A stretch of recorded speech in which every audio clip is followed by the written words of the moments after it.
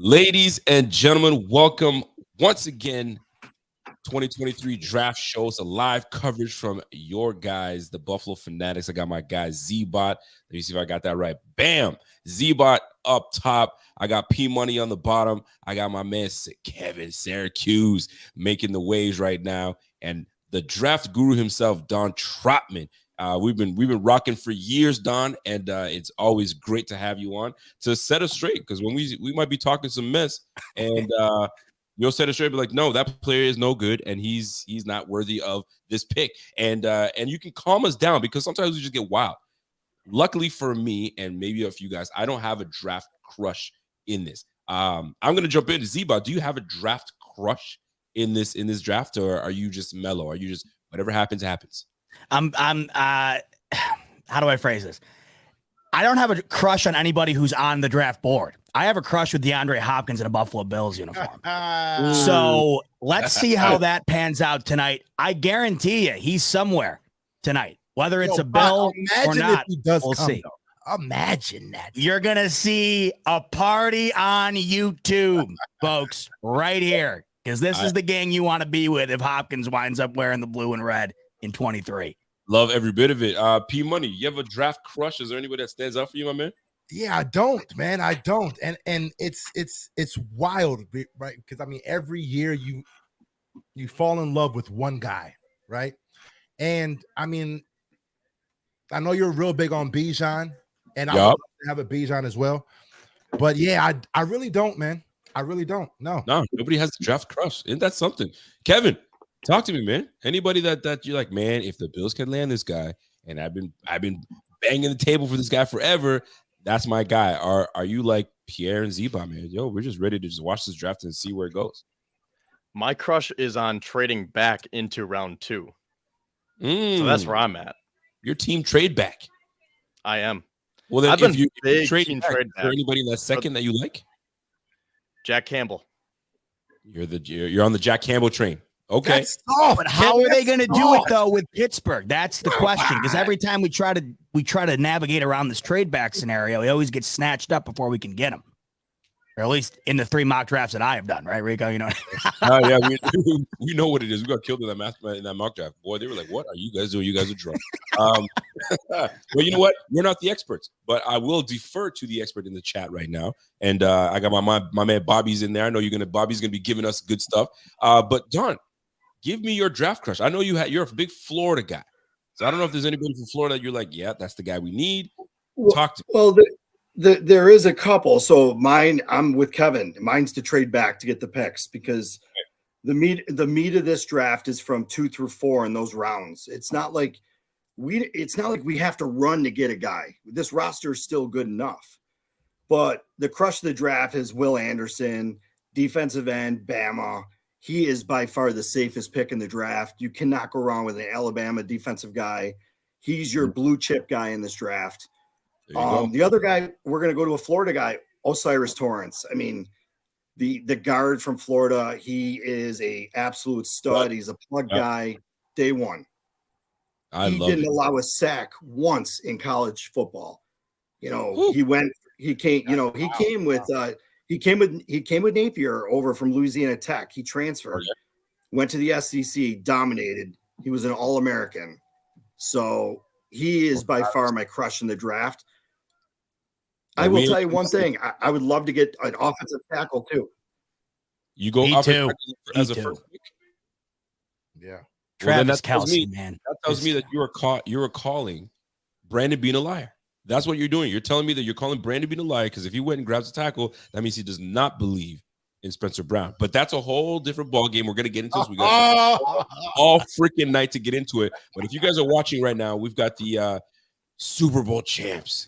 When's the last time you turned the TV on and didn't see Travis Kelce? It is just, I mean, when is that going to be us? Is it going to start tonight, fellas? Is it going to start tonight?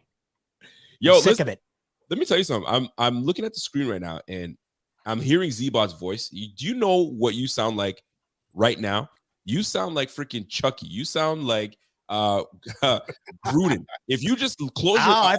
Yeah, okay. You close your eyes and you can. I'm hearing John Gruden talking in the chat right now. So Ladies and gentlemen, we got John Gruden in the chat. What's going on? Well, let's determine what I. Hey, listen. Here's a better question. I might sound like Gruden, but I want to ask everybody tonight what they think I look like with my new haircut. Why don't you give me the empty box or the single box right here? We go. I got a quick towel to tell. So I just moved down to Connecticut. Long story short, I haven't found a new barber. Every time I needed to get a haircut, I went up to my girlfriend's hometown in Rockland. Know a place there. It's awesome. Couldn't get there yesterday. Went to a new barber. So this is the first reveal in public of the haircut. And I tweeted it out yesterday. The best way to describe this haircut, it's like I left there and this is what I call the haircut. You call this haircut, it's okay, it'll grow back cut. Okay.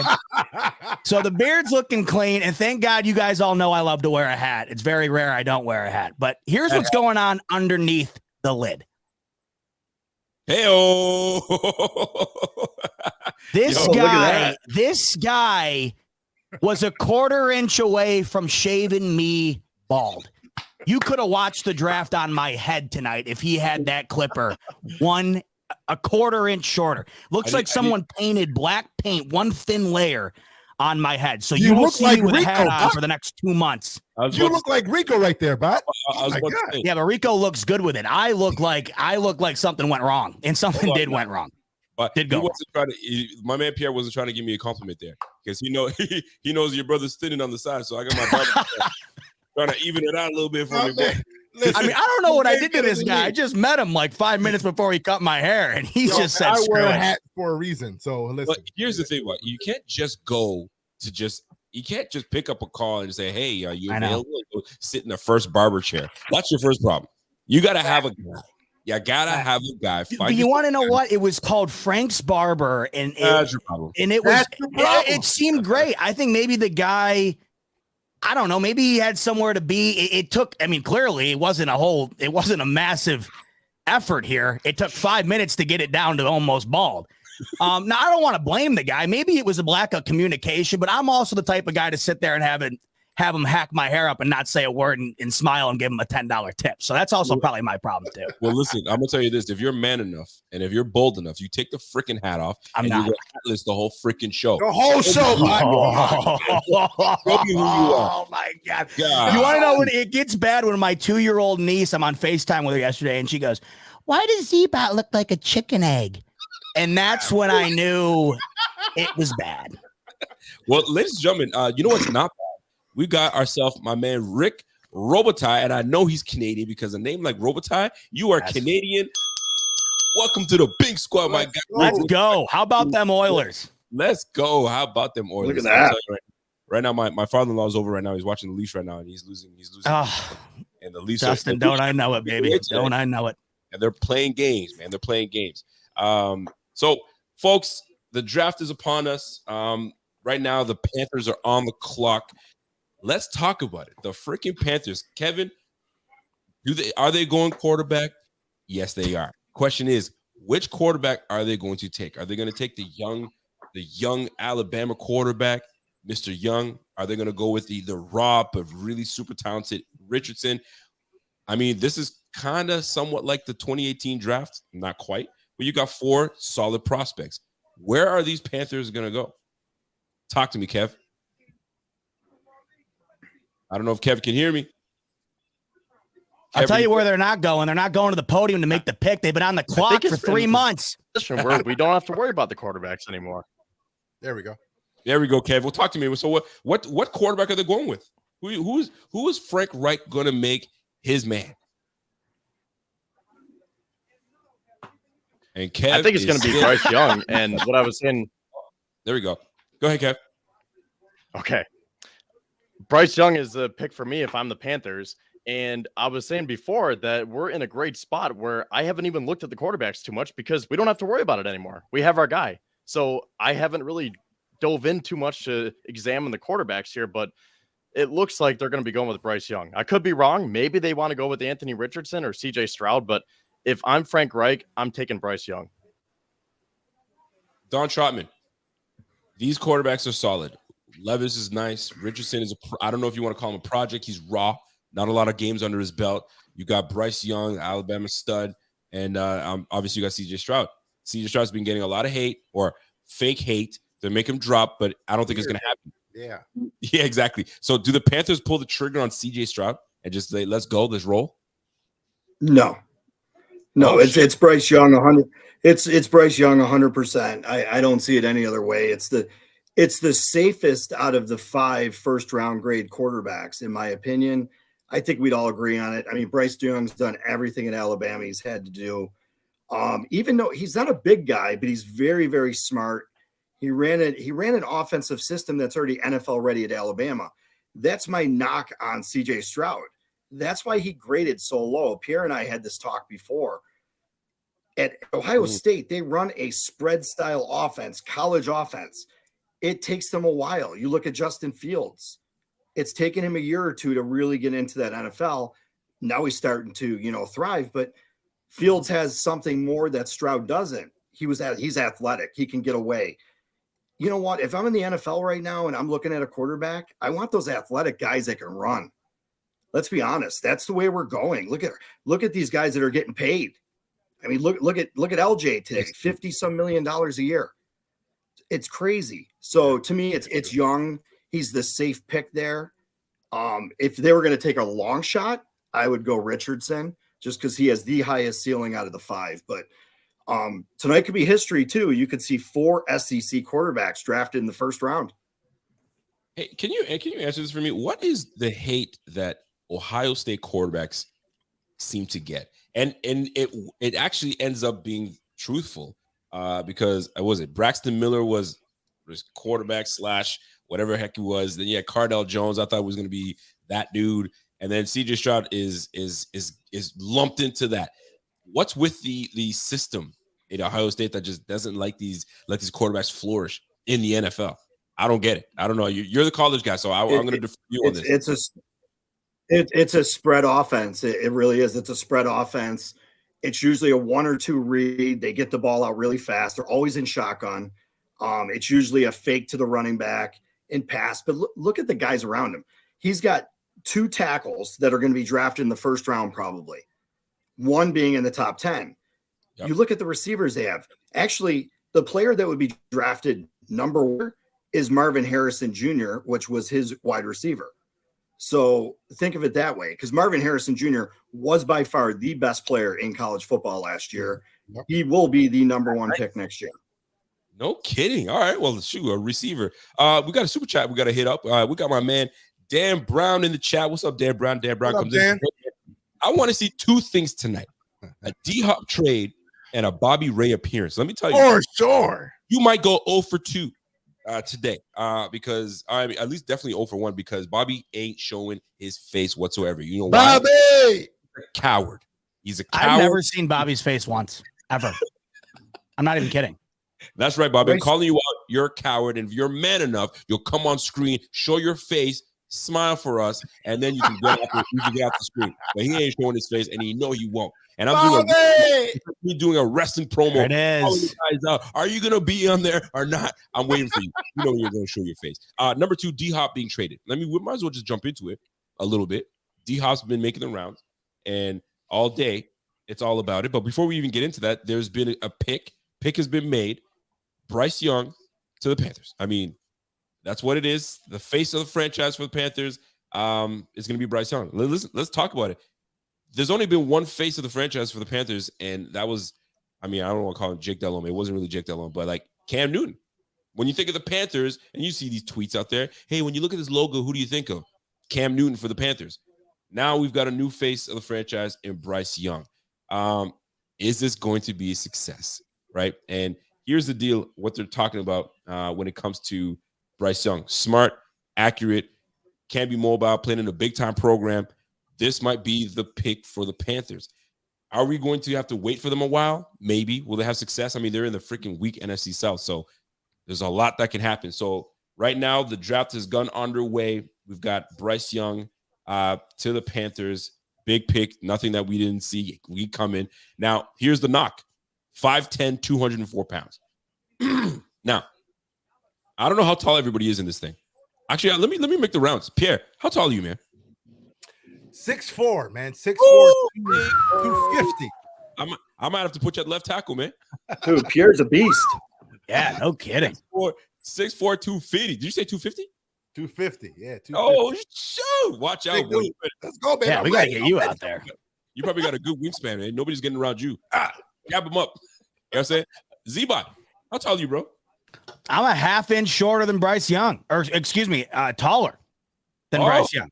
So you're yeah, and this is where I get it. This is where it interests me. This is probably not that he's not already one of the smaller quarterbacks, but this is by far a totally different type of quarterback than Frank Reich has ever worked with. We're talking about Phillip Rivers, Carson Wentz, quarterbacks that are very large and that have massive arms. Bryce Young is a totally different type of quarterback. So I'm very interested to see how it works out with Frank Reich, who I love as a coach. I thought he got absolutely hosed in Indianapolis. And ironically enough, they're giving Bryce Young a Doug Flutie comparison right now on NFL, the NFL Network. Yeah. Andrew Brees, yes, which is a very easy comparison. I've also heard Russell Wilson. That just comes down to the size, really. Yes, but it does. That's my biggest question is how does Frank Reich deal with a different type of quarterback than he's used to? I definitely have faith in a guy like Bryce Young, who's very athletic and has a tremendous skill set. But let's see what Frank Reich winds up doing with him. Different type of quarterback than he's used to. And I'm going to ask this question, and this goes to the panel. Does size matter?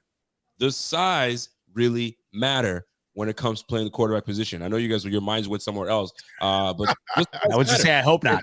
The size matter. And to me, I mean, look, you're seeing it. Bryce Young, Kyler Murray, Russell Wilson, the 5'11", the 5'10" quarterbacks. Listen, it's all about, I mean, Drew Brees has and Flutie have kind of shown you how to play this game when you're not 6'4", and you can see over the line.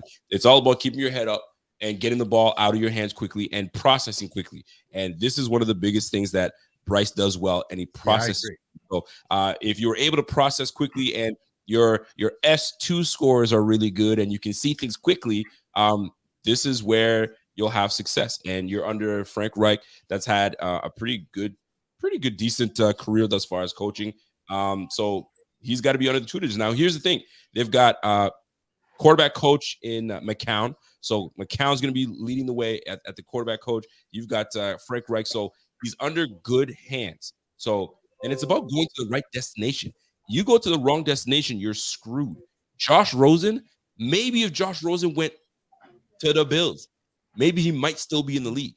But he went to a terrible situation, and it doesn't help that he was buns, and here we are today. So going to the right situation where they trust you and they want to give you as much love as possible, it's just a good feeling. I think we can really go back and peel back and go back to the 2013 draft. Who did we draft in 2013?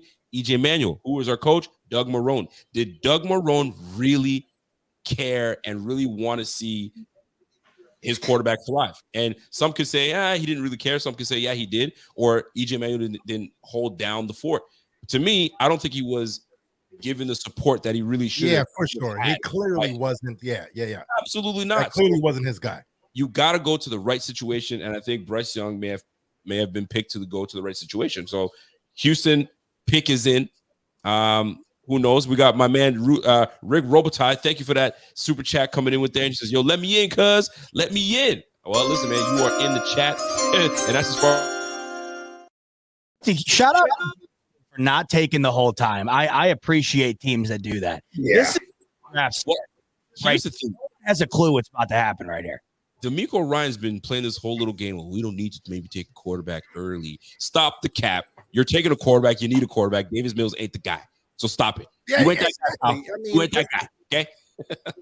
I was talking with Don earlier, and it just doesn't. Listen, we've been Bills fans for a very long time, and the one thing I learned is that it doesn't matter how stacked your team is. If you don't have that quarterback, it's irrelevant. You have to have that. And that's what they're taking a QB. They got to. You got to take a QB. It just makes all the sense. And if they don't, we're talking about doing something with the Cardinals. There it is. Yep. There it is. It made sense, man. It made sense. You know, it's funny because I was just, not knocking him, but talking about him earlier. I'm so You know what? In Houston, they're bringing that San Francisco mentality. They know how to protect the quarterback. Yes. And they're going to be a run first. They have Damian Pierce. They brought in Motor now, so they're going to be a run first team. and they're going to protect Stroud. So it makes sense there on that. And I like what Houston's doing, and they have another pick coming up here soon. Wouldn't surprise me if they go after his teammate wide receiver, so wouldn't that be nice? Be Almost like the Jamar Chase and Joe Burrow. Get those two back together and let them roll. And it's been great for the Bengals. I like this pick a lot for the Houston. I want, there's teams where you want them to succeed, right? They don't affect us too much because they're in the AFC. I mean, we've had our losses to the Houston Texans and it hurt.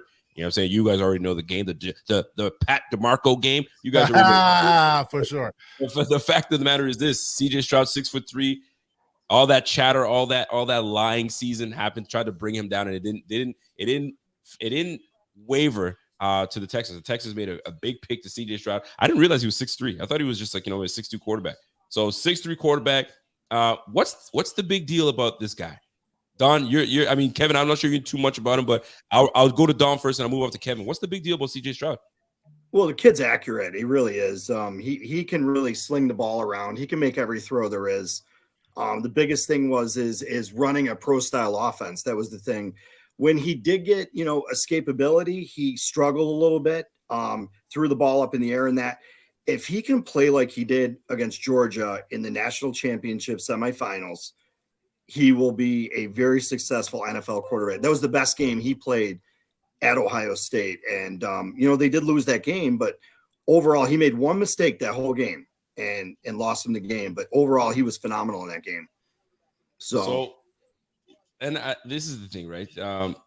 When you look at this Houston team, I mean, who do they have throwing the football? I mean, they have that rookie that got, I think it was diagnosed with cancer. I'm not sure who it was. I can't remember his name at this moment.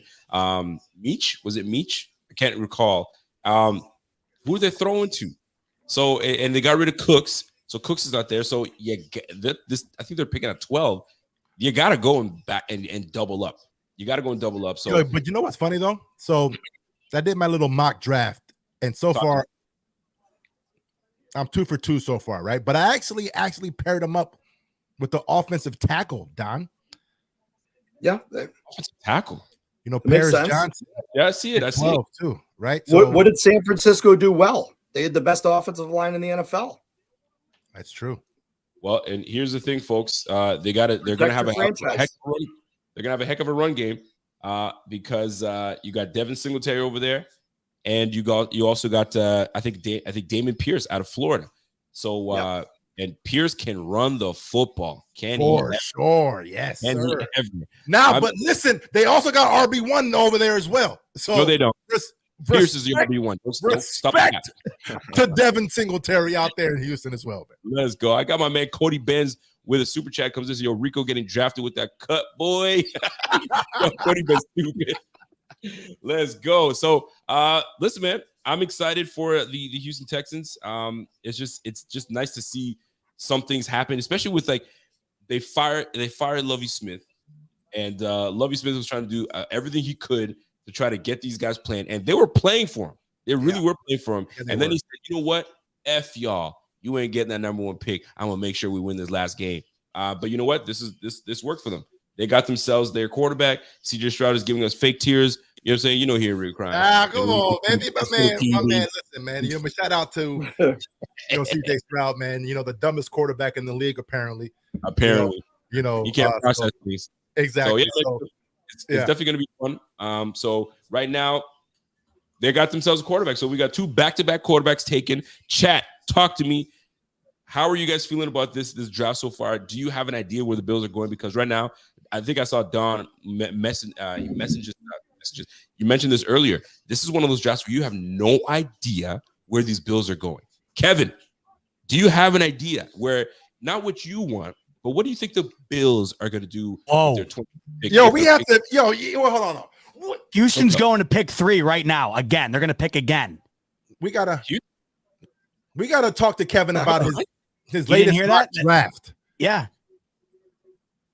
Houston just traded up to 3. They're gonna pick back to back. Wow. Oh, I'm way behind. Wow. Yeah. Wait a minute. I got some Twitter notifications on, so that's how I'm seeing it. Oh, that's how you're saying? Okay, so maybe I got to turn my thing on too. Hold on. Is that what they're saying? They're going for their defensive end. That's what they're going. Will Anderson? You know, I've heard it's Will, but they're really high on Tyree Wilson. They really are. They're totally different players. You know, Tyree Wilson's your long. He's very long. His wingspan is unbelievable. He's that bendy type guy that get around the corner. Where Will Anderson is your steady defensive end. You know, but it could be either one. But that's where I think they're going to go. That's a move, man, to go right up back to 3 after That's picking interesting. 2. For sure. That's interesting. Wait, what does this say about DeAndre Hopkins? Because that was a big rumor that they were trying to package. There it is. Okay, trade.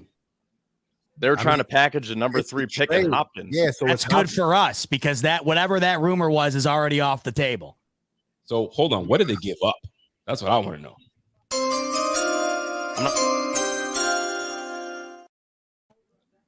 So whatever that rumor was about D-Hop being shifted for this 3rd overall in some sort of package with, not happening. As of right now. They're moving 9 spots. So everybody's freaking out right now. So the Houston's not playing games, man. Houston's not playing. They want to be in the action. They see what's in the AFC South, and it makes sense. It makes sense. It's like, listen, man. It's a first-time head coach. That's big. The time is now. Seed. Let's go, man. Go for the gusto. Because again, a lot of the talk was D'Amico Ryan going for his edge, his edge guy, his edge rusher, him coming from San Francisco. So it makes sense for him to say, you know what? I'm getting the quarterback and my edge rusher. Yes, boom.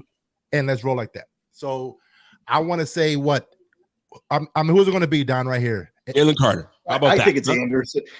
I think it's Anderson. He's the only blue chip player I have in this draft, safest player by far, and he's going to give it to you every way. And on and off the field, the guy is unbelievable. Anderson would be the pick if I was Houston. Yeah. So I just got the compensation on here.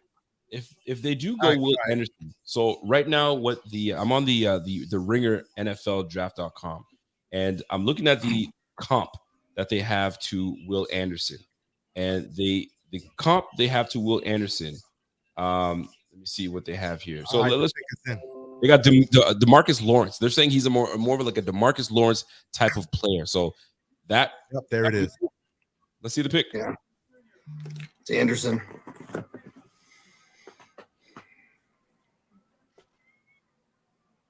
Yep, there it is. Will Anderson. It makes sense, man. It makes sense. Now, as far as the compensation, Kevin.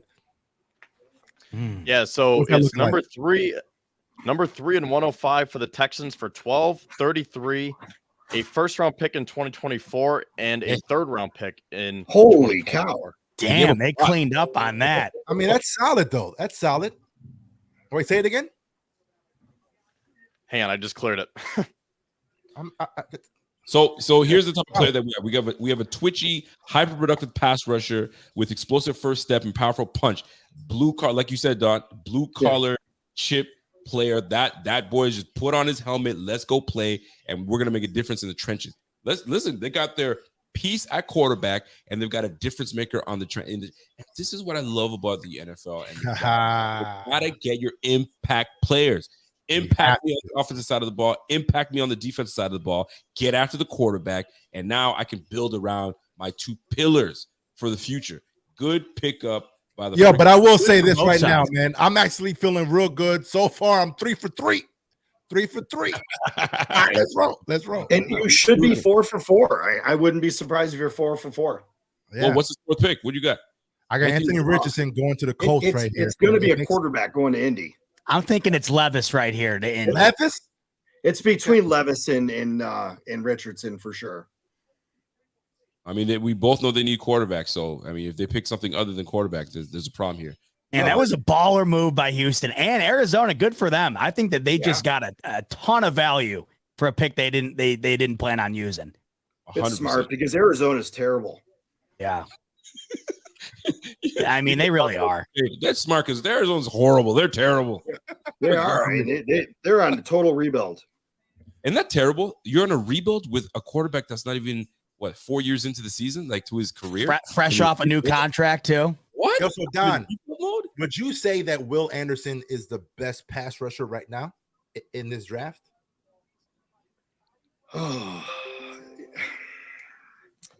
Pass rusher, no. Overall player as a defensive end, yes. Gotcha. I like it. Gotcha. Well, He's a run stop. He's a run stopper, pass rusher, where Tyree Wilson is more of your pass rusher, not really a run stopper.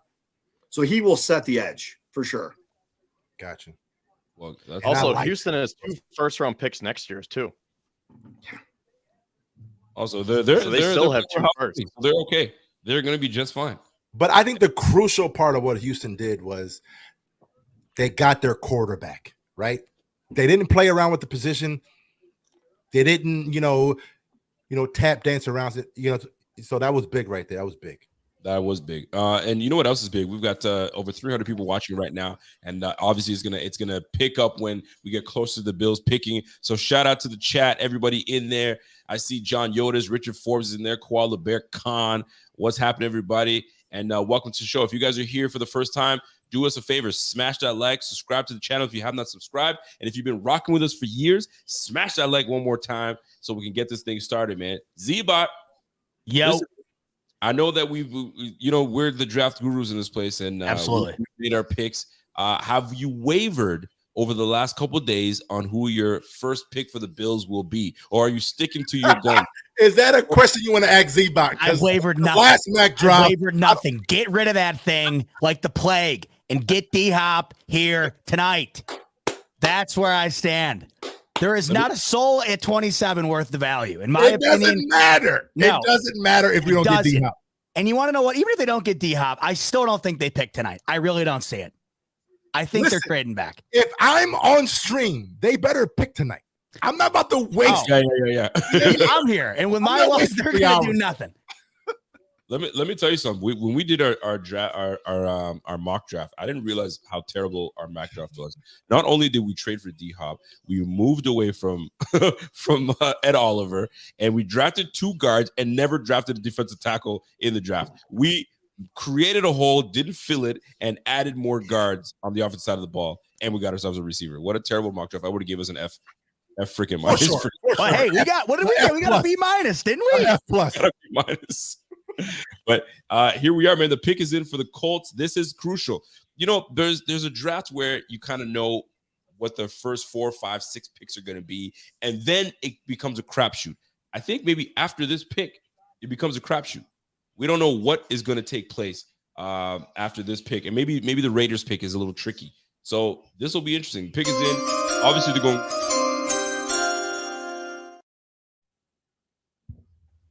Is going to be taken. Is it going to be Will Levis, the freaking banana eating with it? Did you see that footage where he's sitting there? He's going. Hey, fellow, what are you doing? He's like you, Rico. He's weird with the condiments. He puts mayo in his coffee. Pierre, you're going to be 4 for 4, my friend. 4 for 4, baby. I mean, it makes I sense. saw that look in AR-15's eyes. You can see it, sense, and it makes sense, right? So it makes a lot of sense. The thought process. I love it. Now, I do want to hear, what you have to say, Dom, because I know you're a Florida fan, but I mean, the thought process is, you have a guy who's super athletic, and you have a guy in Taylor who you guys can still have that running game. Don't forget Zach Moss. Oh shit, they got Zach Moss too. What if? It's like, you have a guy, Anthony Richardson. It makes sense. It makes a ton of sense right here. I love that pick for the Colts, man. Great pick. Anthony Richardson. Yep, there Anthony it is. Richardson. Well, you know what? I'll tell you this. Anthony Richardson is definitely not going to be eating bananas with 2 hands. That is forbidden. We do not eat fruit with 2 hands, gentlemen, especially a banana. So, folks, we're back to it. Anthony Richardson to the Colts. But Rico, all right. So when you eat a banana, Rico, real quick, are you a person that whenever you peel the banana, do you actually break it in half and then eat it? What? Or do you just eat it as there are is? moments, there's big size bananas and there's small bananas, and what size of the banana is. Yeah, I'm taking that first bite. Taking that first bite. Okay. It's when you get further down the banana, I got to break it off. You ain't gonna find me peeling down the banana and getting to work. You gotta break it off break, big fella, off break. It's the Hey, you break it in half. in half. I'm not breaking it half at first, and then you eat that half, and then you eat the other half. I thought the Levis don't kid break ate the it, banana with eat the it. peel on it. Doesn't he Oh, eat yeah, it with sure the did. peel on it? He sure did. Peel and everything. Yeah. Yeah. Yeah, that's insane. And you want to know what? That might be the guy you might want, because I'll tell you, that's a guy who does not care and is not afraid. Not And afraid I'll at tell all. you this. I eat the shells off a shrimp. That's my weird thing. Oh man, I think the banana peel infinitely weirder than that. Infinitely. It is definitely weird. But I'll tell you this. So what is not weird is this offense is going to be something else with this Colts offense. Now, here's the thing though. They got Gordon Minshew. Minshew's going to be low. It's going to be Minshew mania at first, unless Richardson can go in and beat him out of that spot. And Minshew's a fringe starter. He's a fringe starter. He's not a bum, but he's not this big time player. So it's going to be a battle in camp. If you're the Colts, are you automatically appointing my number 4 pick as a starter? Or Yes. do you let Minshew take over Yes.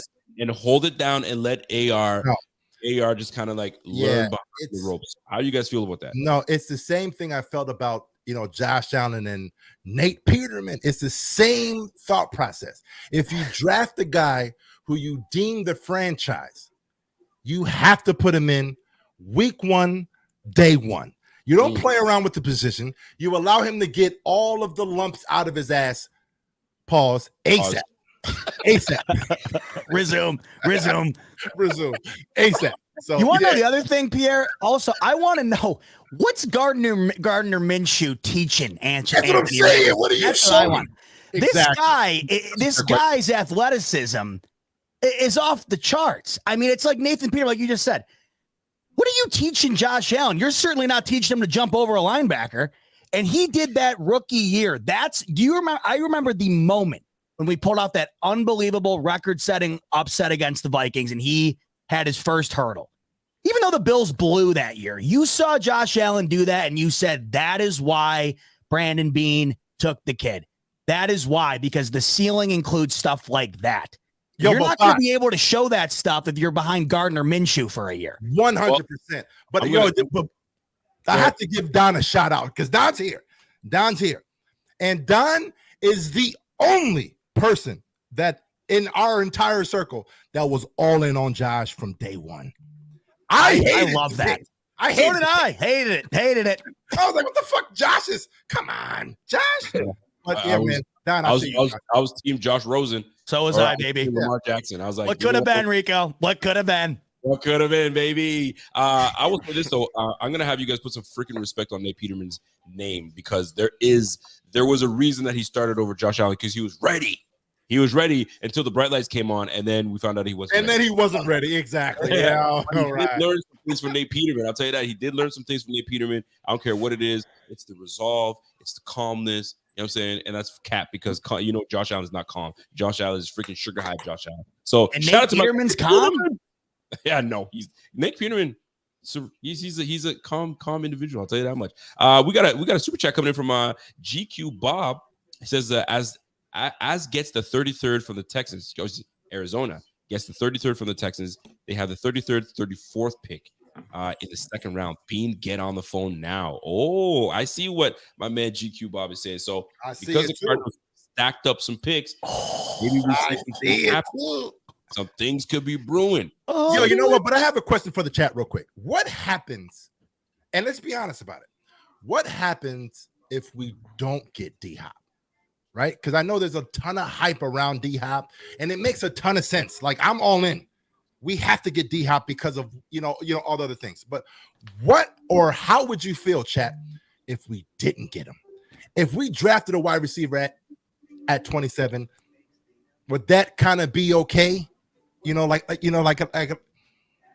it depends, Pierre. If the Chiefs go and get him, though, see, that's the thing. It all depends on where he goes. That is another element to this. It's not just going to Buffalo. It's also where he ends up. If he ends up in Kansas City, I'm out of here. I'm gonna flip this computer. I'm done. You guys can just chill. I'm gone. If that pops up here, I'm gonna freak out. Oh my God! Out. Wow, you're right. So if he doesn't go to Buffalo, fine. If he cannot go to Kansas City. Anywhere else, I don't care.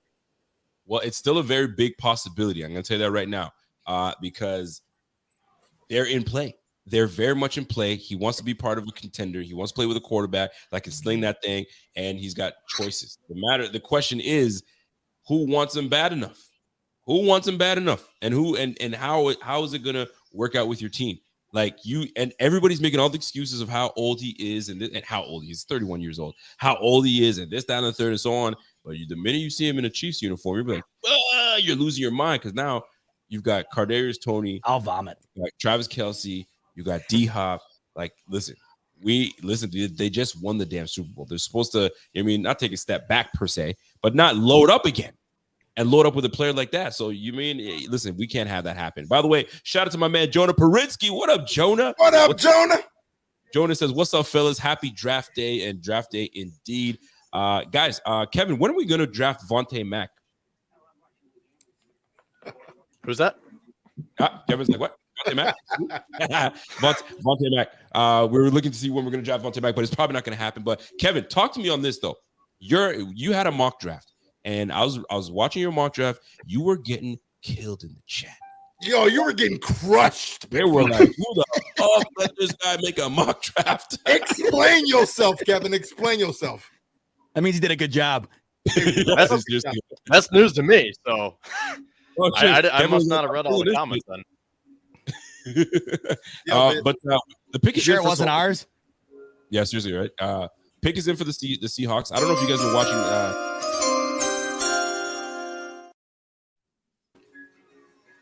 Carroll, but Pete Carroll's been dropping hints as to who they're going to draft. I was like, this can't be Pete Carroll. Pete Carroll's damn near 80 years old, dropping tweets, but who knows? But they've been dropping little hints as to who they're going to draft. So pick is in. What do the Seahawks need? They got themselves a stud running back. They got themselves 2 stud receivers, a tight end maybe they could use, but they had a pretty decent tight end. I'm assuming they got to go on the defensive side of the ball. No doubt. Yeah. So as far as needs, man, I mean, you would probably say maybe offensive line, but listen, it'll be surprising if they don't go in the trenches right now, right? Offensive or defensive lines. I think that was the. Listen, who's available right now? Jalen Carter. I know people have been seeing this guy drop because of the off-field issues. That's not a third, but when it comes down to it, can you make my team better? Can you make my team? Facts. Can you impact the trench? And this guy is an absolute. He's a dog. And who do I have right now at 5? Your boy, Jalen Carter. Jalen Carter. Wow. No, you did it. You said you might go 5 for 5 or 4 for 4. So here we have it. It makes sense. Like, listen, bulldozer power. I didn't. He's got rare versatility. And dude is just wow. Here it is, right here. The pick is in. Did anybody else have this on a mock somewhere? I don't think I ever saw this. I did not. Devin Witherspoon. Now I'm gonna keep it a buck. I got no idea what Devin Witherspoon's about. Well, Pete Carroll knows his corners. Believe me. So Tariq Woolen is a great pick for them. You're right about that. So you know why he's a man-to-man. Yeah, he's a man. He's a bump and run man-to-man cornerback. So that's why it fits Seattle. Just if you look at like Sherman and all those guys, they always had to play on the island. So he makes the most sense. He wasn't my top-ranked defensive back, but obviously he fits what Seattle was looking for. If I was Seattle, I probably would have went Carter because to me Carter's the best available. They hit what they wanted. They got their defensive back. For sure. Yeah. I mean, because I had him go Carter here, but I had him actually go in a corner with their second pick. So, they actually chose to do it. You're right, and you're somewhat right. Yeah. So listen. So now Seattle has Witherspoon, Tariq Woolen, Andre Diggs, and Jamal Adams. So that's a pretty good defensive backfield. I mean, you added in Jamal Adams in there, and he hasn't touched the field in God knows like how long. I don't know how that's going to work out, but if he comes back healthy, that could be a problem over there for Seattle. The new defensive backfield is going to be pretty damn good over there. So here's the deal with this the NFC South. Like think about who they're facing in the NFC South. You got San Francisco that's got obviously you got Kittle over there, and you got a plethora of receivers that are on that team. Obviously, Debo Samuels and so on and so forth. So that you got to defend that. So I can understand why they go with Devin Witherspoon, so they can kind of slow that offensive attack down. So, golly, I saw that. But anyway, so this will be interesting to see how this plays out, man. So Seattle, Devin Witherspoon, athletic DB, and he's gonna go after him, man. So good on these guys, man. They got themselves. Witherspoon was supposed to go to Detroit, so I wonder now that he's gone to Seattle, if they take Jalen Carter now. That would be nasty for the Detroit Lions, and they're on the come up. Detroit, but you know what's wild though? I'm going to say Christian Gonzalez is my guy that they're going to go. That's what I think for Detroit. Number one. That's your number one corner. That's what I think. The kid out of Oregon. That's what I'm looking at. But it could be Carter because Carter's still there, and he's the number one player right now, best player available. You know what's wild though is that we all. I mean, we know that Jalen Carter's going to fall. Whatever the off-field stuff is, but let's just throw it out there. If he falls to 27, and I mean Jalen Carter, is that a no-brainer or is it still? I don't know. I don't think it would take 1 second to get that freaking card in. And you know what? Chances are he ain't gonna drop to 27 because somebody would trade up immediately for sure, right? Yeah, exactly. You know what I'm saying? They would never let that thing fall to 27. But here's the thing. I just looked at the stat for Devin. Devin had a 92 grade PFF in coverage and allowed 0 touchdowns last year. Man. 0 touchdowns. We're looking at another mini Sauce Gardner over here. Sauce 2.0. Golly, that is actually impressive, man. So, and the pressure's on because when you haven't, Sauce Gardner was absolutely a dog this past season. And he was the real deal. So you have a guy that can shut down your best receiver, and that's a big thing for Seattle. So big pick for Seattle. And sometimes people trade. Another what? Arizona's coming back up. You're kidding. So who the hell got D-Hop? Hey, well, who traded up? So who? Hold on, they traded with the Detroit Lions. Yeah. Nah. So who are they picking at 6? First off, I have to say real quick, because I'm looking at it. It's looking pretty. 362 people watching right now. Go ahead and smash that like one time. I'm a hoe for likes. I like me some likes now. Go ahead and give me the likes. Boy, you better hold yourself out. Love it. But here's the thing: we got you got Arizona Cardinals making that trade. There, you could pretty much point anywhere. What do you need? Do you need a running back? Do you go with a receiver to replace D-Hop? Do you go with JSN with this pick right here?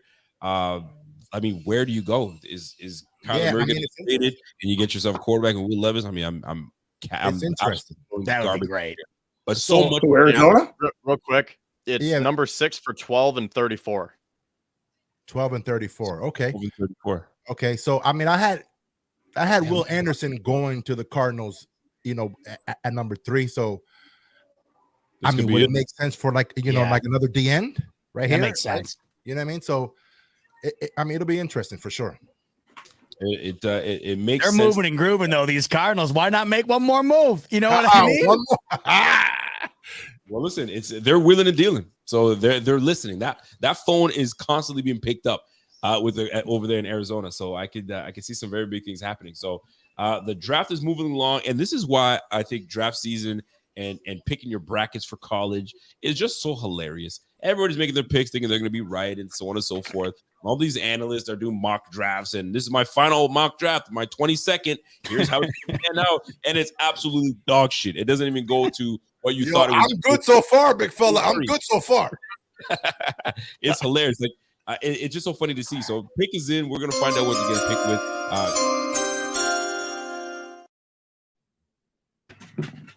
This falls.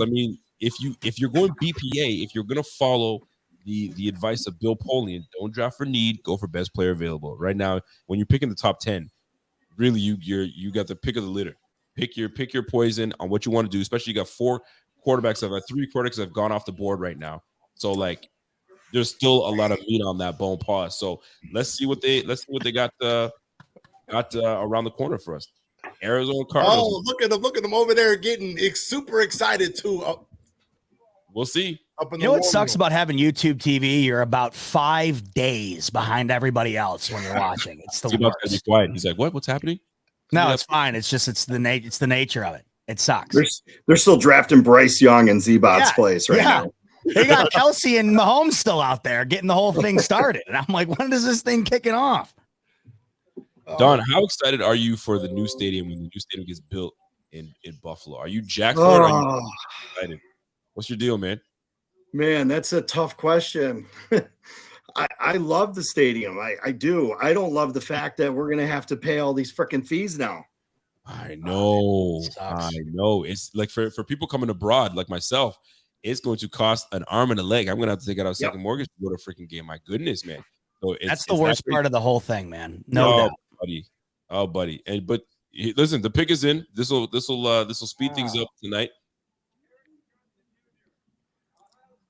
Wow. They're going to protect friggin' Kyler. Yeah. It makes sense. And Kyler did say, I want Paris Johnson. Like he said, I want him. I want him. And they went and got him. Listen, but you gotta protect your asset. You just pay this man. This man's a big boy, 6'6", 313. Yeah, he's a big boy. His wingspan is unreal. Unbelievable. His teammate was even bigger. DeJuan Jones. That's beautiful. Wow. I think isn't Jones like 6'8"?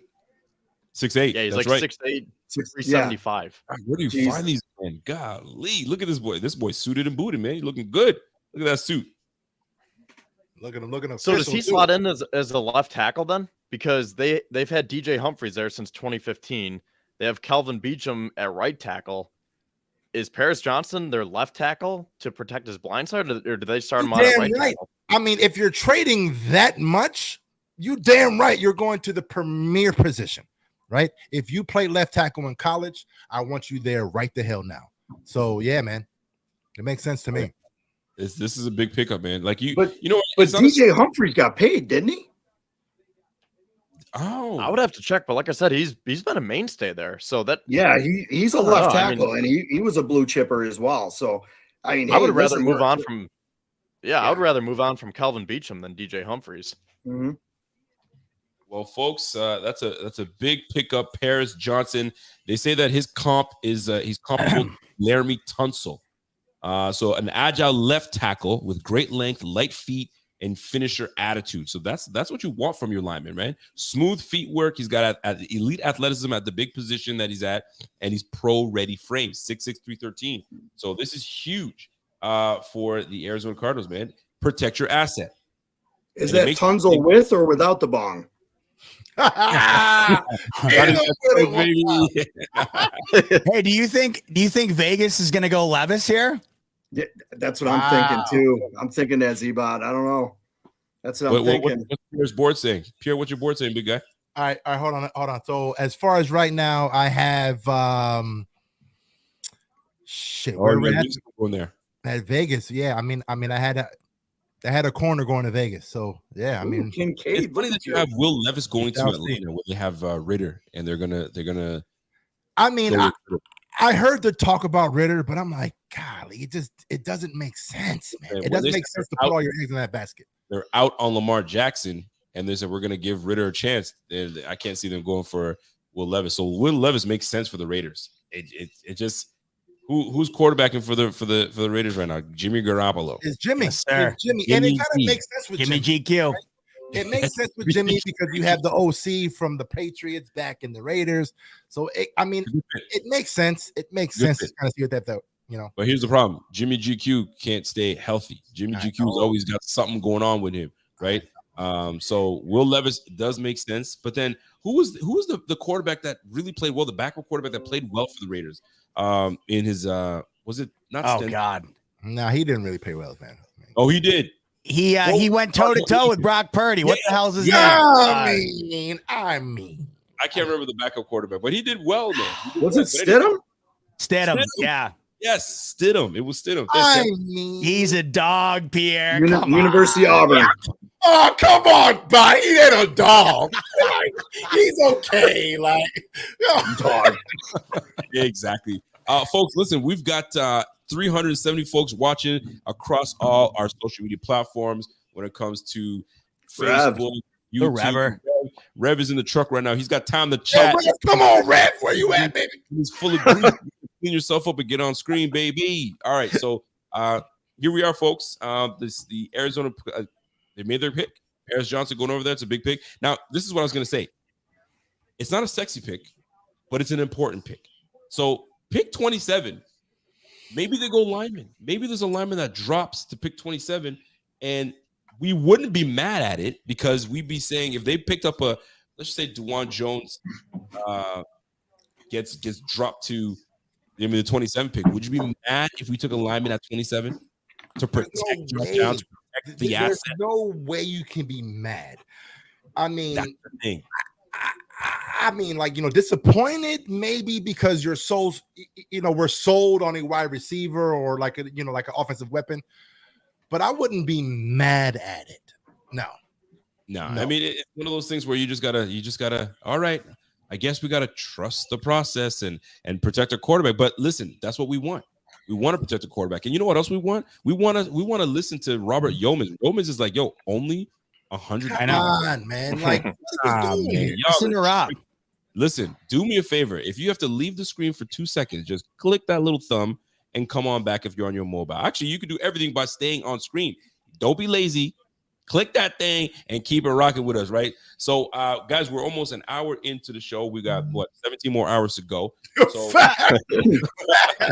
Oh, my God. a long way to go. And what would be very disappointing is if right when the pick is about to go in, we see the Bills trade out of the first round. And we're like, I can feel it in my bones.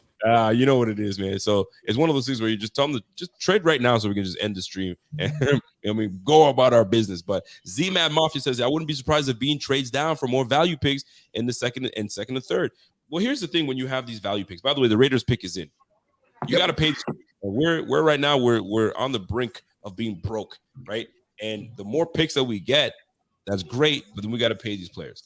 And I'm sure we put aside the amount of money we're going to pay with these 6 picks, but you start acquiring these picks and at a high draft pick, at second round, third round, you got to pay. Yeah. So it's going to be, there's that financial aspect of it as well, that business aspect of it as well. But pick is in for the Raiders. I mean,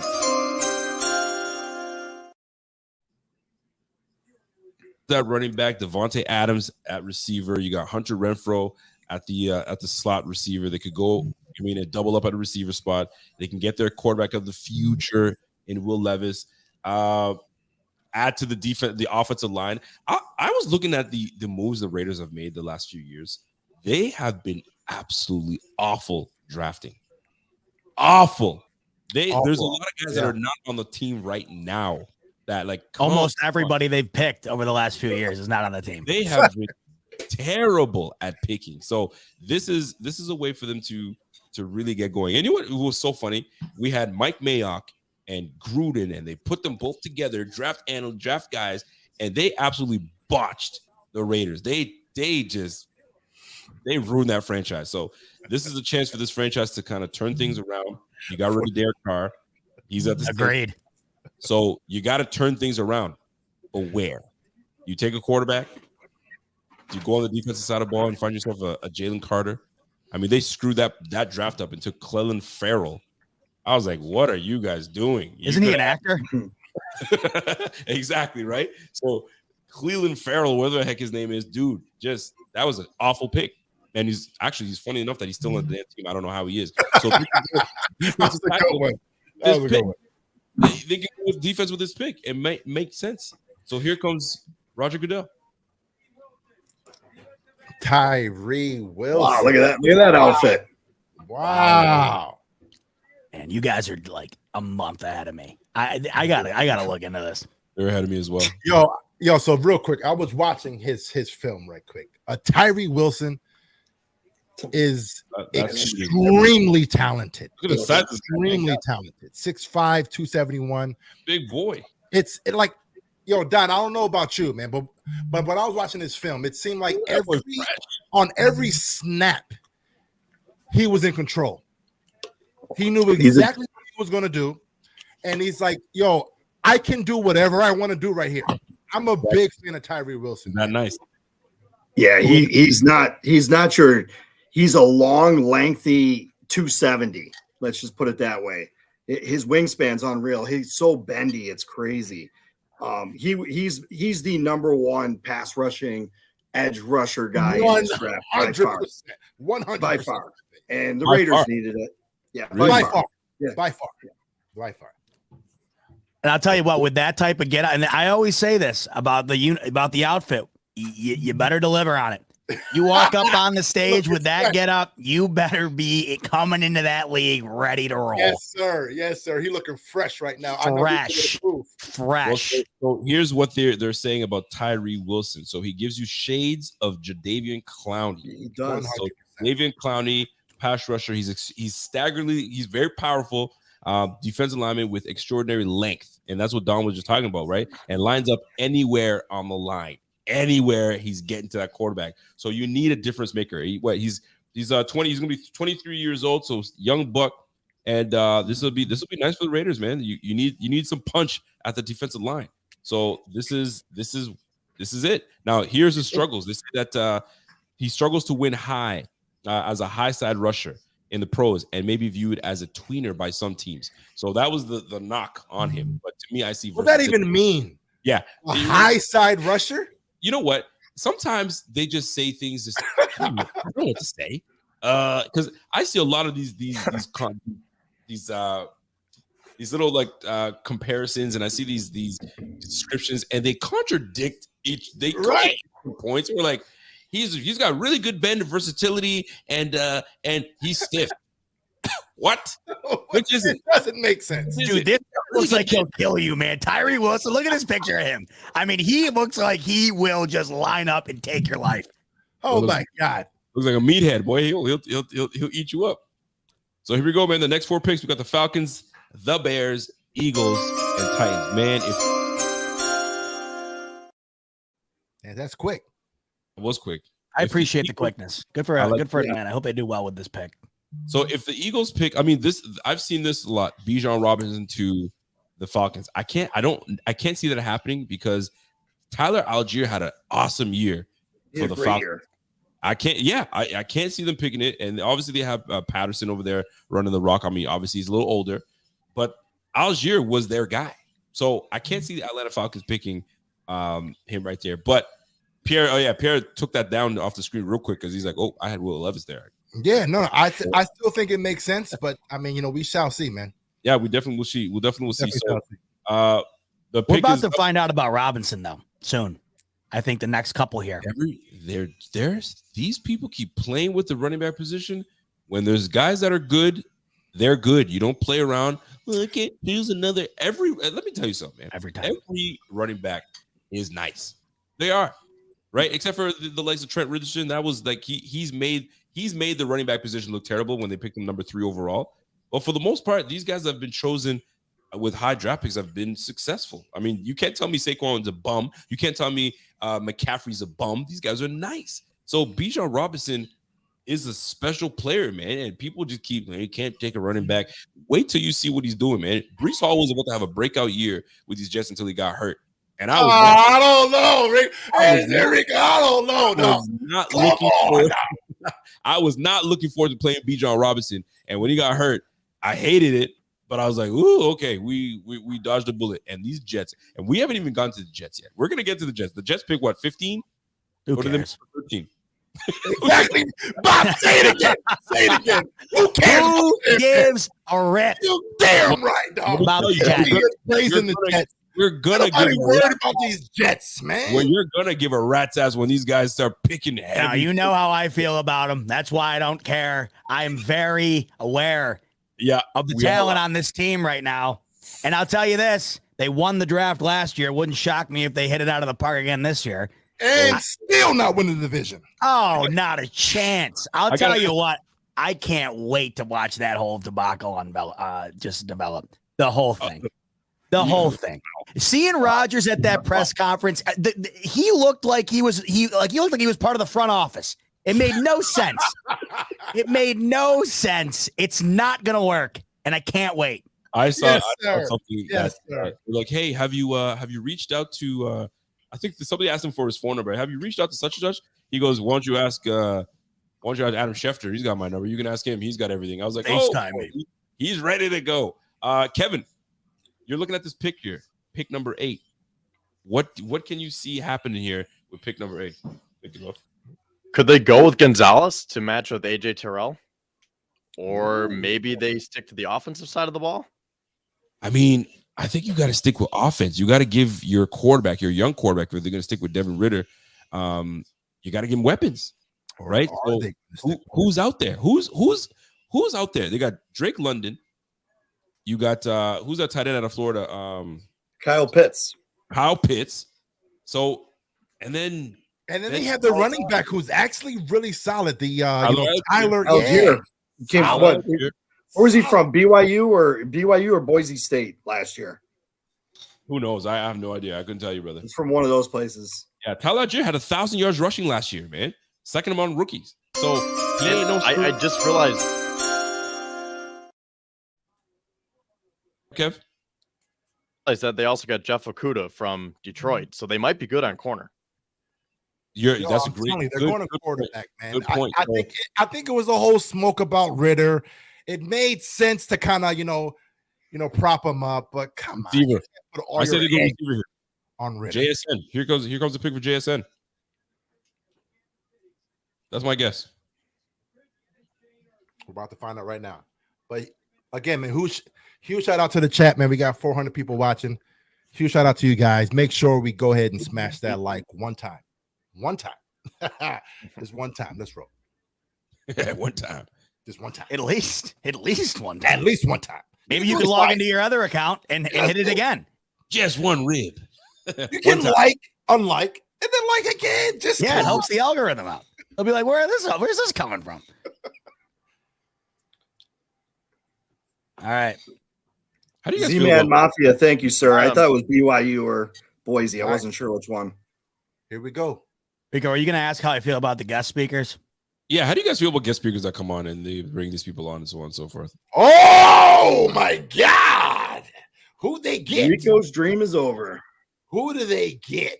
Wait, you mean to tell me this is about to happen? Oh my God! Good for them. They're smart. The freaking at 8. That's smart at 8. Yes. Exactly. People get so enamored with how high you pick someone and so on and so forth. If he's the difference maker, you're about to see him be the difference maker. Y'all keep playing with the running back position. Stop playing with this. Is the same team who couldn't even get Kyle Pitts the ball last season. Guess what? They think they're going to get Bijan Robinson in a Falcons uniform. It's going to turn the tide. Guess what? Now you got to stack the box to stop this guy. And if you don't, you got problems. So now you gotta pay attention. Listen, I'm shocked. I was never a fan of the hate of drafting a running back in the first. I never understood it. Right? Because again, Chicago just traded. Oh, but again, Bijan in the Falcons. It makes sense. I love Bijan. I love him to the freaking Eagles came up.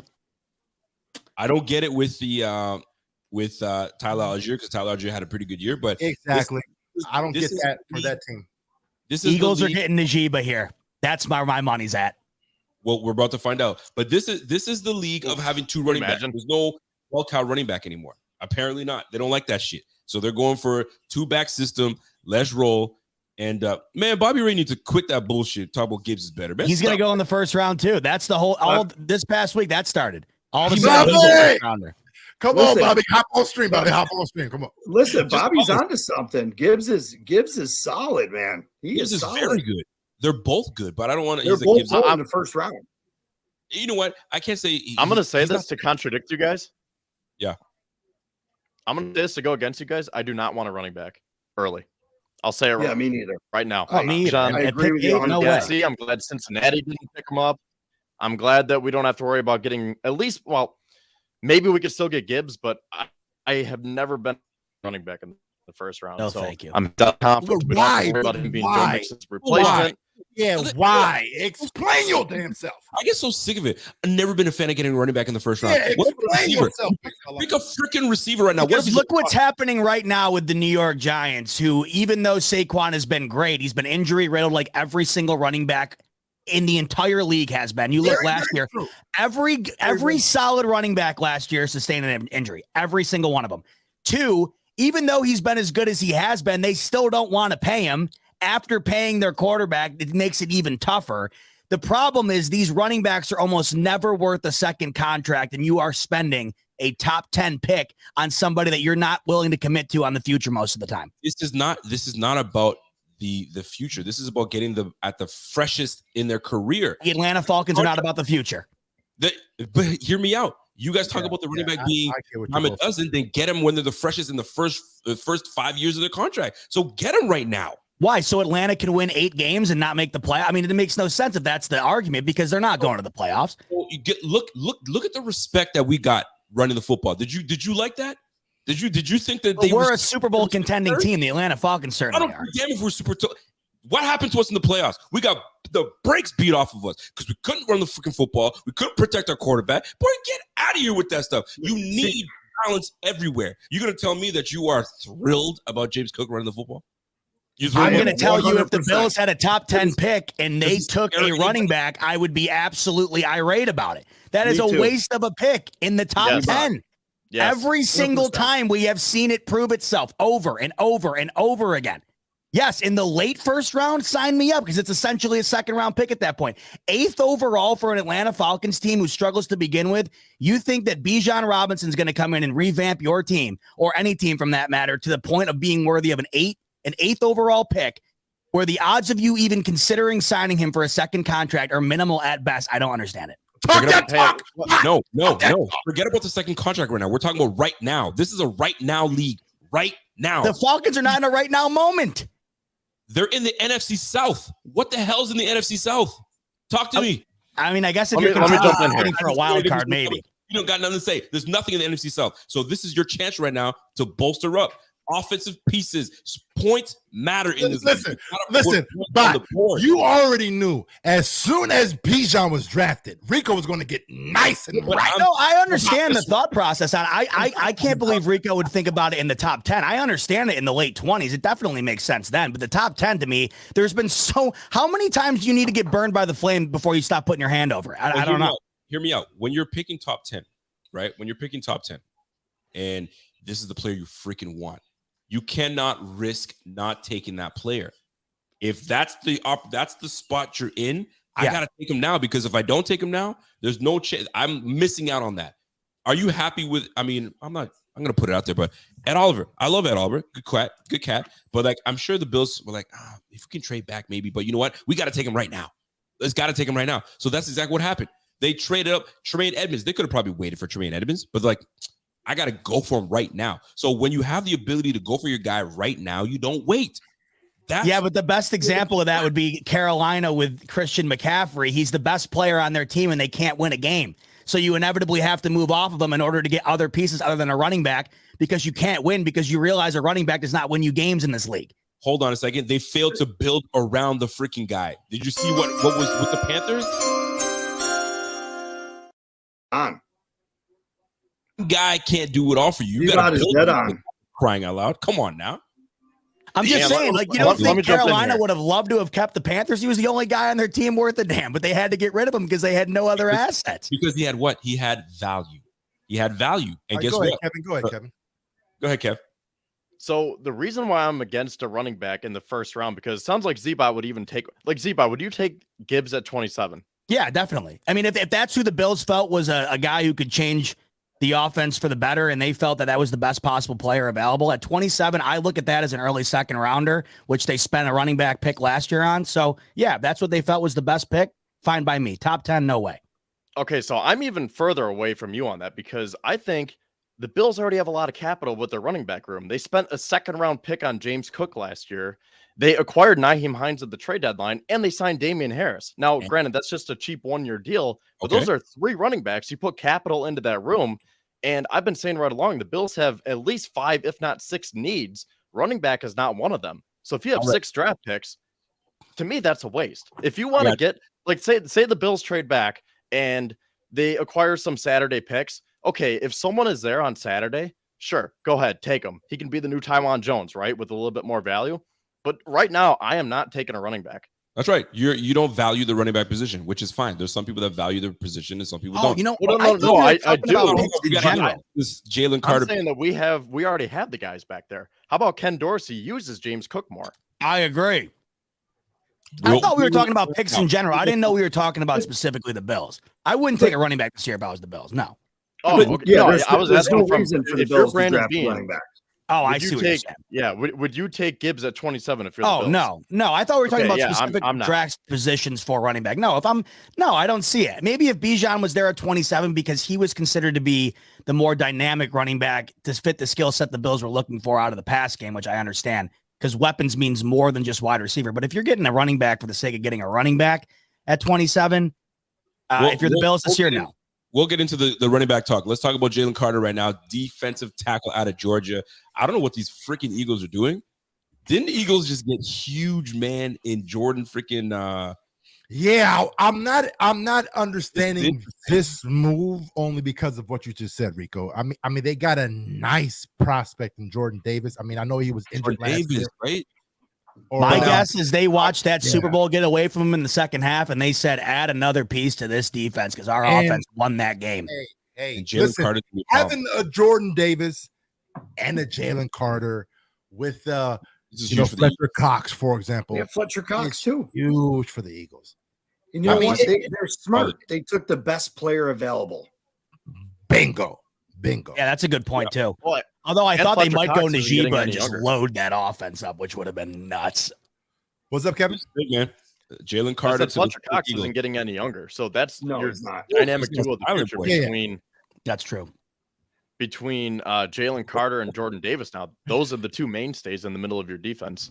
Ooh, I mean, at least on the line. Jordan Davis is it Jordan Davis? He's situational, right? One or two downs. He's not your every down type of lineman. So Carter presents that every down lineman. So they're gonna switch Buddy in and out, and that's gonna be a formidable interior defensive line. Golly, man, the Eagles are gonna be tough to freaking run against. I'll tell you that much. Woo-wee. NFC East, boy. Yo, Jason, this is so true. I knew as soon as Bijan was gone, Rico was gonna get triggered. It doesn't matter what the conversation was. I wasn't triggered. I was actually happy. I was happy that the Falcons grabbed it. It's when Kevin was like, I'm not going to take a running back in the first round because I'll never do it. If you have a guy that's going to make a difference for your team, you grab him. That's it. That's it. I'm not against taking a running back in the first round, like at all. Like I'm not one of those guys like, ew, a running back. No, I'm saying based on this year, based on the Bills' needs this year, I would not. Maybe in the future, but not right now. What kind of handshake is that? That needs to stop. Y'all see that? Him and Goodell. Talking about me, I was like, I'm not shaking anyone's hand. No, I want to know why him and Goodell have a handshake. What was going on behind the curtain? That's what I want to know. So all right. So remember when he shook the hands? He was shaking Kansas City's hands after they. He sure was. He sure was. I remember. Ruffled a few feathers. We got some super chats that we got to get to, and I hope we didn't miss them. Let's see here. Unless we already got to them, then if we did, then I apologize. But are you guys out on the running back talk? Are you guys feeling that way? Scott Van Loo comes in and says, I'll take Jack Campbell from Iowa or Addison from USC if they're still there at 27. Those are two solid picks, really. I mean, you can't really go wrong. Campbell will be there 100% at 27. I think I'm going to agree with that. He will be there in the second round. Second round for sure? Oh, yeah. I like that. And then we got a chance. GP comes in with a super chat and says, hey, big fan of Zbot and Rico. You sons of bees save me after Sundays. Lick 'em and stick 'em, my brothers. Yes, Lick 'em and stick 'em. I don't know about them licking them, sticking, but hey, we love it. I mean, sounds like a fun time to me. I don't know what that means, but damn. Lick 'em and stick 'em, baby. Yeah, sounds good. But here we are, man. I got my man Wario comes in and says, what about Darnell Washington? Yo, Darnell let's Washington. Let's talk about that for a quick second, right? Because I put a tweet out there last week in regards to the possibility of us drafting a tight end in the first round, right? What would it mean if we were to actually draft a tight end, a pass catching tight end in the first round? How would you feel about that, guys? Love it. Well, they just made Dawson Knox one of the highest paid tight ends. So Yeah, I would that's the say, problem. what are you doing here? And, Okay. and that's something I talked about. Remember, Pierre, when I put that video out, Yeah. I lumped together Darnell Washington and Bijan Robinson, saying Yeah. that these are Hey, great guys. players. Kevin, But hold I that don't know thought. if they're. Hold that thought. What's up? Oh, protecting your asset. I like it. It's a solid pick.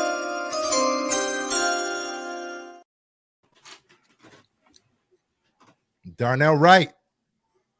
Great pick. I think you're going to start seeing a huge A run. influx of offensive linemen get drafted here in the next couple picks. I was thinking who- Skoronski was going to go to Chicago. Was it so did Hooker? I, actually, Kevin. So did I. Was Hooker the quarterback for the Tennessee Volunteers? Yes, he was. Yep. Yeah, Hooker had a solid year for these boys, man. Hooker can play. Yeah, man, he can play. So, and having that mammoth of a man at the protecting you, I like it. I like it a lot. So, protecting Justin Fields, man. So this is huge. It makes sense. It definitely does make sense, man. But going back to Kevin real quick. Yeah, go ahead, Kev. When it comes back to a Dawson Knox and the fact that we signed him, yeah, you're 100% right about that, right? But I have a beef when it comes down to Dawson Knox, right? It seems as if Josh Allen himself does not trust Dawson Knox. Yes, we paid Dawson Knox, Talk about but it. why is it that Knox is not getting the production that we would expect a Dawson Knox to get? I would go back to Ken Dorsey again. No, hold on. No. We're not about to do that.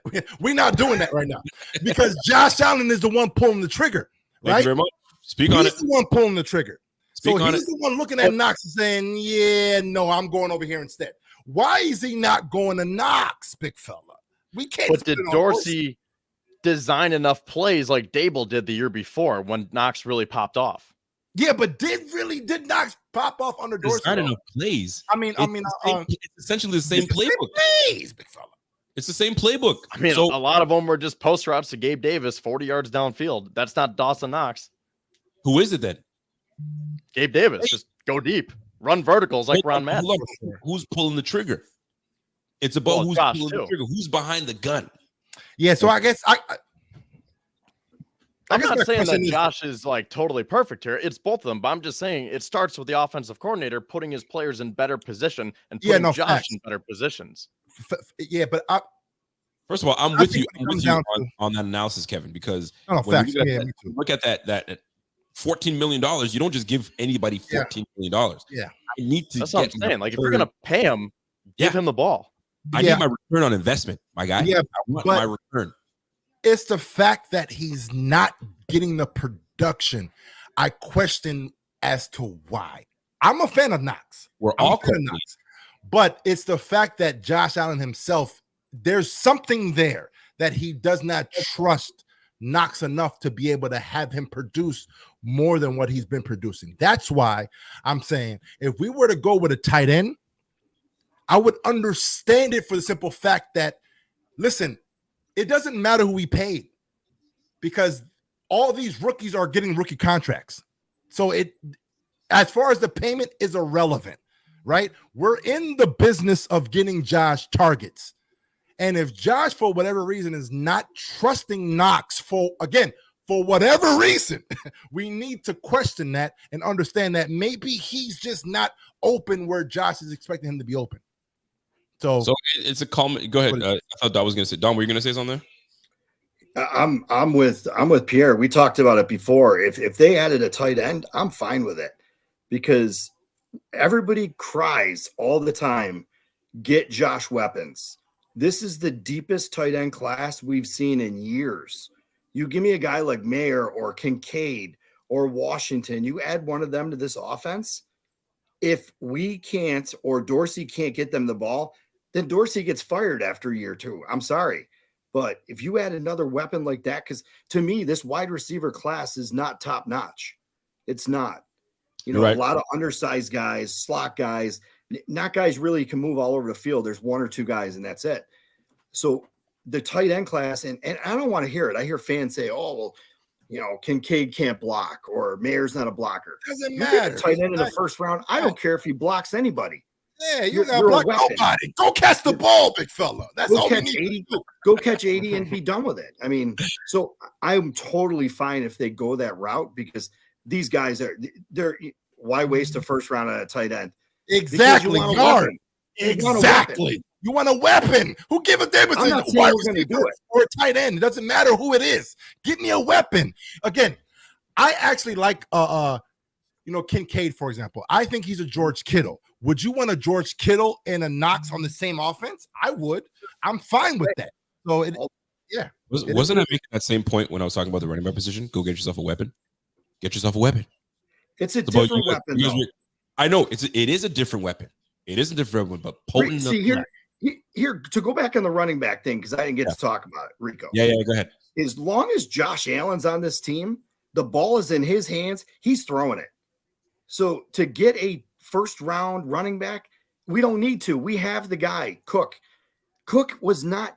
They didn't give him the ball 300 times like Breece Hall and Bijan at Texas. Cook had the ball 120 some times at Georgia's last year because they had 4 running backs. The guy is fresh. He's ready. It's his year, and we're going to go. But let's be honest, this Bills offense is not ran around a running back. It's ran on number 17's arm, and he's a running back too. It is. No, you're not. You're definitely not wrong about that. Mm-hmm. But I think the premise too is we see our quarterback getting banged up. We see our quarterback taking some hits that we don't necessarily want him to take. So that's why we got to bring in these running backs. Now, I ain't hating on Cook. I just don't think Cook is anything like where you're like, oh, he's a difference maker. We're about to find out. I gotta reserve my judgment. But I like what you just said though, because it runs on 17. We all know that. That's a fact. And we're about to find out what these Tennessee Titans are going to do, because they're in a weird position. They're in a weird predicament. This could be the pick where they pick Will Levis right here, because although they drafted a 3rd round running QB last year, I'm not sure they're all in on him. Ryan Tannehill's Ryan Tannehill. So this could be the pick. I actually like, what Kim said right here, because it's something that we do not talk about. Quentin Morris. What happens if Knox goes down? And I hate this question because you can say great pick. Any position, but it's just the fact that what actually does happen. Are we a fan of Quentin Morris to be like, hey, he's the guy? That's where having a tight end, a pass catching tight end, makes a ton of sense. It does make sense. You can't knock it. Listen, we're in such a position that we're open for everything. We're open for business on every position. You can make a case for everything. And it looks like the Titans have made a case to protect their quarterback, whoever the hell that's going to be. So Peter Skoronski, all I've been hearing is great things. Yeah, same. Peter Skoronski. That's all I've been hearing. So this is big for the Titans. Who are you protecting though? That's the question. You just have no idea. So what are they saying about Peter Skoronski? When you got a name like Peter Skoronski, that's something. So they're saying Peter Skoronski is like a Rashawn Slater. He's stout, refined, and he's a left tackle with great balance and hand fighting. So brings potential for high position versatility. So you're gonna see smooth footwork and from our guy Skoronski. 32-inch arms. Got 10-inch hands. I always wondered, that's interesting to take the size of a lineman's hands. Who gives a damn? You know what I'm saying? But maybe it does matter. Right? He did 30 reps on the bench, so he ain't no punk. So this is a solid player. The knock as to why he could drop was he lacks the length, and some teams may see him as an interior lineman only and not a tackle. Isn't that what they said about Deion Dawkins? Interior lineman only, and now he's out to left tackle. So this will be interesting for the Titans. So the Titans, with Peter Skoronski, and he's doing his thing with the Titans. So who's next? Is it Detroit? Detroit is next up. They already got it in too. They're not wasting. They already time. got it in. That's even amazing. That's a team that I'm rooting for. I don't know about you guys, but I root for. No doubt. Yeah, that coach is great. Oh my goodness, I root for the Detroit Lions. I wanted them to have success, and the fact that they beat I think they beat the Packers twice last year, was everything. I was like, because you know what I mean, all you had was discount double dump check, right? So, fact of the matter is this, man, the Detroit Lions are coming up. They're eyeing Will Levis potentially, but if you're adding a piece to that team, where do you want to add? Do you want to add on the offensive side of the ball? Do you want to help Amon-Ra St. Brown? Jamison Williams just got freaking suspended 6 games, which blows. Like, what are you doing? So you're killing your team right now. So like, I can't see them going for a receiver this early because they already have one. Tight end, I think they're happy with their tight end, although they got rid of Jake Hawkinson. So where do you go? Do you go on the line and protect the line? Protect your quarterback? We're about to find out. Detroit Lions. I think they go defense, but I don't know. Oh, Bobby's already said. Wait till you see this, Rico. Yeah, Rico's gonna love it. Wow. Jesus. No way.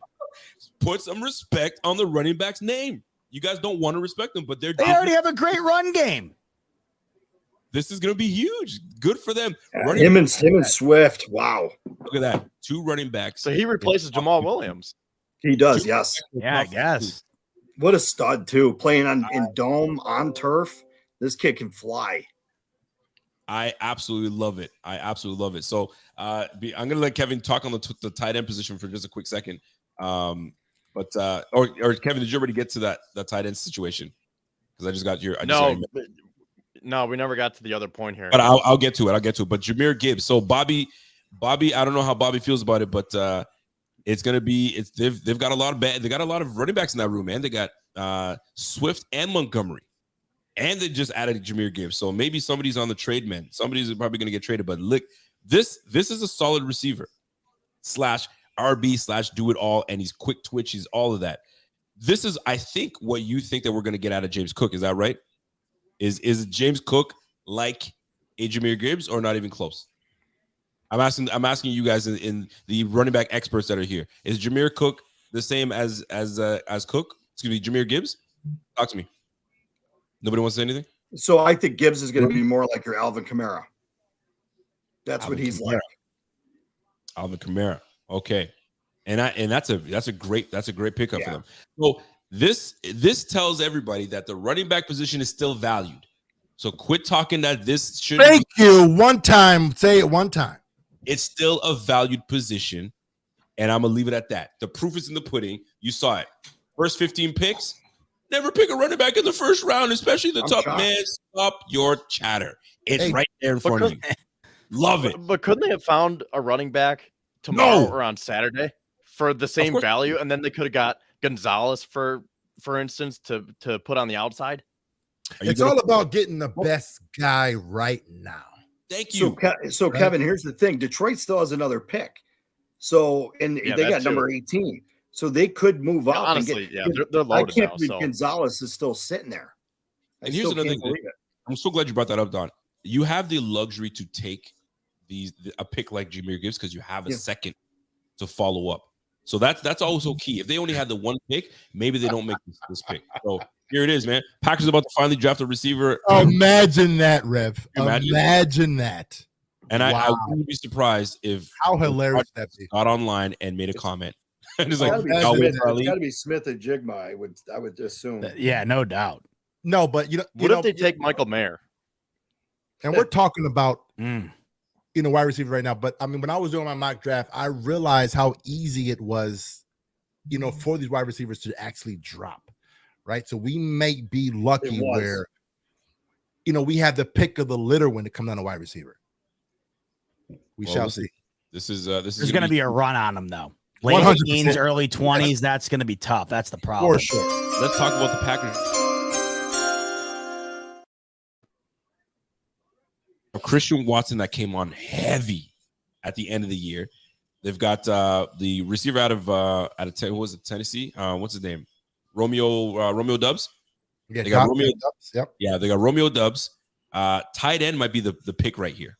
I think tight end would be a great pick. And you add a tight end to the Packers now you're cooking with grease.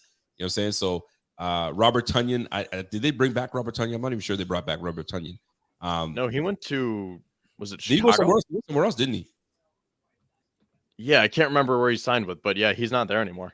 Yeah, so there you go. So so this a tight end would be big because Christian and Romeo Dubs, those are your 1-2 receivers. Yeah, they can pick up some late receivers in later rounds. I don't think they need one in the first round.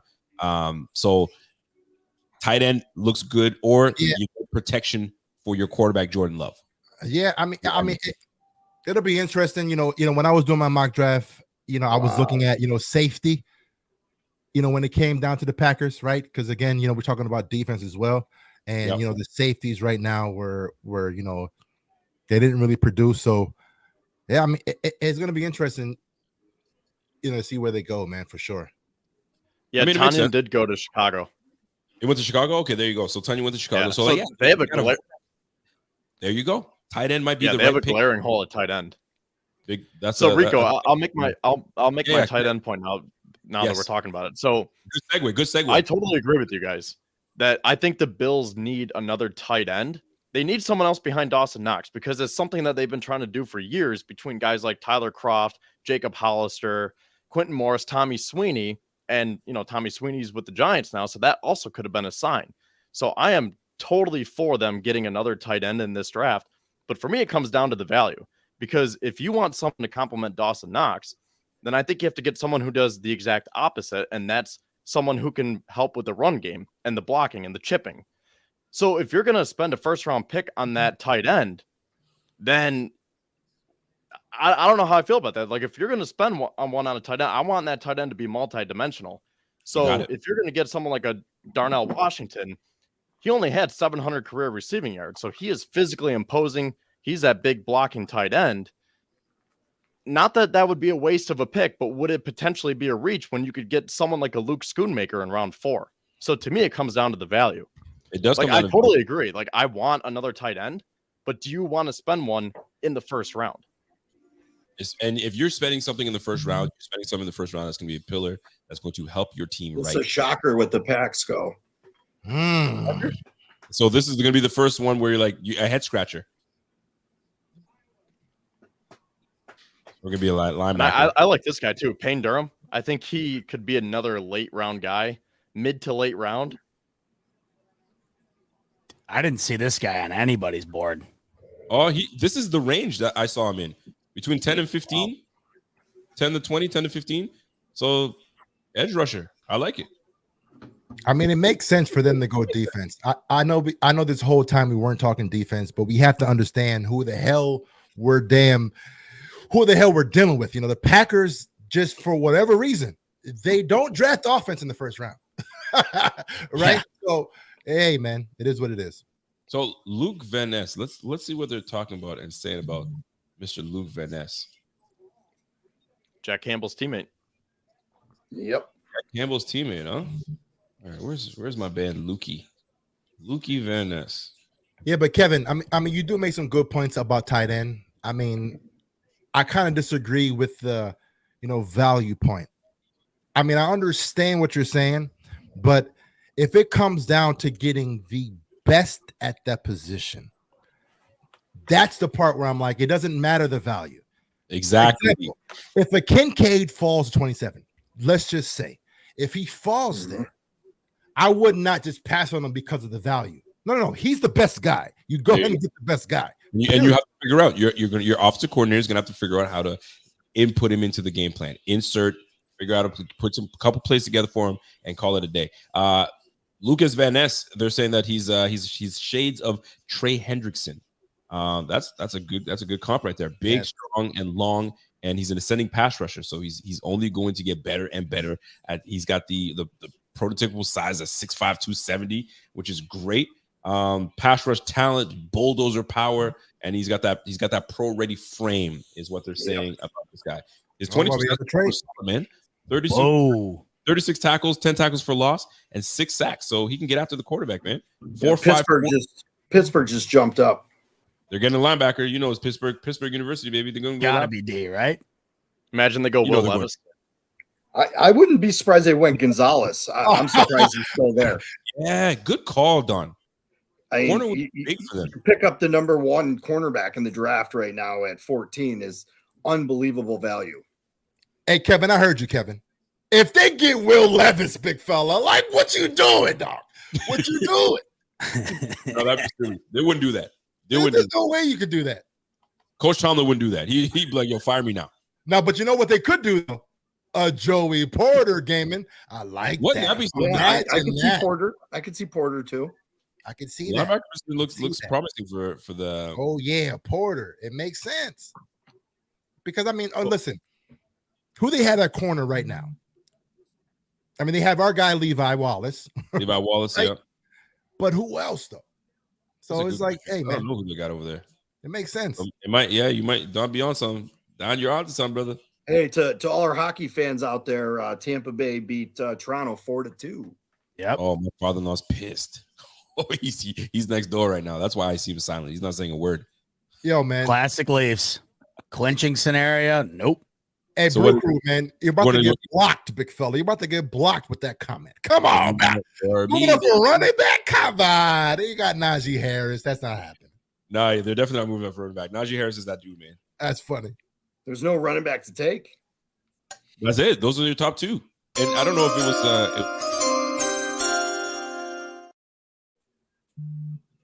just wait for the second round and grab your running back or third round. It's got to be Your Gonzalez. two top guys are gone, buddy.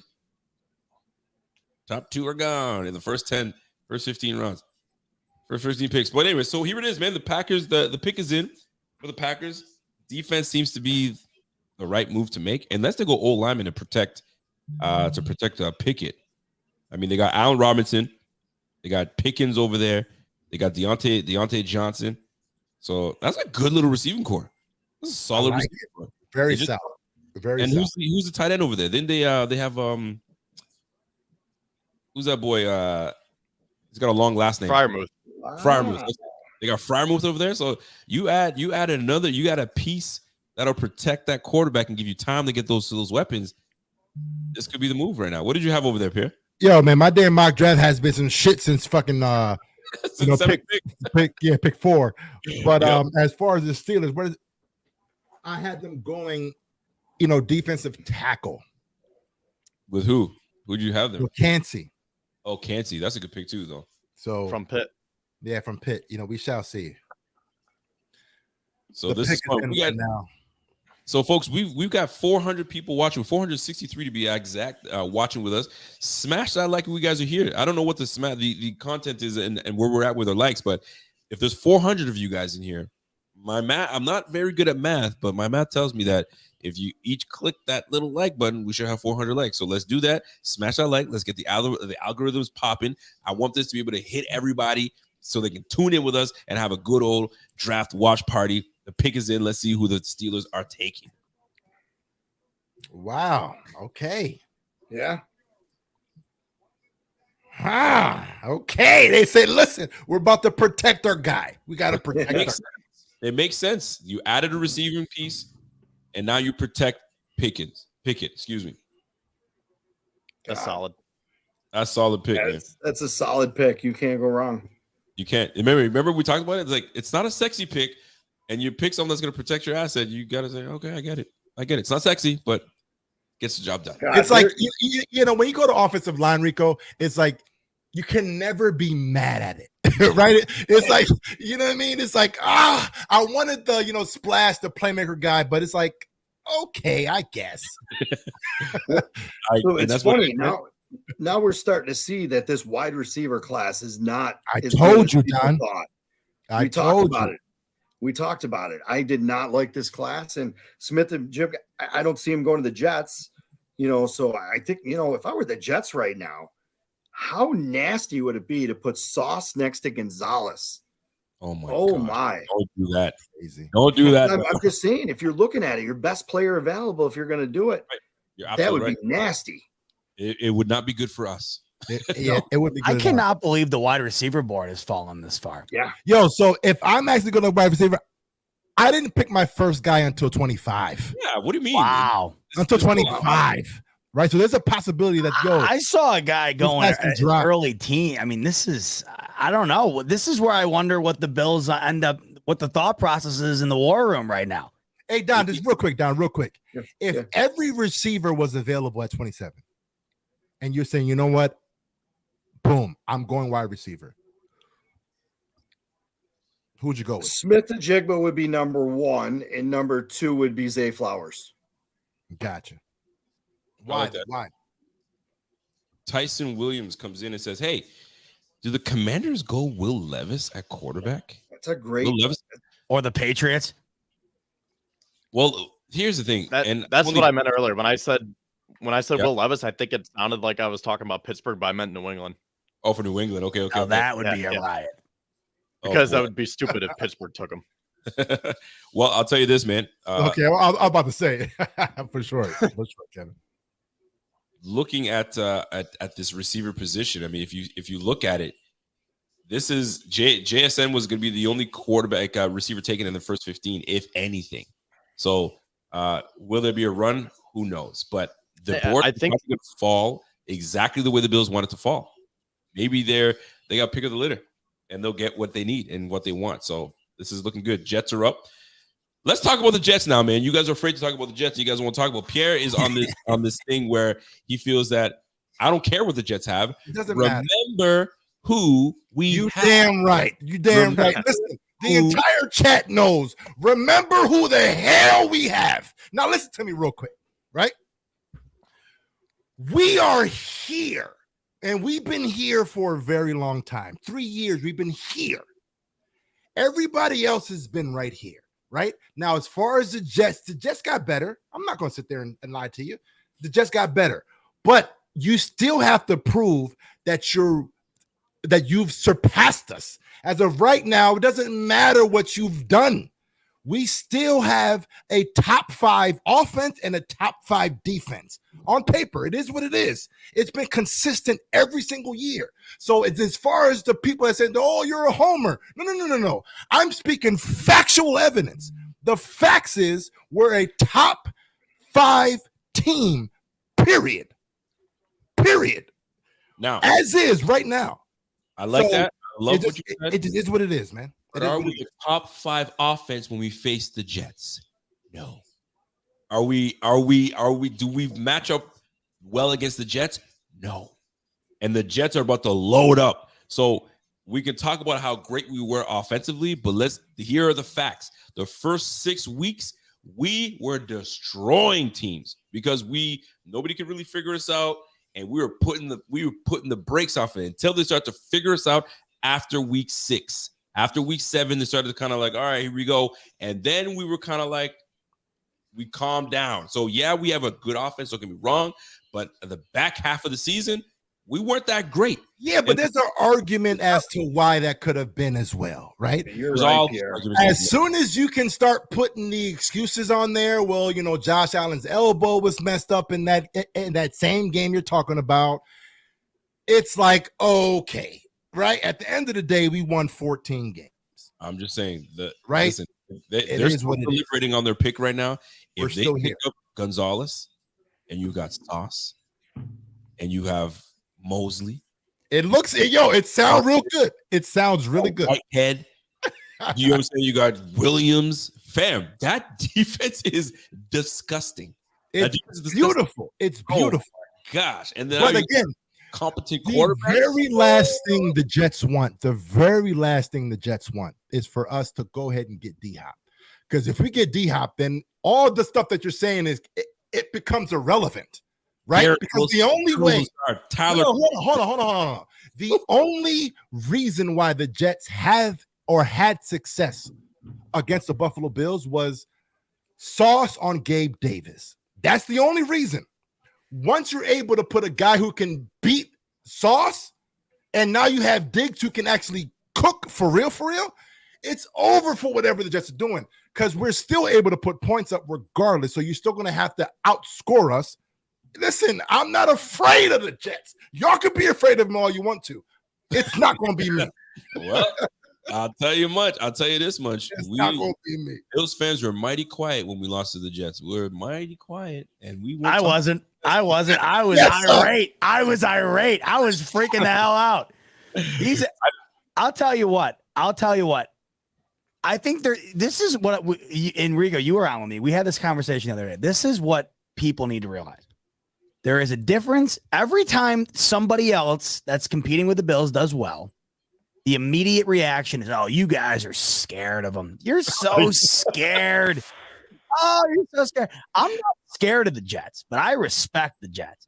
They have put in every chip at their disposal into the middle of the table to try and compete. You have got to tip your cap. They had the best draft, bar none, last year that led to a defensive rookie of the year, an offensive rookie of the year, and potentially another offensive rookie of the year had Breece Hall not got injured.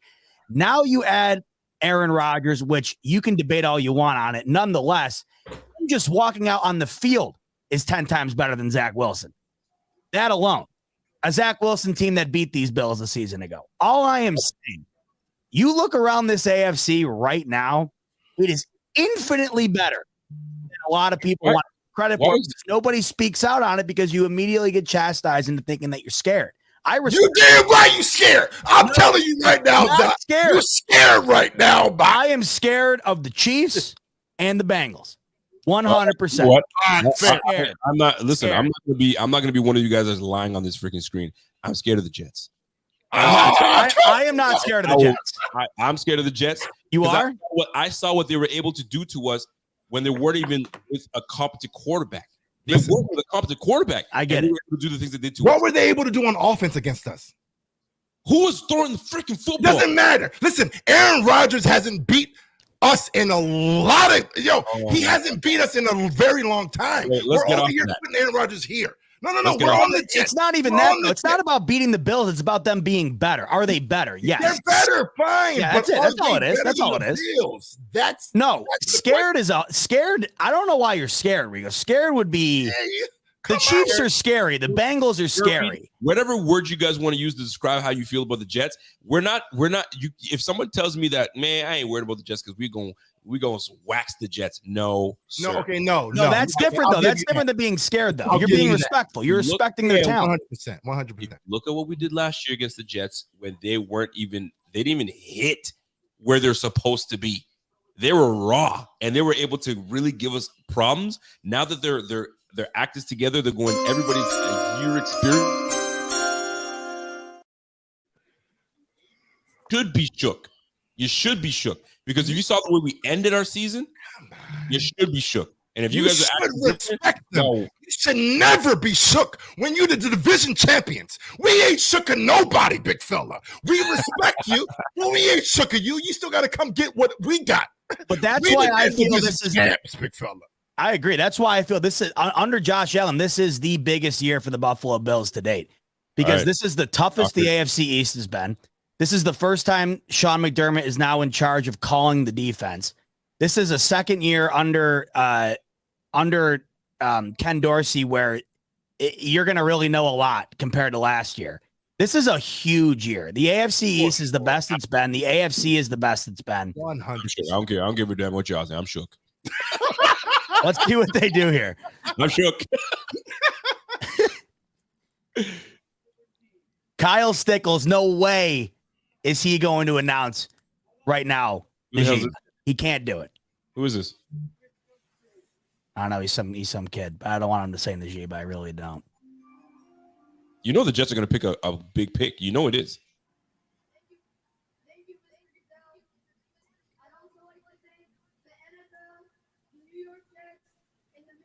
Good for this kid. I wish he wasn't a Jets fan. He seems like a nice kid.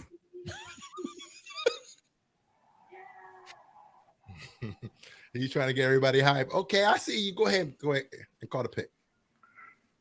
With the 15th pick in the 2023 NFL Draft, the New York Jets. Go ahead, little boy. Yeah, good for that kid. Will McDonald. Yeah, good for that boy. Nice.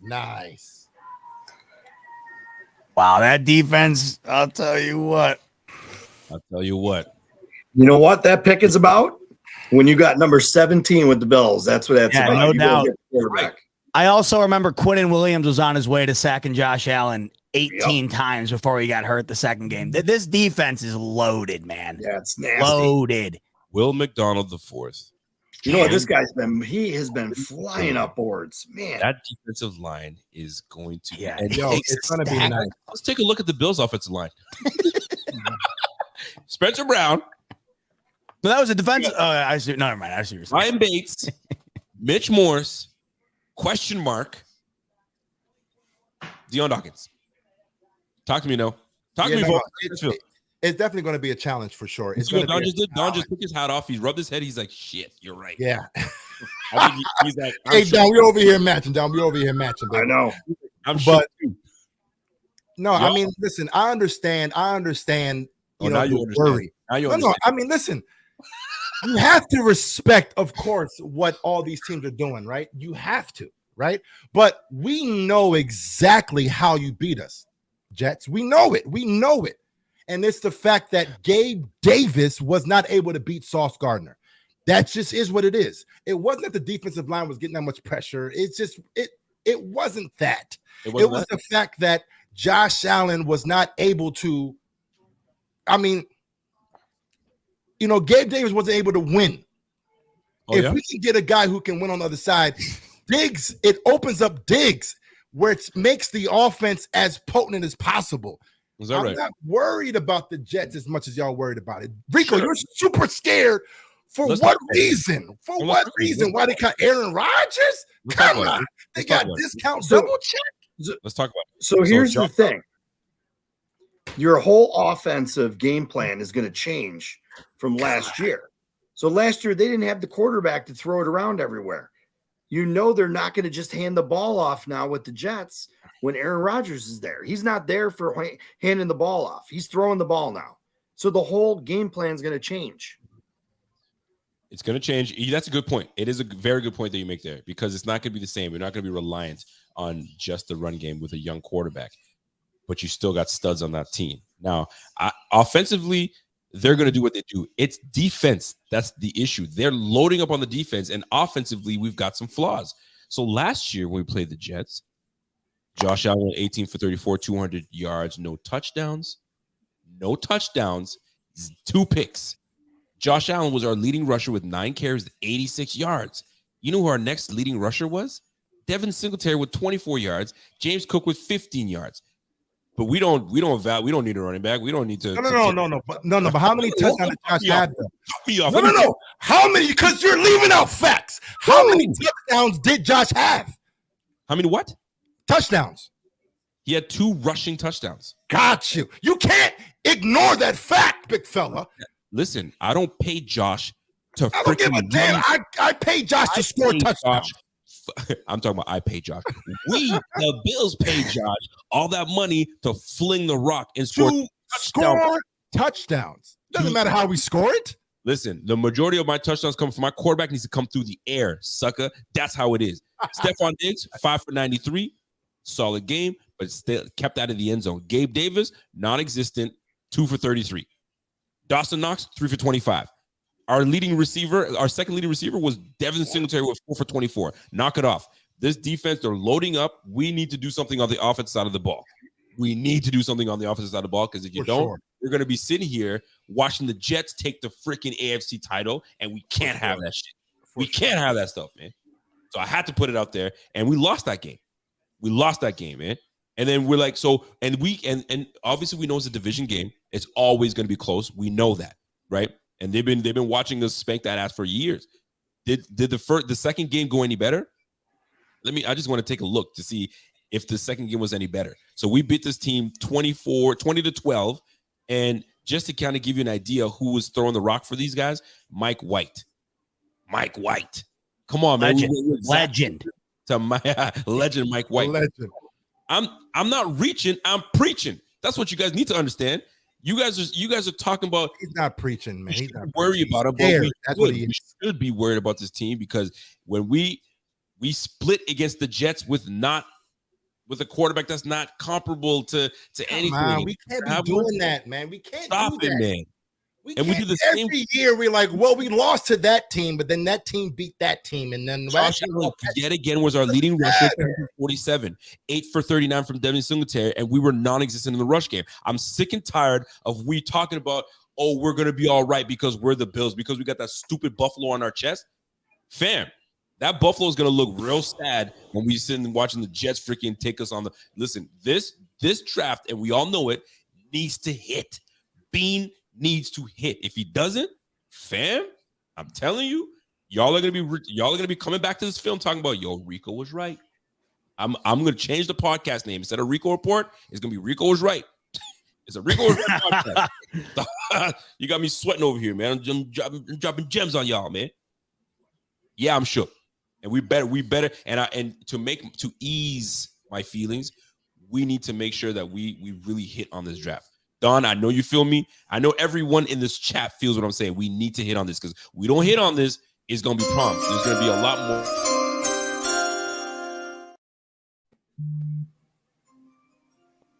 We're gonna be groaning and moaning, baby, and I don't want that. I love this team too much for us to freaking watch the Jets of all teams. That's the one team I hate. Oh, here we go. Commanders are up. This is our first shocker of the draft. Emmanuel Forbes. Now, I had them going corner, I do believe. It wasn't Forbes, but that's interesting. Do you know? Yeah, I had him between that 35 and 45 range, but he's going 16 instead. 166 pounds at corner? Oof. He's a lengthy guy, though. Dude, golly. New England's got to go wide out here, right? I mean, they got to. Did you have a first round grade on Forbes there, Don? I did not. Interesting. No, I did not. I'm looking at it right now, and most people have them late first, mid second. Yeah, I actually had him going, 22nd to the Ravens. So, yeah. I mean, it's interesting for sure, man. But yeah, I'm shocked. He has a small frame, but he doesn't play like he's a small guy. No, he's a long guy too. Wow, that's good. Good for these guys, man. That's another team I want to have success, man. I want the Washington Commanders to have some success this year. But I'll tell you, it just keeps pushing guys to us. It sure does. No doubt. We got to hit this one. It really does. I mean, the way the draft's going, and it's really looking solid for them at 27. Either they do that or they trade back. The problem is I don't think anybody wants to trade out and go back. No, but we should. I don't think we should, personally. But it's just the fact that every wide receiver is still on the board. Yeah. Right. So again, it goes down to if they're all there at 27, which I mean, again, I doubt it, but if they all there at 27, man. Is JSN that nice? I didn't see anything in the film that popped out to me that was like amazing. I don't know. It's a very good receiver, but I didn't think anything was amazing with JSN. So I'm not surprised by the drop, if you will. Emmanuel Forbes, they're saying that Mr. Forbes, Cameron Dantzler. There he is. There he is, man. Gonzalez, where did he go? Gonzalez, the Patriots. Shit, these guys are loading up, boy. You got to. I mean, listen, look at all the receivers in that division. Oof, that suit is doing it. God, if I was Detroit, you could right now get Levi and put him behind friggin' let him sit a year. Would you do that? Yeah, why not? Yo, real quick, I'm gonna ask Rev this question. Yo, Rev, so are the Patriots above us now because they got Gonzalez? Right? No. It's a real question, right? Because it seemed like whenever the other teams in the division done, all of a sudden we done fucking dropped a couple pegs. You stupid ass. Hold on now. How we dropping pegs, big fella? Well, listen, they still got Macaroni Jones throwing the football over there. So I mean, there's nothing for us to worry about too much, brother. You know what I'm saying? So we ain't worried. Now, what kind of walk is this? I mean, I need a strong walk from my player. Nah. He's on draft bust. That's off of the walk, big fella.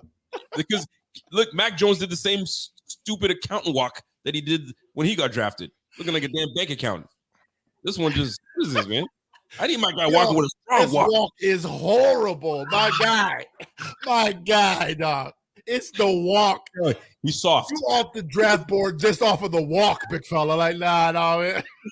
Oh no, man, no, it ain't gonna work. I said, turn around, give me another walk. Let me see what we got here. Well, Christian Gonzalez, man. So what? Best corner in the game, Don? Oh yeah, he was my rated my number one cornerback. Yeah, for sure. Yo, Incredibles, zero swag, big fella. Come on. You can't go in the damn draft walking. Yo, you done created a meme, big fella. You a damn meme all of a sudden. Oh, nah, hell nah, no, hell nah. I love it. All right, man. 6'1", 197, rangy, fluid. Marshawn Lattimore. I like that. It's a good comp. How did he? But is that considered a drop? You think, Don, for him to go down? Definitely fell. I think everybody had him top 10. No kidding, huh? So I'm just trying to look where his what they're saying about Mr. Gonzalez. Well, good for them, man. You got to make a move, man. Everybody's been questioning Patriots are but you know what's crazy though? So as far as my mock draft, I gotta bring up the mock draft, big fella. Bring it up. I had my man Gonzalez going to the Patriots. So hey, man. I mean, there you go. Hey, You picked a good one. He's only 20 years old, man. He's 20 years old right now, and he's a big, long lever corner with lockdown coverage skills. So he's like a man-to-man type of cover corner. Swaggy defender who sticks to receivers with incredible balance and control. So that's what they're saying. So you get somebody that can kind of lock down one side of the field. That's a great pick for these guys, man. Yeah. Here's the problem. Here's what they're saying about him. He's grabby in coverage, and has one of those. He had a 1 year of ball production. So listen, man, some of these guys that are known to be good cover corners, they tend to be a little grabby too. So we're about to find out what it is, man. So Gonzalez to the Patriots. So good on them, man. They make a good move. So we are now going up to pick 18 is Detroit Lions. The Detroit Lions already made a pick today, and they picked up running back Jahmyr Gibbs. So the running back is alive and well, folks. You guys need to get off this horse of never taking a running back in the first round. Knock it all the way off. It's been proven twice this draft, and you're going to see big-time production from these boys. But what do the Detroit Lions do now? My man Don thinks they should go quarterback with Will Levis. It'd be nice to have him sit behind a good quarterback that they have right now with the Lions. So this would be a good spot for Buffalo to go up and go get the guy. Did they just trade up? Rev? But Rev is saying they traded up. Yeah. Who is the guy? Trade up. I don't know if I want them to trade up. But I mean, if they do, shoot. It's going to be interesting. They better make it work. We did? No, we didn't trade up. That's what Rev saying. Rev is saying that we did, but I'm not saying anything yet. Hey, Rev, listen, yo, if we have any moderators in the chat, just go ahead and boot Rev out the damn chat, because we're not doing this, Rev. We're not doing this, big fella. Yeah, come on. Yeah, come on. Cut it out, Rev. Cut it out. Rev, stop. All right, Get back in that truck, bro. Get back in that truck. So here we have it. The Detroit Lions, the pick is in. Offense, defense. I mean, you got to add to the offensive side of the ball. I mean, they already did it. So it moved Okuda. So yo, Abby, for sure, dog. Yeah, Abby's right. Come on, Rev. We ain't doing this. We ain't doing it. Like, I'm really interested in what Bot's got to say about what Detroit's going to do with this pick. Bot, give us the analysis. Where did the Lions go? What are you feeling? Talk to us, big guy. Who the hell knows? I would never have expected them to take a running back as early as they did. But now maybe I'm thinking wide receiver if they're going to keep going up on the offense. I cannot believe we're at pick 18 and a wide receiver has not been taken yet. This is a Detroit team that I think is scary, especially with the NFC continuing to decline. The Lions had a great year last year compared to expectation. I think they're only going to continue to get better. I thought they were a fringe playoff team last year. As they hit stride towards the end of the year, I mean, they were one of the better teams in the NFC as far as competitive level is concerned. I don't know. I wonder with this Detroit team, because I think that as you see the NFC continue to Look at those guys. take form, especially with Aaron Rodgers now gone, that was their biggest foe for how long? This is a Lions team who's ready to strike now. This is a Lions team that not only can compete for a playoff spot this year. I'd have to think the aspirations for the Lions are higher this year. So it makes you wonder, how much longer does Goff have? How much longer does, the window that they probably currently find themselves in under that system with Goff currently have? I wonder if they go offense again, because I would never have guessed a running back as early as they did. Maybe they continue to stack on top of it right here. Well, here's the deal with when you look at the what they have on the offense side of the ball. You got Amon-Ra St. Brown, which is an absolute dog. St. Brown is an absolute dog. D-Day Chark, solid receiver. You got Reynolds, and then Jameson Williams, obviously, that's going to have a 6-game suspension. So he's going to be on ice for a bit. So you got to make do the next 6 weeks, or they make their pick right now at a receiver and add to the offensive side of the ball. So very interesting to see what route they're going to take. So yeah, as far as Josh Reynolds, DJ Chark, Khalif Raymond, and Amon-Ra St. Brown, receiver seems to be the right pick to make here. Yeah, as far as my mock, though, I actually had them going edge right here with the Miles Murphy. Because everybody's shaking hands, so we'll see what's going on here. We pick his head, folks. It's a surprising pick for sure. Oh, really? Oh, yeah. All right, so let's see what they have right now. Let's see what they got.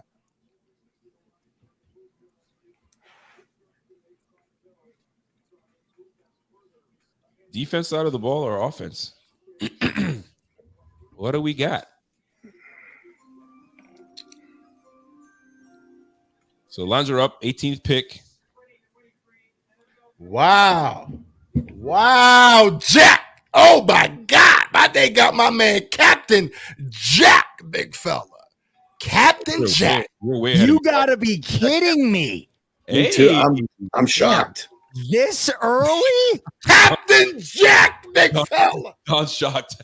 You know what? That's the coach's pick right there. That's his guy right there, man. That's his guy. He got his guy. Wow. For sure. This is what we call best player available. He says, you know what? This guy's still on the board. I'm taking him. Yo, let's talk about Captain Jack for a quick second, right? Wow. Because that was the name that many was clamoring to drop to the Buffalo Bills, right? Yep. And the fact that the Lions were able to get them or him early. Yep. Yo, Don, how you feel about that, Don?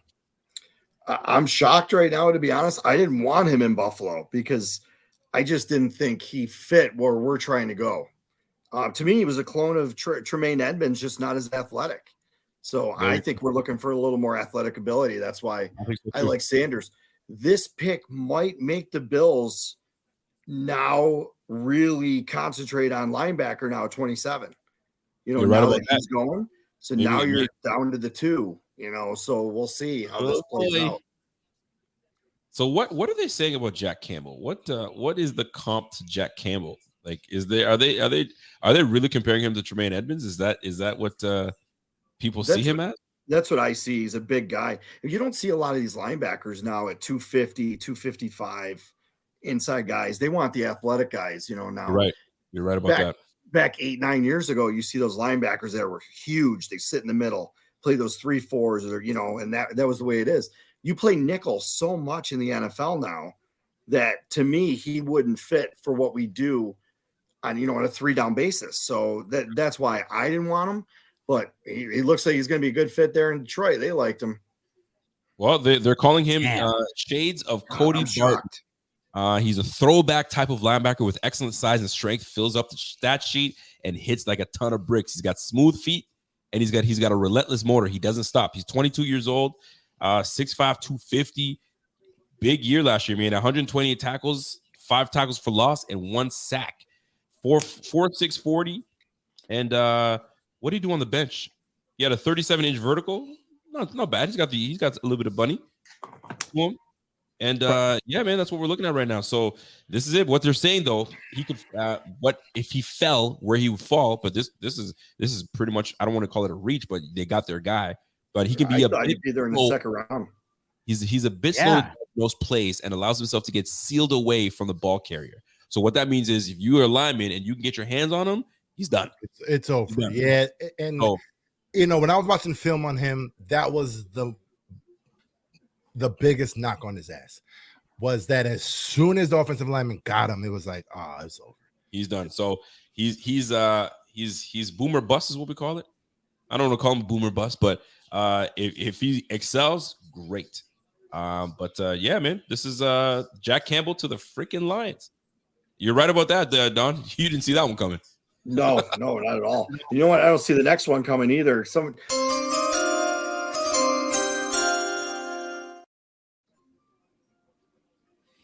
See, this is a tricky team. You don't know where this team is going to go. Do they believe in the quarterback that they have? Do they go Will Levis here and say, I don't know about giving the reins to that young quarterback? Do they go here? Defense. I don't know where these Bucks going to go, man. Can't see. There you go. DT. Makes sense. It makes sense, man. That's a Dude, safe. It's time to go get Najiba. I think I never thought he was going to be here at this point. I had continuously slammed the table on D-Hop because I assumed Najiba was going to be gone early teens at the latest. Rico, we had talked about this extensively. The difference between the veteran now and the future guy you build around. I think you get what we were talking about the other night with that guy, an impact player now and a potential wide receiver one for when Stephon Diggs, sooner than you think, is no longer one of the best wide receivers in this league just because he's going to be over 30 years old before you blink. I cannot believe this board has not fallen. I mean, and back to what we continuously talk about nonstop. Not a soul on earth had this board even remotely reflective of what we've seen so far. Of course not. It has fallen in the Bills' favor. I would say the draft is the beauty of the draft. You know what? I don't know what it is, but ever since we drafted Ed Oliver, and I look at a defensive tackle, anytime I see a defensive that's under a DT under 6 feet, 6'2", I'm turned off, right? And it shouldn't be that way because Aaron Donald comes in and he's just a monster that's 6 feet, just under 6'1". But then you get a guy like Ed Oliver that's got shorter arms, shorter guy. I'm not interested. So can't see though. I don't know, man. I seen Bills mock to the Bills, and I was like, I don't want that. Please no, because we have that in Ed Oliver, and I'm not thrilled about it. So good on the Bucks. They got their guy or their best available player, and we shall go from there, man. Athletic as ever. So we'll see how this plays out. But the board is falling. We're 7 picks away from the Bills putting in work. And there's still the option of trading up because those were the words of Brandon Beane. We'll wait till we get to 20 and we'll see how our board is. Now, here's what's interesting about the teams that are picking in the next 20. The Giants are picking the next 20. And there's a relationship between Brandon Beane and Joe Schoen. So could there be some kind of deal between those two to say, hey, then let's work something out? Can I trade up to you if I get here? Because I have a guy that I want. So keep that in mind. If we do trade up, I don't think he's going from 27th to 20th. That's a lot to give up. If it gets closer to 23, 24, then we might see something. But I prefer that they stay put and go from there. So their board is open and free. We're going to find out exactly what these Bills are about to be about. And this pick here is going to paint a perfect picture for us to see what direction we're going in. If we go defensive side of the ball, we obviously don't value the offensive pieces in this draft. We obviously don't. If we go offensive side of the ball, we know what's good. We need to go up against the likes of the Jets. We got to go up against the likes of the Miami Dolphins that have loaded up on the corner spot with Jalen Ramsey and Howard. You got Reeder and Sauce Gardner. Listen, there's so many ways you can go this way. We're at a fork in the road right now. So offense or defense. And I'm looking at the chat right now. The chat. What are you guys looking at right now? Do we go offensive side of the ball? I kind of painted a picture for you. Offensive side of the ball or defensive side of the ball. We know who's our quarterback. You got Aaron Rodgers now. We got to put some pressure on Aaron Rodgers. Do we get a pass rush? Did we have enough of a pass rush last year after Von Miller went down? No. So that is clear and cut. You got Tua. coming back with a whole bunch of weapons. If we don't get to Tua, he's gonna dart us down the field. So what are we doing? Offense or defense? Don, offense or defense? What do you got? Oh, here's the thing. So on their top 30 visits, their most visited was wide receiver, and second was defensive tackle. I've always said one name is out there is Mazzie Smith from Michigan, the defensive tackle, because we need that one technique guy to plug the hole. That's just something we've been lacking big time. When Jones was out last against Cincy, we got absolutely annihilated versus 4 rookies on the Cincy line in the playoffs. So, but there's some weapon. I mean, you still got 3 guys that visited with the Bills. Addison, you got Smith Jigba, and you got I can't even talk right now, but Flowers. So those 3 guys all visited with the Bills. So I mean, there's some guys there still. This is crazy the way this draft is going. It is crazy. Kev, talk to me, man. Are you feeling more often? I know that you went with your mock, but mocks change all the time. So maybe you're sticking with your mock, and maybe, I mean, obviously Jack Campbell's gone. I think you had Jack Campbell. Oh, did you trade down for Jack Campbell? I traded down, but like Don was saying, because Campbell was taken so early, will they feel, I don't want to say pressure, but will they say, you know what, let's just take Drew Sanders now? But at the same time, I think there's going to be a run at wide receiver starting right about now, because it's going to be the Chargers, Baltimore, and Minnesota. And all 3 of those teams could take a wide receiver. So if they like a wide receiver enough, maybe they want to trade up now. Plus Dallas and the Giants. This is where it starts. So I wonder. Late in the draft. So this is where it's going to be starting to get interesting right now. I really don't know right now, because I thought Jack Campbell was going in the second round. Don't ask me. I think you and everybody else did, man. I don't think anybody had him first round. I'm going to throw another name out there. Keanu Benton at 27. Yeah, man. Is Keanu Benton first round? That's first round, though? That's a reach. No, but I saw he could sneak into the back half of the first round, which would be at 27. And he was a wrestler in high school, so McDermott probably loves him. Look at Kevin throwing that. That's a good one. Put you in the old figure 4 for the figure 4 lock. I got you. Listen, man, the board is still, it's got a plethora of players that can be taken. No receivers yet. Very interesting. And it's so funny, man. Like, I swear media allows people like myself, Z-Bot, Pierre, everybody that's out there to create their boards and create a frenzy, an absolute frenzy out there to make people believe that this player is going to go somewhere and the player drops. Because GMs are the ones doing the job and the scouts that are going out there. We create this frenzy of this stuff. And look, Will Levis, he was supposed to go what? First 15 picks? Top, yeah. Still not. He's got to be sweating right now, man. He might drop to the second round. The Bills go up and say possibly grab one of these receivers. I think the D Hopkins thing is off the table. Of course. There's no Anybody question else about it. Oh, no doubt about it. Yeah. And I'm fine with that. D-Hop is in. Well, and it's going to be interesting to see what the Ravens do, because now I've seen this is crucial. These next 10 picks are crucial because you got the Chiefs, Ravens, and Bills that are tied to or potentially tied to D-Hop. What the Ravens do with paying their quarterback now, they got their boy OBJ. If they draft a receiver, that tells me, okay, I'm all in on bringing this guy. And he doesn't sign his contract until he says, get me some help and I'll show you what I can do. So if they go receiver, D-Hop is out for the Ravens, still in for the Bills. I don't think we should give our 27th pick for D-Hop. That's just me. I'm going to wait till the second. If we can do that, then we get more value in that. But this is going to be interesting. Like you guys said, maybe there's a run at receiver. Well, Chargers could start that run. They could easily start that run after the Seahawks. Maybe the Seahawks do it right now. Yeah, they could. I mean, really, all 4 of these teams, and like you said, the Giants sitting there too. Yeah, and Dallas. All take a wide receiver. Heck yeah, man. Heck yeah. Especially Minnesota, who lost Adam Thielen. It was definitely going to start in the 20s for sure. For sure. So it could very well be. But the fact that not a single one through 20 is off the board is crazy to me. I thought at least one would be gone in the teens. Yeah, I mean, it was wild because when I was doing my mock, like I said, I mean, the first one didn't go until 25. I'm like, wow, very, very surprising, right? Because again, even though we kind of know that they probably shouldn't, but teams in the first round, I mean, they still draft for needs, right? So, hey, man. It's gonna be interesting, man. So Seahawks, the selection is in. Pick is in. We're about to find out what's good with these Pete Carroll-led Seahawks. Let's find out what's happening.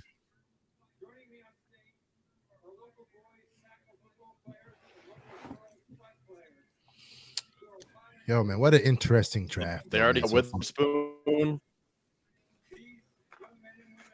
So they already addressed the defense. We'll see what they do here. Yeah, I don't know where the quarterbacks are going to go the rest of this draft. I know. Yo, but Don, I mean, you mentioned tight end as well. Not one tight end. I'm shocked. I'm shocked. Kincaid or Mayer didn't go. Kincaid is there. Is like you have to really think about it for a second. All right, how about this question? How about this? But we get to 27. Kincaid's there, and Jackson Smith-Njigba somehow. Oh no. Who you going? It's very possible. It's not going to be Jackson. It's not going to be Jackson Smith. He's going to the Seahawks. What a pick. Great pick. Yeah, that's a no-brainer. Good for them. Good for them. Lockett. Good for them. Jackson Smith. Beautiful. Yeah, good shit. Beautiful. Good draft so far for Seattle, man. Damn. Beautiful. And Noah Fant. Beautiful. Yep. Love it. Love everybody. But you know what else I love? I love the fact that we've got the blind man Stone comes in with a super chat, throwing some love. And it's not about the super chat. It's about that you've been holding us down and supporting us. And this is huge. Let's go, guys. Love you guys. Keep up the good work. Let's go, Buffalo. Let's go. Love it, baby. Love it. Huge respect to everyone. What my man, blind man, yo, because there's a lot of fans out there who fake love. The fact that my man is showing that real love, huge shout out to my man, blind man Stone. Real love. I love it, man. You got me singing real love right now. Well, there's the run. Here it starts. I'm telling you. Yeah. ASN, man. Who do you think it is? Addison next? Who do you think it's Addison? Addison or Flowers, right? Who's up next? I would say. My man Jeff King says, yo, hey guys, it's good to see y'all for another year. Yo, I can't express that enough. Jeff, huge shout out to you, man. Big time. No doubt. Thank you for all the next 3 days.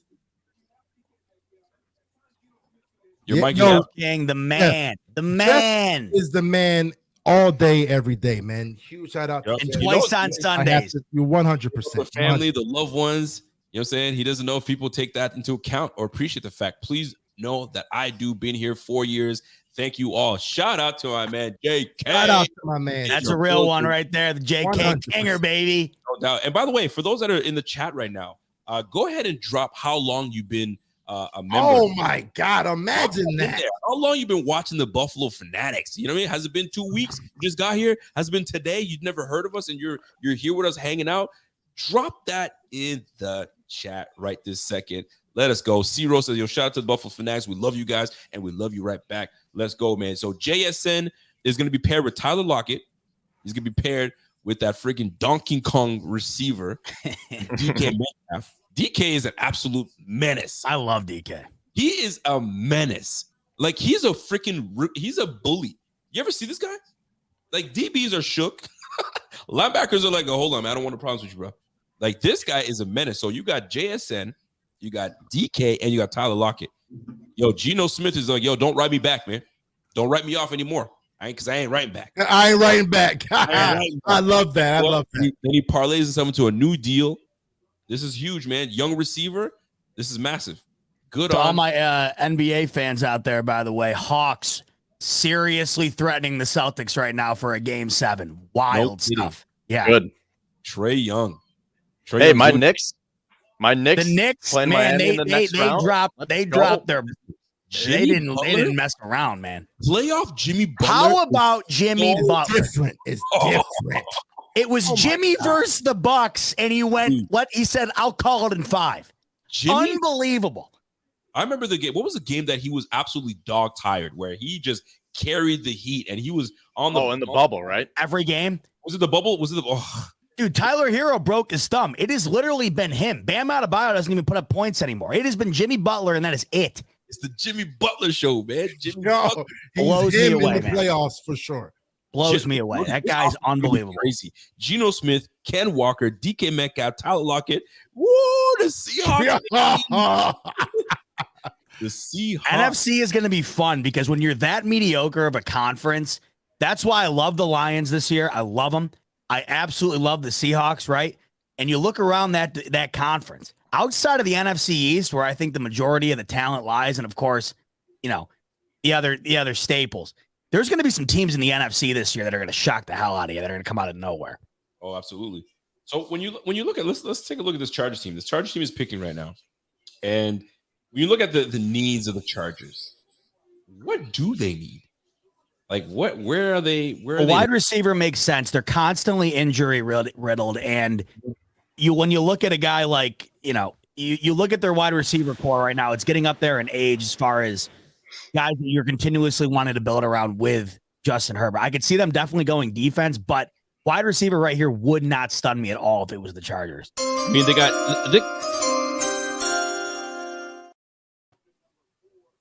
Mike Williams, you got Josh Palmer, which is he's a good receiver, Canadian boy. Shout out to my man, the Canadian boy, Josh Palmer. You got Keenan Allen.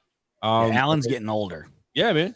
So we'll see how that plays out for these guys. And then they've got Gerald Everett at tight end. So maybe tight end might be something that they look at potentially. Yeah, I mean, Kincaid is he's begging someone to take him. I mean, I had them actually going the corner right here. So, I mean, the Joey Porter still haven't,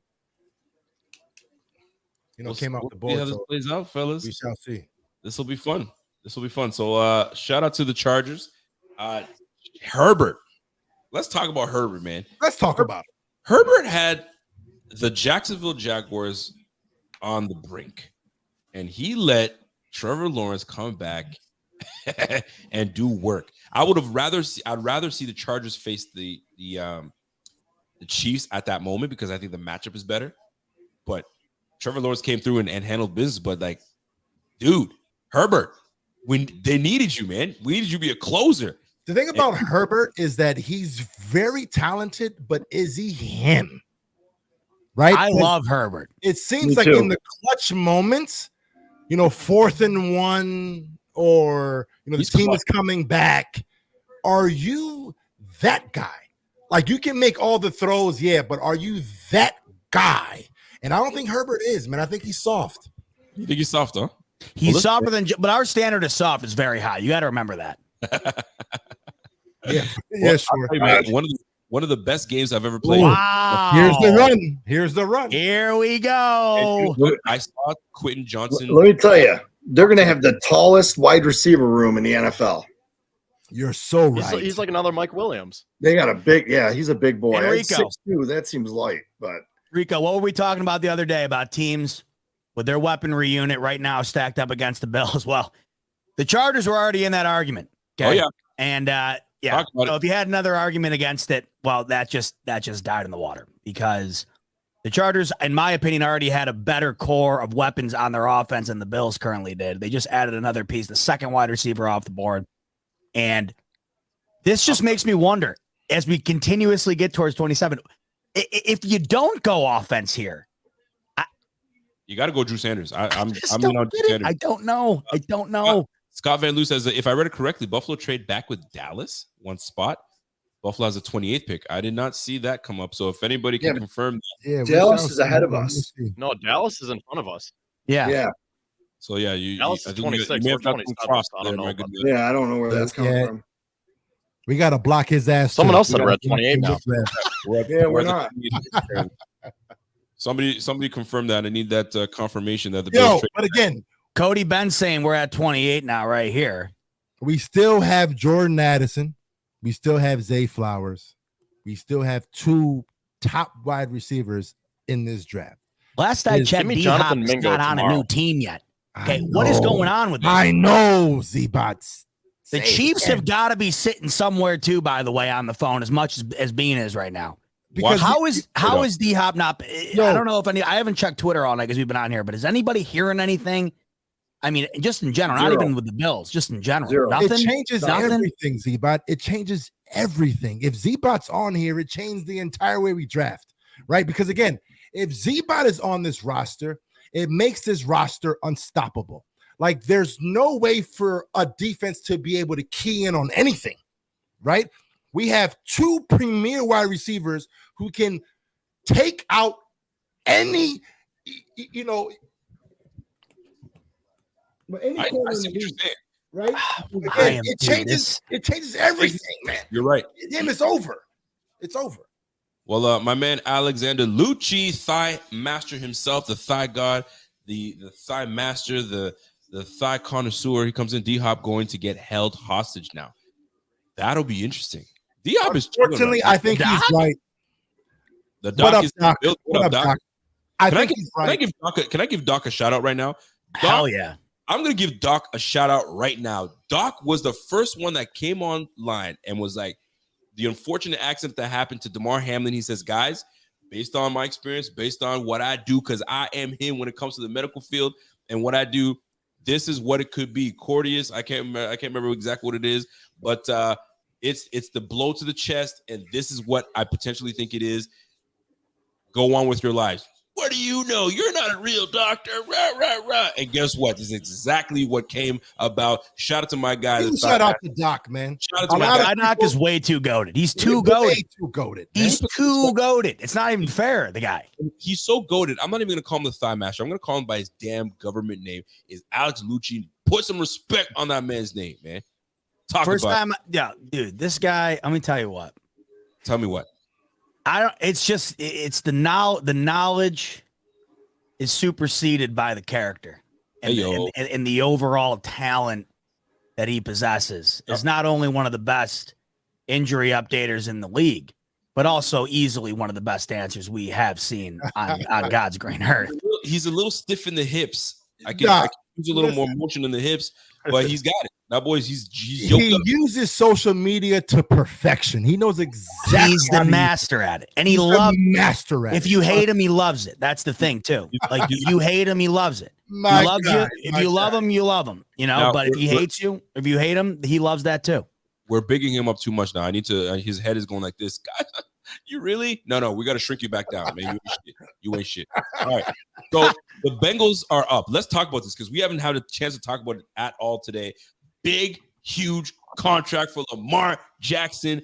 He's the highest paid player in the game right now at what I think he's averaging 52 mil a year or something like that, or 55. I can't remember what it was, but he's got 185 mil guaranteed in his pocket. Shout out to Lamar Jackson. A lot of hate was going on. He didn't have an age in it. Shout out to Lamar Jackson for that. I absolutely love it. And now he's all in. He's all in like he's always been. He's all in on the Baltimore Ravens. The Ravens are all in on him, and they got him OBJ. They got him some weapons. I think they keep going to get him some weapons. Defense is always going to be a solid defense in Baltimore. I've never seen a Baltimore defense some trash. They always come with it.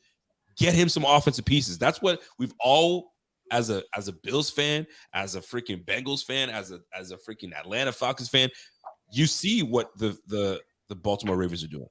His only weapon is Andrews. And I'm not going to hate. Good ass weapon. I'm about to say it's a good ass weapon. It's a damn good weapon. It's a beautiful weapon. I remember. What position is that? Oh, say it again, Doc. Ooh. Say it again. That's what I'm saying. Say it again. So yeah, man. So the Ravens, if they really want to show that we're all in on you, Lamar, yes, we paid you, but we're gonna double up and we're gonna get you a receiver. We're gonna give you, I don't know, Zay Flowers, OBJ, Andrews on the one squad, and they already have J.K. Dobbins running the rock. You see, the only thing I would say about that, Rico, is that it would make sense for the Ravens to, still focus on the defense, right? Because I don't think Lamar is that guy to be able to come back if need be, right? I mean, he's the perfect, leading quarterback to have, right? But so again, I mean, we don't want to. But hear the defense side of the ball. Hear me out, because this is a good offense here. Check this out. Don't forget that Isaiah Likely was coming on hard. So they got a tight end situation going on over there with Andrews and Likely. Then on the receiver position, I mean, I'm not even going to put Sammy Watkins in there. I like Bateman. You got DeMarcus Robinson that's got some speed, right? As a depth piece. You got OBJ that's not on the squad right now. You got to add some pieces for this brother. You got Bateman as well. You got Rashad Bateman. Gotta add some pieces for them. I think he's deserving. I'm forgetting one more receiver for these guys. I know there's another receiver I'm forgetting.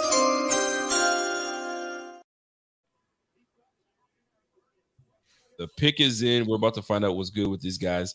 Hey, Don, let's talk about it one more time. Yeah. Just because it's interesting, right? Because he's falling, and you know exactly who I'm talking about. He's Alicia Keys. You have a tight end right now in Dalton Kincaid, big fella. Is Kincaid that nice? He's nice. I've not done any film on Kincaid. Nice. Now, I know he's not going to the Ravens because, again, they have what they have. But, talk about it just one more time, Don. How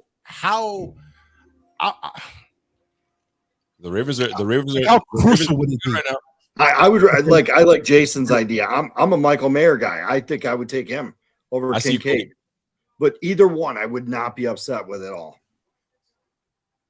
Well, we're about to find out what these guys are about to do. There goes my number 2 receiver. Zay Flowers. That run was real. Beautiful Ravens. Flowers, route running tactician. The comp that every time I watch the film on him, because I got brought up to me, was this boy's suit is nice. Yeah, he's looking nice right now. Is that leather? Or is that, I don't know what that is. That looks good though. But nonetheless, this receiving crew is going to be something. It's going to be something. And every time I see him, I see Antonio Brown. Antonio Brown is what I see when I see this running right, because Bucky Brooks is like, he is Antonio Brown. That's what it is. So if you have that in Zay Flowers, along with Devin Duvernay, thank you, Cody Benz. Devin Duvernay, yes. Bateman, you got OBJ, you got Isaiah Likely. Fam, the Bengals might be back with this pick. Yo, Rico, as soon as you brought up the Antonio Brown reference, you were 100% right. As soon as you see AB, you can't unsee it. You can't unsee it, big fella. You're like, oh my God. Yep, that's him right there. If you're a Ravens fan, you go watch the film. You go watch the film and you see this and you know. So here's another a nice little nugget. Ravens take a receiver in the first round. D-Hop is still in play. Oh, okay. Hey, Z-Bot. You heard him in Z-Bot. We still got him, big fella. There's still a chance. There's still a chance. So you're saying there's still a chance. Well, yes, that's what it's looking like, folks. I feel like we would have heard something by now, though. That's the problem. That's why I'm getting a little upset here. Don't get upset, baby. Don't get upset. I feel like Addison's going to Minnesota. So I'm not seen sure a if lot there's going to be a wide receiver that the Bills are going to. I've seen a little scared over there, Kevin. You all right over there, Kevin? What's up? You sound a little scared over there. Oh, okay, here goes a run. We're going to miss on all of them, huh? Oh no! I've been on too Jonathan late Mingo already. right from the start. Look at him run. Look at him run saying out, that- man. This is AB. Even the way he catches the football, He's this is AB, man. He's nice, man. I like Zay Flowers. But again, Yeah. in the mock that I drafted, on the little draft that I did, Flowers, boy. today, Addison is still there. And he's last one left, you would say, you mean like as far as the top 3. It would be nice. It would be nice. I really like Zay Flowers to the Ravens. I love this 100%. pick. Me too. Man. Me too. It's the one thing we learned about having these, short wide receivers is at the end of the day, it comes down to getting open, right? You can have the big guys, the guys with the, with the catch radius, but at the end of the day, just get open, big fella. So I just want to excels at that. I gotta just touch on something just so I can remind folks what's happening here. So every year we have a mock draft that we do with just the founders of BF, and I just want to let people know that I have Jalen Hyatt as my receiver going in round 1. Drew Sanders will be taken in the second round, but I don't know if it's going to flip. It might be the other way around. It might be Drew Sanders first, but Jalen Hyatt I like a lot at receiver. But let's go through this. While they're talking about Zay Flowers for the Ravens, let's take a look. I want you guys to take a look at this and tell me how you guys feel about this. Here is the mock draft. Kingpin, my guy, thinks the Bills were good. He thought the Bills were going to take Jack Campbell. He absolutely whiffed on that one. I can still smell the whiff from here. All right, so you whiffed on that, and then you got Kobe Turner going in the second, very in play. Tank Dell in the third, baby. Let's go. Then you got Andrew Voorhees in the fourth. And then RB Ty Spears. And last but not least, you got Cam Jones in the 6th. So how do you guys feel about that? If it's a good grade, give him a grade from A to F. I think it's more to the bottom, but that's just me. And then we've got Bobby coming in. Bobby has been leading the way the last 10 years when he's been making picks. So he's got Trenton Simpson still in play for the first round. Keanu Benton in the second. Well, that's strong. I didn't realize you went Keanu Benton in the second. All right. Tank Dell in the third. These guys were on the same page. And then finished off by Byron Young, Payne Durham, in the fifth round. And you got Puka Nakia Love that guy. last round. And then you've got the guy that's supposed to win the whole thing, and that's me. I got Jalen Hyatt in the first, Drew Sanders in the second, defensive tackle in Javon Dexter in the third, and then Roshan Johnson. I still feel we need a power back because once Damon Harris leaves, you got to get yourself a power back, and Roshan Johnson gives you that. And then finished up by Marte Mapu, and then Justin Shorter. So let me know who you guys feel should win this. I'm going to leave it up for a couple more seconds. Let me know how you guys feel about it. Who has the best mock between the three of us? Put it in there, lock it in, and let's roll. So, folks, we're back at it. And Pierre looks defeated out there. I see that face. That's a face of defeat. It's either a face of defeat. You're mic'd up. You're mic'd up, brother. You're mic'd up. You're muted. You're muted. I mean, I was over there ad-libbing like crazy right there. Listen, as Talk far to me. as all my picks, it sucks that we didn't get Jack Campbell, or maybe it didn't. But as far as right now, I'm the only one that actually picked the guy in the first round. So just saying. Hey, you know what? That's a good point. That is a good point. You're I'll the let only you- person I've seen do that. Well, listen, it's not late. The first round is still here, but Harry B gets it. It's Rico's year. This is the year I finally win something. All right, guys. I haven't I haven't won. Finally, Diddley it's squat. happened to me. Come on.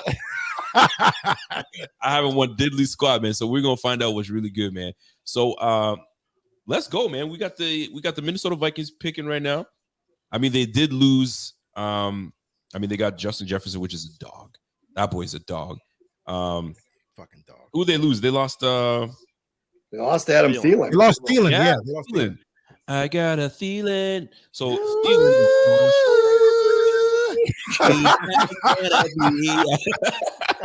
so Adam Thielen's gone. So we got a super chat coming in from my man Gary Gottschalk. What up, Gary? Gary comes in and says, "Yo, we're gonna trade down with the 27th pick and get the 29th pick and the 40th pick from the Saints. You watch. I don't know what Great. you Sign me up. Oh, my man, listen, sign me up for real. Yeah, that's Gary, sign me up now. for real. Yeah. I would That's a watch haul. that all day long. Yeah, for Yeah, sure. that's, that's a Yeah. haul right there. On So- one channel. Yeah, man. Listen, folks, the pick is going to be in shortly. We got another minute left for you guys. You guys are probably like 30 seconds ahead of us watching. But where do I mean, it makes sense to go receiver. You lost Thielen. You need to put something together with Jefferson.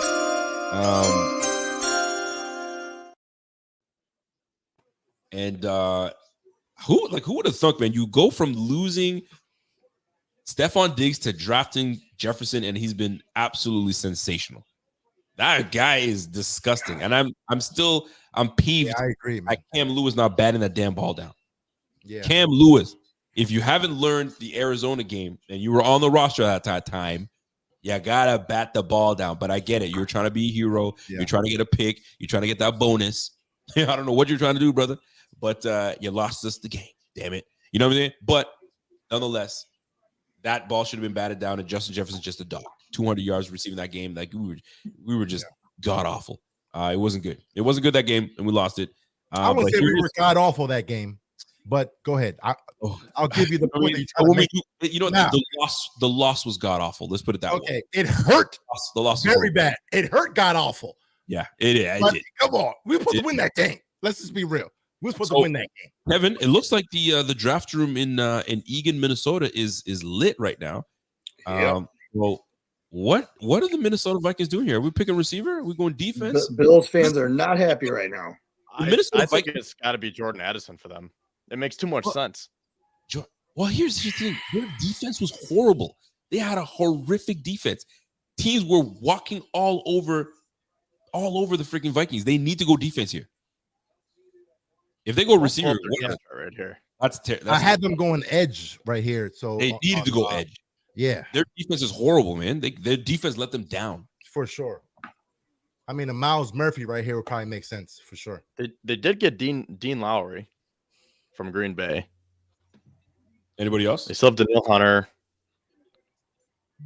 Yeah, I don't know, man. That defense, they just totally let them down. They need to do something. So Jordan here it is. Addison. The pick is in. We're about to find out. We're getting There close. goes the run. I was not Yep. expecting. There it is. The Cardinals better be on the phone somewhere. Somebody was better be on not the phone. The Cardinals are chilling right now. Are you kidding me? They're like, yo, call me. I want Jordan Addison, USC receiver, 5'11", a buck 73. That's the last one right there. Yep. Yeah. So now what I'm afraid of. Jordan Hyatt, right? Trade back. So Trade back. the thing I'm afraid of right now is a name I heard earlier this morning from somebody is Josh Downs is very high on the Bills list. Listen, Really? I hope we have are Josh not. Downs in the first round. I'm Hold on. out. I Hold heard on. they are very You high. want I'm that, just Don? saying. I'm not saying that it's going to happen. I'm saying they're very high on them. I think the Bills knew that there was going to be a run like this. So I'm not saying it's going to happen, but that's a name I've been hearing. So hopefully I'm wrong. Would you be mad at that pick, or if we were I to think it pick would that? be. I think it's a major reach just because of the wide receivers being. That's 4 in a row. So that's. Yep, that's 4 in a row. We'll see if they do that. Then high. Listen, if they don't go receiver at all, we know what's happening. If they jump and they go for a guy, Hopkins ain't happening. So I'm still up in the air. I mean, there's so many directions they could go right now. There's so many directions. Let me ask you guys something. So many directions. What kind of wide receiver are we looking for? Because I don't want a guy like Josh Downs who's under Neither do 6 I. feet. Like, I want a big-bodied receiver. Like, give me Cedric Yeah, but Tillman, why? Jonathan Mingo, even Jaden but- Reed. Yeah, but why though? Listen, at the end of the day, Josh Downs, he's always said it. I just want a guy who can get open. I don't care what you do, just get open. Get right? open. So, like, if we can get a guy who can get open, and Josh Downs, again, I'm not, going for Josh Downs, but I'm saying he's a guy who can get open. So, But hey, we already have that in Khalil Shakir. Yo, everybody shut your mouth. What do you want? You got 3 choices: tight end, offensive line, or cornerback. Stop talking receiver. It's over. It's not over. I say O-line or trade down. Listen, like we talked about, O-line's not sexy. he has a but good if we point, grab- man. If we He grab has the a good O-line, point right there. we can't be mad at it. It's saying that we're going to protect our quarterback. Not only that, you're also sending a message to the guys that we have on the line. So Yeah. is there a guard? Because right now the biggest opening we have is the guard position. So is there a guard that is worthy of this pick right now? What do you mean Don, it's the biggest opening?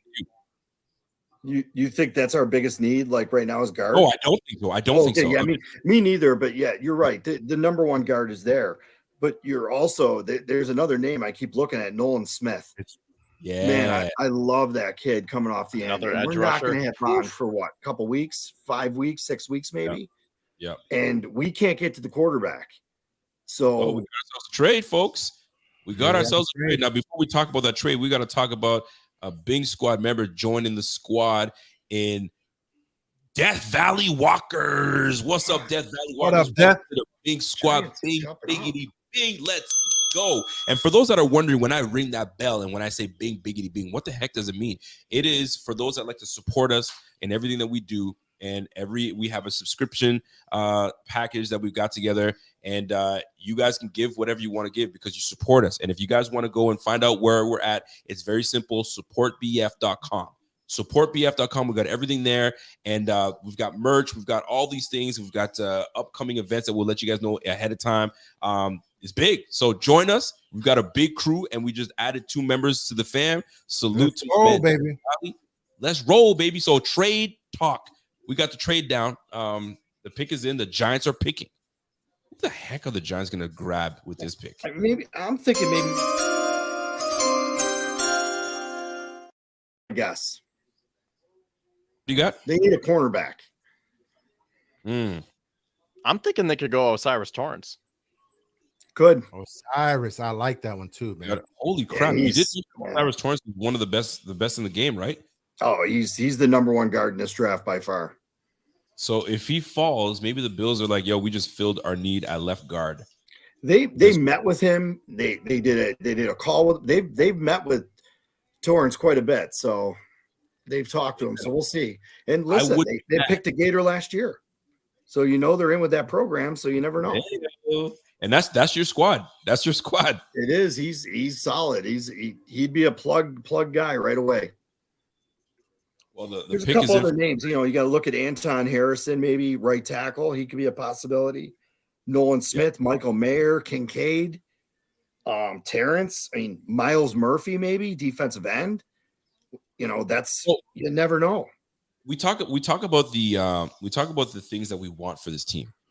As we inch closer to the Bills picking, what would you be absolutely livid if they picked at the 27th pick? They make a pick, you're livid. You're like, what? Get out of here. Pierre, and it doesn't have to be a specific person, maybe it's a position.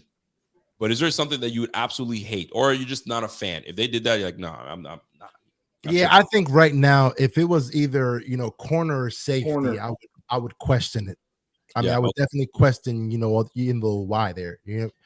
Well, but be ready to lose your mind right now. But I do want to bring this up though. The fact that we're about to draft pretty soon. It would be interesting if we do go with Simpson or a Hyatt. Let's talk about that for a quick second, right? Talk about it. Would a Hyatt be a reach here, or would it make sense? Okay, I don't want to say the reach because based on how this board has fallen, not quite a reach per se. I mean, he's the next one up, right? Yeah, you got to pick the guy that you want because you don't get your guy. Yeah, that's it. You're now looking at second tier, third tier type of receivers. If you still have him high on your board, you grab him. And here's what he presents to you: we don't have the long speed on this team. Hyatt would give you that big play ability. Get down this and put some fear in the defenses that we'll be facing because we got great corners that are in this division. So you got to put some stress and some pressure off these guys. Is it a reach? Is the question.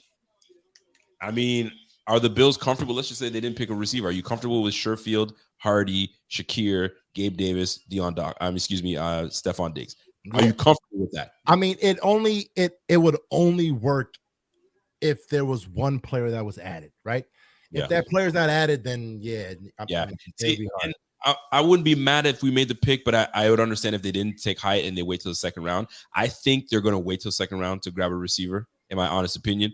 Although I chose Hyatt because I felt that this is the need that we have right at this moment.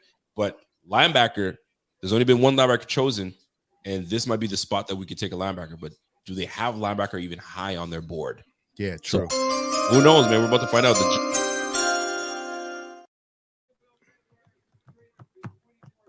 And Alex, man, I know Hardy can stretch the field, and I like that. But I mean, how much playing time are we going to give him? We don't know yet. They did give him a lot of money though. So they took a cornerback. So Deontay Banks. All right. So the thing about Hyatt that I really like is he can play every position as wide receiver. So when he was at Tennessee, they put him outside, they put him inside, they put him in the backfield, they put him everywhere. So Hyatt is very versatile, which is nice. So which is it's like a Bills model. Correct. Can you do more than one thing? Yeah, you're hired. And let me tell you Bills something. just traded up. He can go. Wait, what? Huh? Bills just traded up. Oh no. So I see what we gave up. What does that mean? We gave up a third round pick. That's what we did. 25 for 27 and 130. They gave up 130 last year too. 130 is what, fourth round pick? Yep. What? Yo, everybody go ahead and smash that like. Smash it right now. Bills are about to pick right now. You have to smash it right before they pick though. Smash it. So now, who did they trade above? They traded above who? Jacksonville and who else? They traded with Jacksonville. Well, they traded with Jacksonville, and then they jumped Dallas. And move ahead of Dallas. So they got to be afraid. Just Dallas. So they got to be afraid of what Dallas is going to pick. So this is probably a receiver. Yes, no one spoiled in here. I actually had. Yeah, don't spoil. I'm taking my headphones off. I want to hear this. Don't spoil it, please. Yeah, So I had receiver going to Dallas here. So who could they really like that they would have to jump a couple of spots? Well, they're going to be afraid that they're going to take. That's how Bean is. Bean's like, what was the pick they gave up? A fourth rounder? 130. 27 and 130. Okay. to move up to what, 25? Like, would you trade up to get a tight end or an offensive lineman? I don't think so. A defensive end? Depends on what Dallas was going to do. Dallas did lose. I'll be Short. honest with you. I think they're going. It's the best player right now, Michael Mayer, the tight end. I think it's Dalton Kincaid if it's the best player. I'm going Kincaid. That's what I'm starting to think a little bit. I don't even know. Kincaid is the guy, big fella. I don't know. Just imagine be if it's Nolan a tight Smith? end, though. You're trading up for a tight end, though, Don? Yeah, you do. He's a legit tight end. He's a legit tight end. Could we have a stud in BUF? He's the best player available, 100%. But think What about about Nolan Smith? Did they trade up for have no another idea. edge? If you guys are that like could be me, a possibility. are you lost? Where I I don't know hope what we- you're gonna do. I hope to God it's not for the guy that it could be. Who do you not want it to be? Well, I told you the name that I've been hearing all morning. Oh, Josh Downs. You don't think they trade up for Josh There's Downs? no way I you would trade hope up for not. Josh Downs. I would hope There's not. no way. Because Wow, it's interesting, man. Interesting. if you pick Josh Downs and you traded up to give up But a I'm fourth, telling, it's got to be the tight end. It's either Kincaid or Mayer. Those are the two that make sense. if, And if, I'm gives you already a loving weapon. it. if D Hop is still in play, you wouldn't trade for Josh Downs. No, correct. If he's still in play, so But you would actually go for a tight end Yes. just because. yes. Yeah, Right? 100%.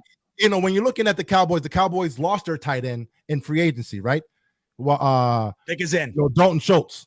So it's like, okay, maybe they were the team that was actually going to go for that tight end there. So that it makes sense. We're about to find out. There it Guys, Don't is. spoil it in the chat. do not Don't spoil put it. it in the chat, please. Do not. If you find out before we do, it is cool. Just hold it to yourself. Let us have a reaction. Yo, but it would just be crazy Yeah, that it's an actual tight end, though, right? Yes, it sounds good. I mean, you're think able I'd to love sell it. yourself on the idea. Okay, But for it offense to or be defense right now. Offense or defense? Offense. Offense. Offense. You're gonna Think take offense. offense. So that tells us we're trying to really bolster this offense, and it makes sense. Look who's in our division. Look who the corners are on the Jets. Look at that defense. Look at the defense that's going to be in Miami with Vic Fangio. That's going to be getting these guys ready. We need to be ready. We need to load up. So offense Now- makes sense. Now, I would say this though: if you're looking at the, flaws of the Cowboys, or I mean, linebacker is a spot where it's like, okay, if we're going to go somewhere, I mean, we could go linebacker as well. But it has to be Sanders? offense. Exactly. I don't think you trade up for Drew Sanders, do you? No, I doubt it. I mean, only if you Anything think you trade the Cowboys are going to Unless go. you think the Dallas, it's you're worried about what the Dallas Cowboys. Exactly. So what You're is worried And about them. Jacksonville. well, we Well, yeah, traded true. for Jacksonville, but True. we hopped the Dallas Cowboys. But And I'm saying, didn't like, we do the same if- thing last year, didn't we hop the no? Did we trade up over the Dallas Cowboys last year too? It might have been. But what I'm saying is maybe they thought that Jacksonville was taking it. Like, what if So- they take Nolan Smith here because they think Jacksonville was going to take an edge rusher? Well, Dallas has been linked to tight ends. Yes. Kincaid and Mayer. So that's the I mean, reason they're shaking done it. hands. They're shaking hands. I see Big Baller Bean over there. Okay, Big Baller. What you gonna do, big fella? What you gonna do? Right now, I look at McDermott right now. He doesn't seem too thrilled. So it's probably not defense. Who doesn't? Who Right. doesn't seem thrilled? Who doesn't seem thrilled? McDermott. Let me see. Of course, McDermott McDermott. shaking hands though. Yeah. You see They're him? very, they're very controlled shaking hands. Yeah, no, but I mean, Good job. he doesn't seem like he's like, yeah, right. He's like, okay, No, here, he's not. shake, right? So it's like, okay, so it's definitely offense, 100%. And if you think Z-Bot's haircut is amazing, Yo, take your hat off for this pick. take it off, big fella, take it off. Take it off for this pick, just for this pick, and then you can put it back on. Z-Bot. Z-Bot, be a man.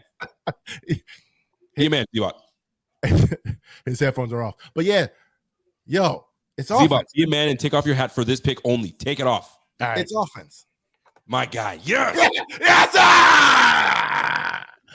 Yes, sir! There you go, baby! I So- just dodged both we go. notifications on my phone. I know the pick is in. I have not seen it. So All right. I'm wired in. Here we go. Reminder 5 out of 6 years they've drafted defense. Well, we're gonna go 6 out of 7 now. Or we're going on the offensive side of the ball. We're about to find out, folks. Jalen Hyatt could be the pick. Could it be? Could it not? Could it be Dalton?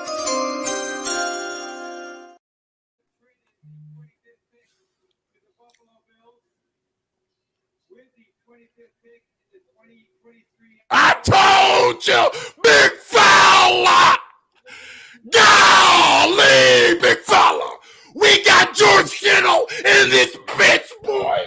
Tight end. I've been trying to tell y'all. Tight end first round makes sense.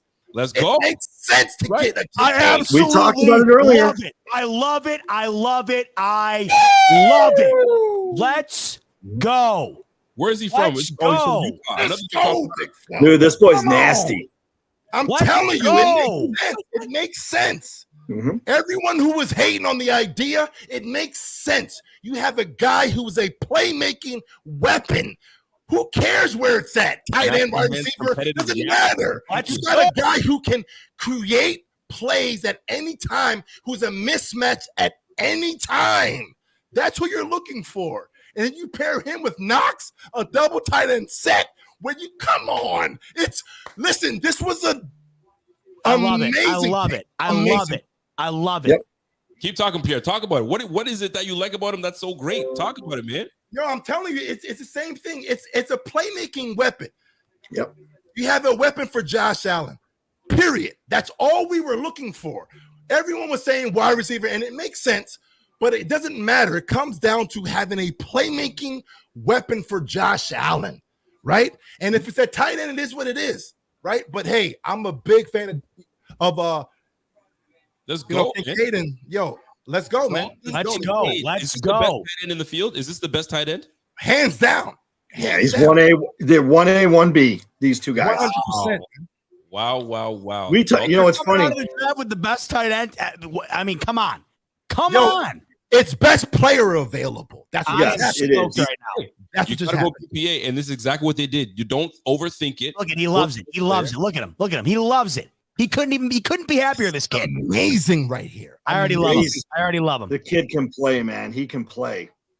6'3", almost 6'4", 240. I'm gonna try to get the comp on him right now. So you guys keep talking here. Yo, I'm telling you, every time I watched his tape, the first name that came was George Kittle.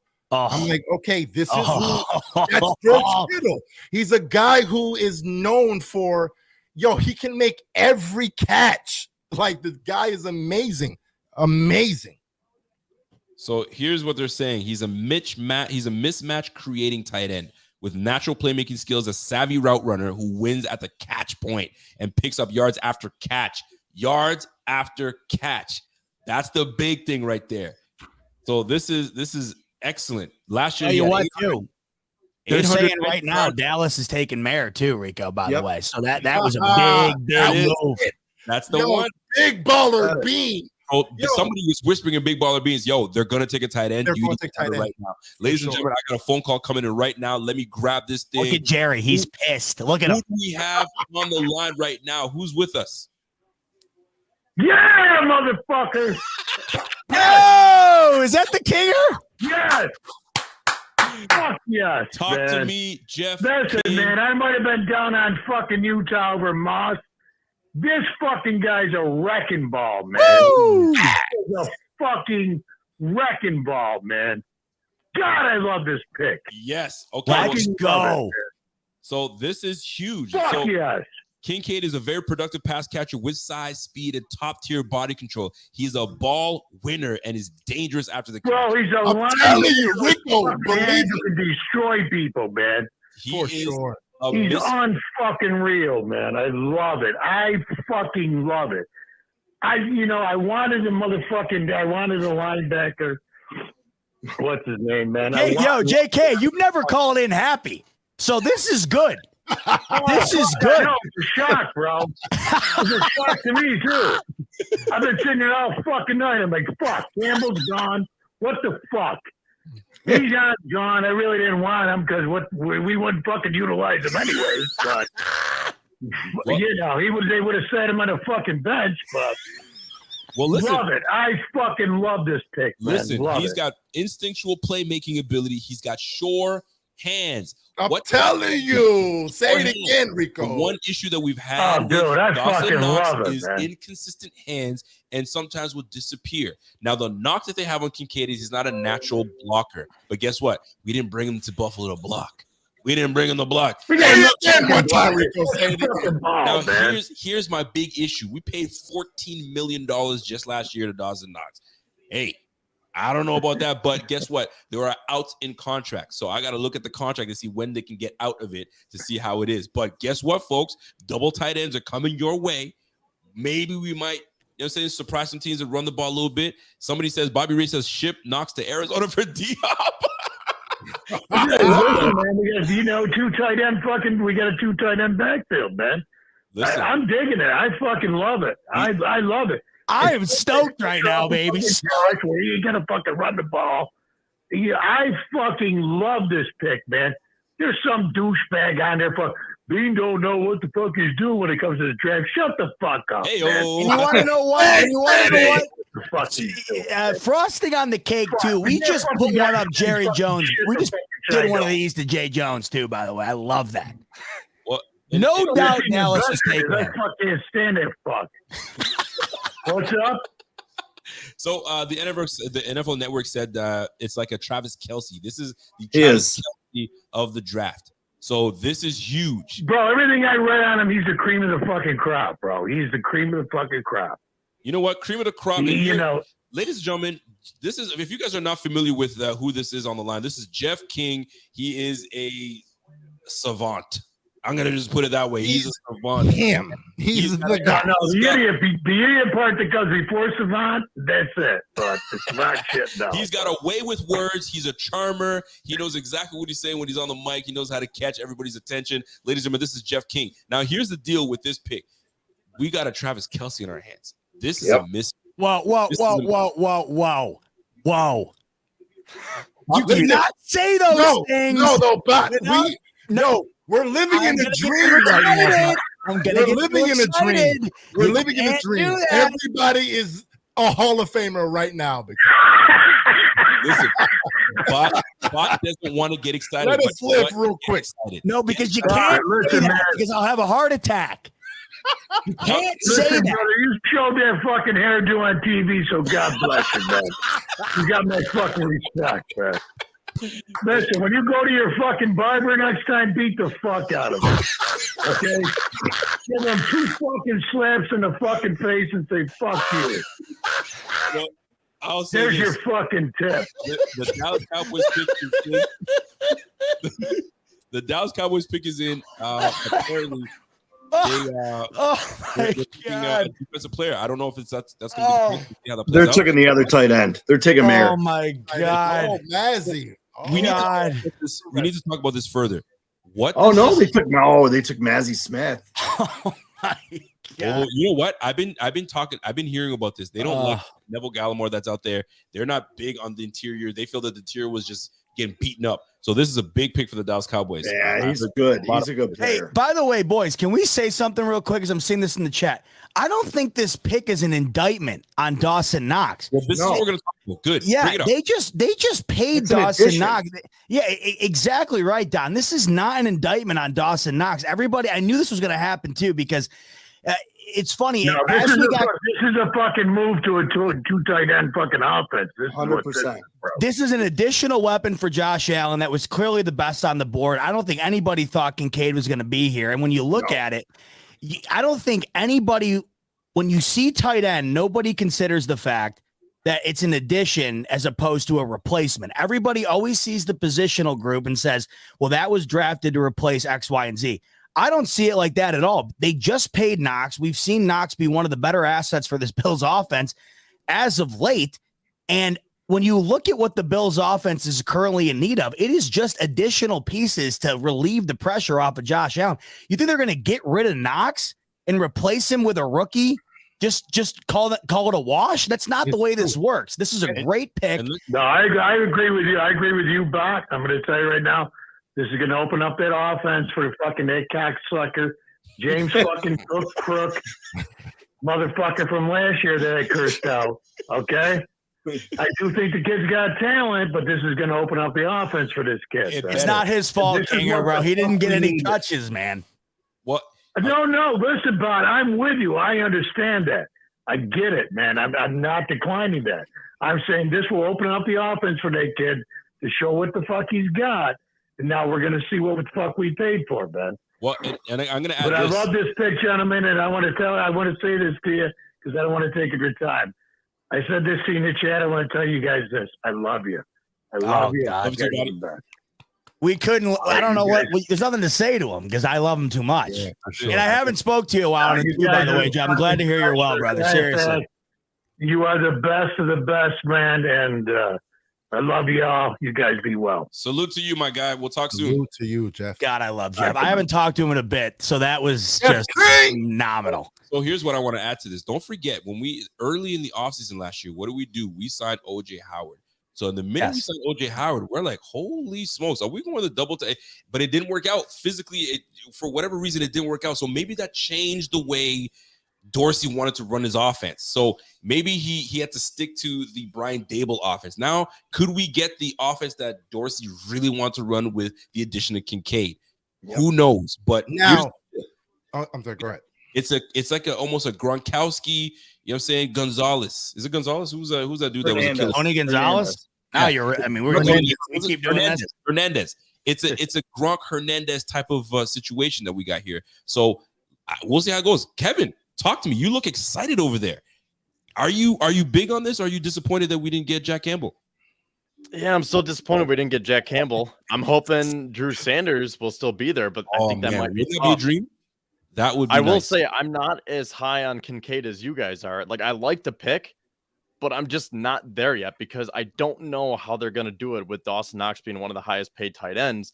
And I said this at the opening of the show. I wanted a blocking tight end. And that's one of the knocks on Kincaid is that he doesn't have the strength to block, and he's more of a mismatched nightmare down the field. So I think this comes down to Ken Dorsey. Can he scheme both of these guys open? Can he figure out what to do with them? Can the Bills become more of that two tight end team? Because if you're going to run a two tight end set, that says that you want to get better in blocking. And did the Bills really get better in blocking right now? Not only that, it tells me that you want to control the line of scrimmage. It tells me that you want to control the game. And it tells me that you potentially want to kind of open up the run game for you. So this is probably where James Cook, excels. This is where Damon Harris excels.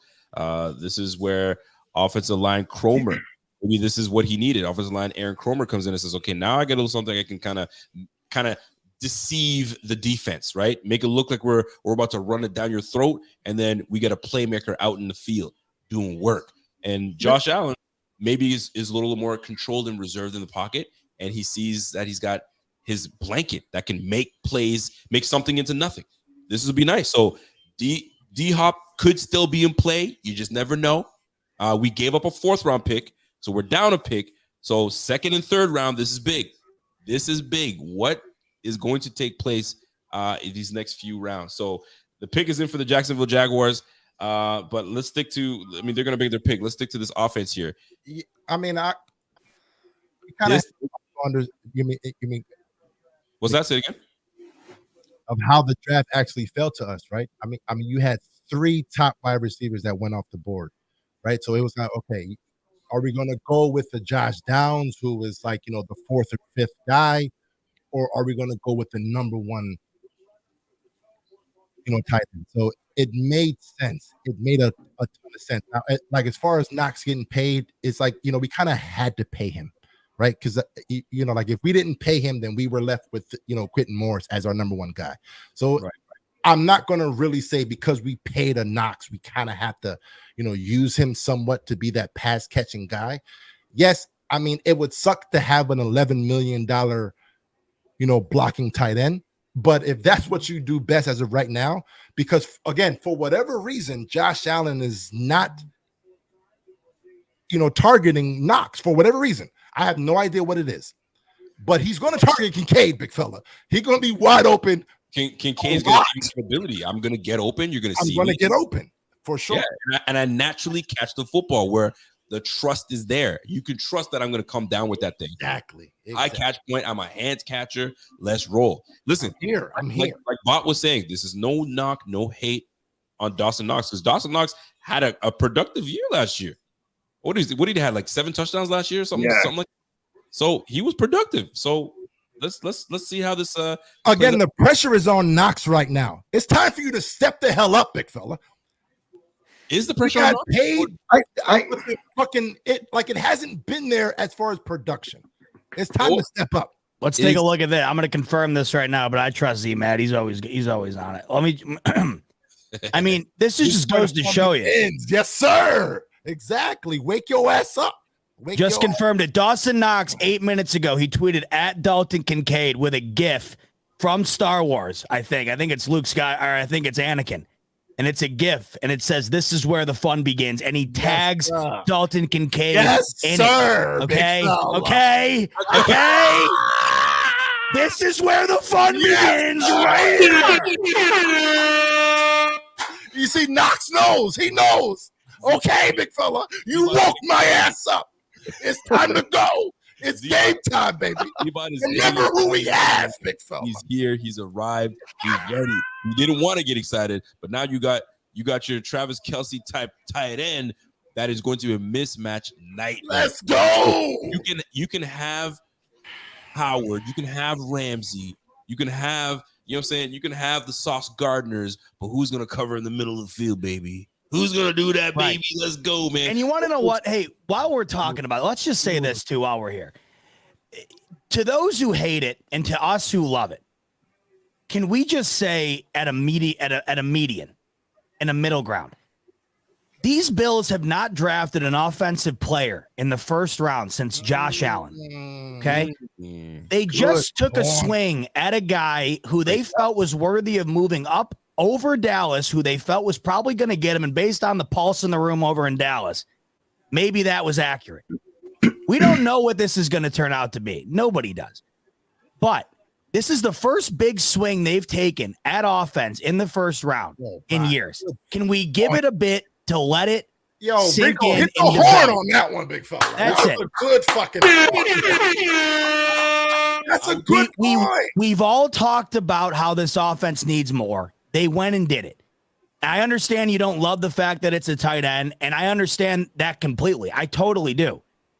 But for the meantime, understand that the Bills just made a move for a guy they felt was worthy of hopping up over Dallas to get, and they made a move which they have not done in over a half decade to help out Josh Allen here. And for that, I'm excited about it. You know what's crazy though, Bot, man? With a banger, a super banger. But it's the same kind of reason why I kind of praised Whaley for the Sammy Watkins trade. I know it's a hated thing, but it's the idea of you trying to make a move. Yeah. Make the move for your guy. Make the attempt. Take that shot. Make the attempt. If it works, it works. If it doesn't, it doesn't. But at least you're not scared. Huge shout out to Bean for that one. And I want to give a shout out to Rev, too. I know he's not on here. First guy on BF to mention the Bills going tight end. He was on my show.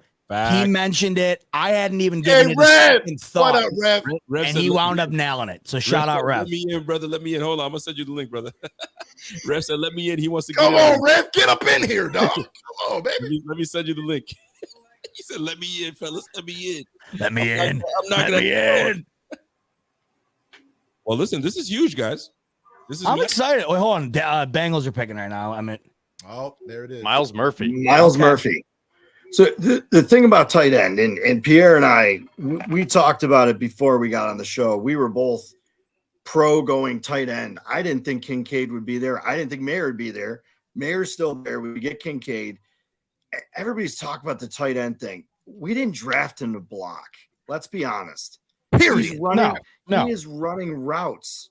He's running routes. He's catching, and you're running two sets. He's your additional slot guy. That's what he is. That's what he did at Utah.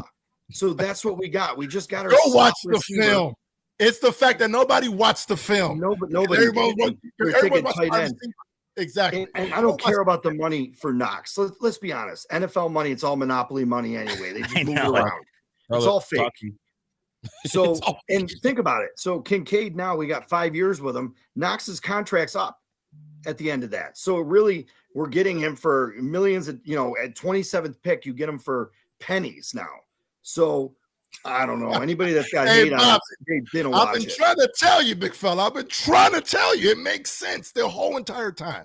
It makes sense. I'm trying to send the link to my man because Kevin wants in. Kevin's like, hey man, if you guys want me to jump on, I want to get Kevin's thoughts on this as well. So I'm gonna start to invite some of our friends of the show and get these things popping here. So you guys hang tight. But guys, this offense has changed. It's now vastly different. We're gonna see some different things.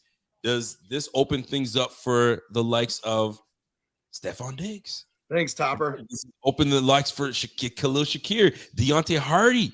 You want to know what it does? It opens up the element that the Bills dominated with 2 years ago with Cole Beasley. If he indeed is the guy that can elevate this slot position, this is the other thing you have to say to yourself. Who gives a shit what his label is at position?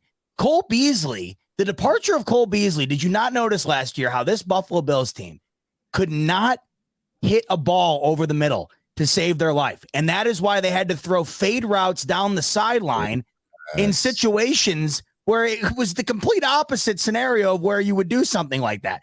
This to me, if that's the move, if that was the move, or if that was in mind for this move, right? The slot, it makes all the sense in the world. I mean, think about what Travis Kelce does too. You can think back to the 13 seconds. Okay. Those were 2 slot passes over the middle. Oh my God, Rico but I didn't even think of that. I'm just saying, Travis Kelce isn't motoring down the field. Okay. He's catching the ball over the middle and they're tic-tac-toeing down the field into the end zone. Yeah. So I don't know what to make of it, but if that's the reasoning, boys, I like it. What has been killing us? What has been killing us? What's 13 seconds? Why did 13 seconds happen? It's freaking forget about Kelce. What did Kelce? He kills everybody. Every week I tweet out. And it wasn't even 13 seconds. It was overtime too. Kelce, Kelce, big fella. Much. Kelce is that dude. And right now I have a good friend of mine that said, you guys just picked up the pick that Dallas Cowboys wanted. They wanted Kincaid. You know what I'm saying? And that's a badass name number one. You know what? Another thing too, and I'll say this: red zone is another area which the Bills struggled in mightily last year. You just hit it. Yeah, somebody asked me this not too long ago. They said, "Who is the guy that you would want on your team for an automatic touchdown if you had it out of all time?" I said Travis Kelce. I don't think it's a debate. I said Travis Kelce is the most automatic player I've ever seen in the red zone to date. Yep. And if you're getting even a shade of that, I mean, the Bills in the red zone last year, it was not pretty. So just another thing to keep in mind. That's a great freaking point. Kevin freaking Gerard. The big Kev. Hey, Kev, by the way, I was hoping you were coming on tonight because I was stoked what the Dolphins did with their pick in round 1. I was dying to tell you that for a long time, and I'm stoked you're on. I don't think they've made. I don't think they've. What's happening, Kev? Low chance of a bust. I'll tell you that. There's a low chance for that for sure. Skip Bayless pissed off. Rev, I know you're limited on time. Talk to us. How do you feel about this pick? The floor is yours, buddy. Yo, you guys, let me know if you can hear me. First of all, you're going. I'm outside, baby. Hey, let's go, man. Let's go, man. Let's go, man. Look. Let me tell y'all this, man. Hey, what I'll tell you. You don't tell me. Ben told me. I said it. I said a tight end, a second tight end on this team would open up the offense way more than another wide receiver would. That's what I said. Well, so now we got to put some respect to Rev's name, man. He's cooking burgers and he's calling shots on the tight end position. That's what he does, baby. Hey, baby. Yeah, go ahead and cut that off, baby. Rev's got the night vision goggles on. Oh shit! Yeah. Well, listen. So, how do you feel this changes the offense? Because we're talking about like what this means for Dawson Knox, what this means for this team going forward. But Kincaid being added to this team, do you think it's a detriment and to how they're going to use Dawson Knox? Is this a falter on, or do you feel like this elevates the whole team? How do you feel about addition? Okay, I'm gonna say it like this. Remember, and I think Rigo, I think you mentioned it. Last off season, who did the Bills add in free agency? OJ They Howard. added OJ Howard. That's Okay, right. he was one of the first guys that they got, and he kind of got lost in the shuffle when Von Miller came aboard. But just because OJ Howard fell through the cracks and he didn't make the team does not mean that they scrapped the plan. Their whole idea was to get two tight ends on the field, dynamic tight ends. And I feel right now that with Dalton Kincaid on this team right now, the way he runs routes and the way he catches balls. Now I like Michael Mayer. I think Michael Mayer was, in my opinion, the better tight end. But it doesn't matter to me right now. He's I mean, we're talking about apples. It doesn't matter. Toss it up, right?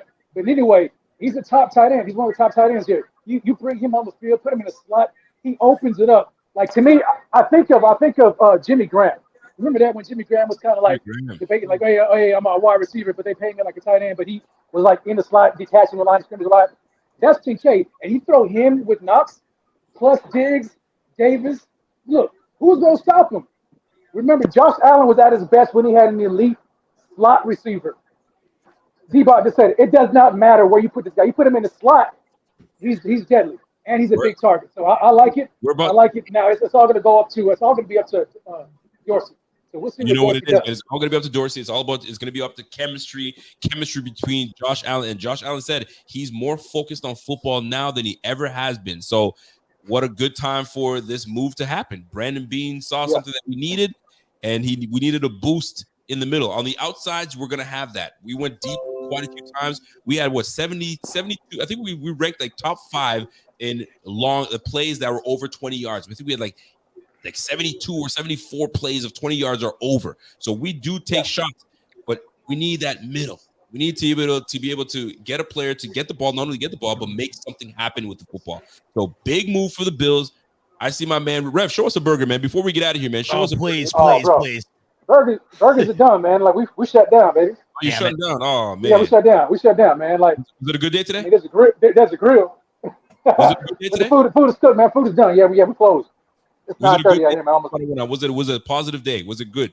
Oh yeah, it was a good day. Yeah, it was a good day, man. Maybe look. Like, let me show y'all real quick, man. So I got.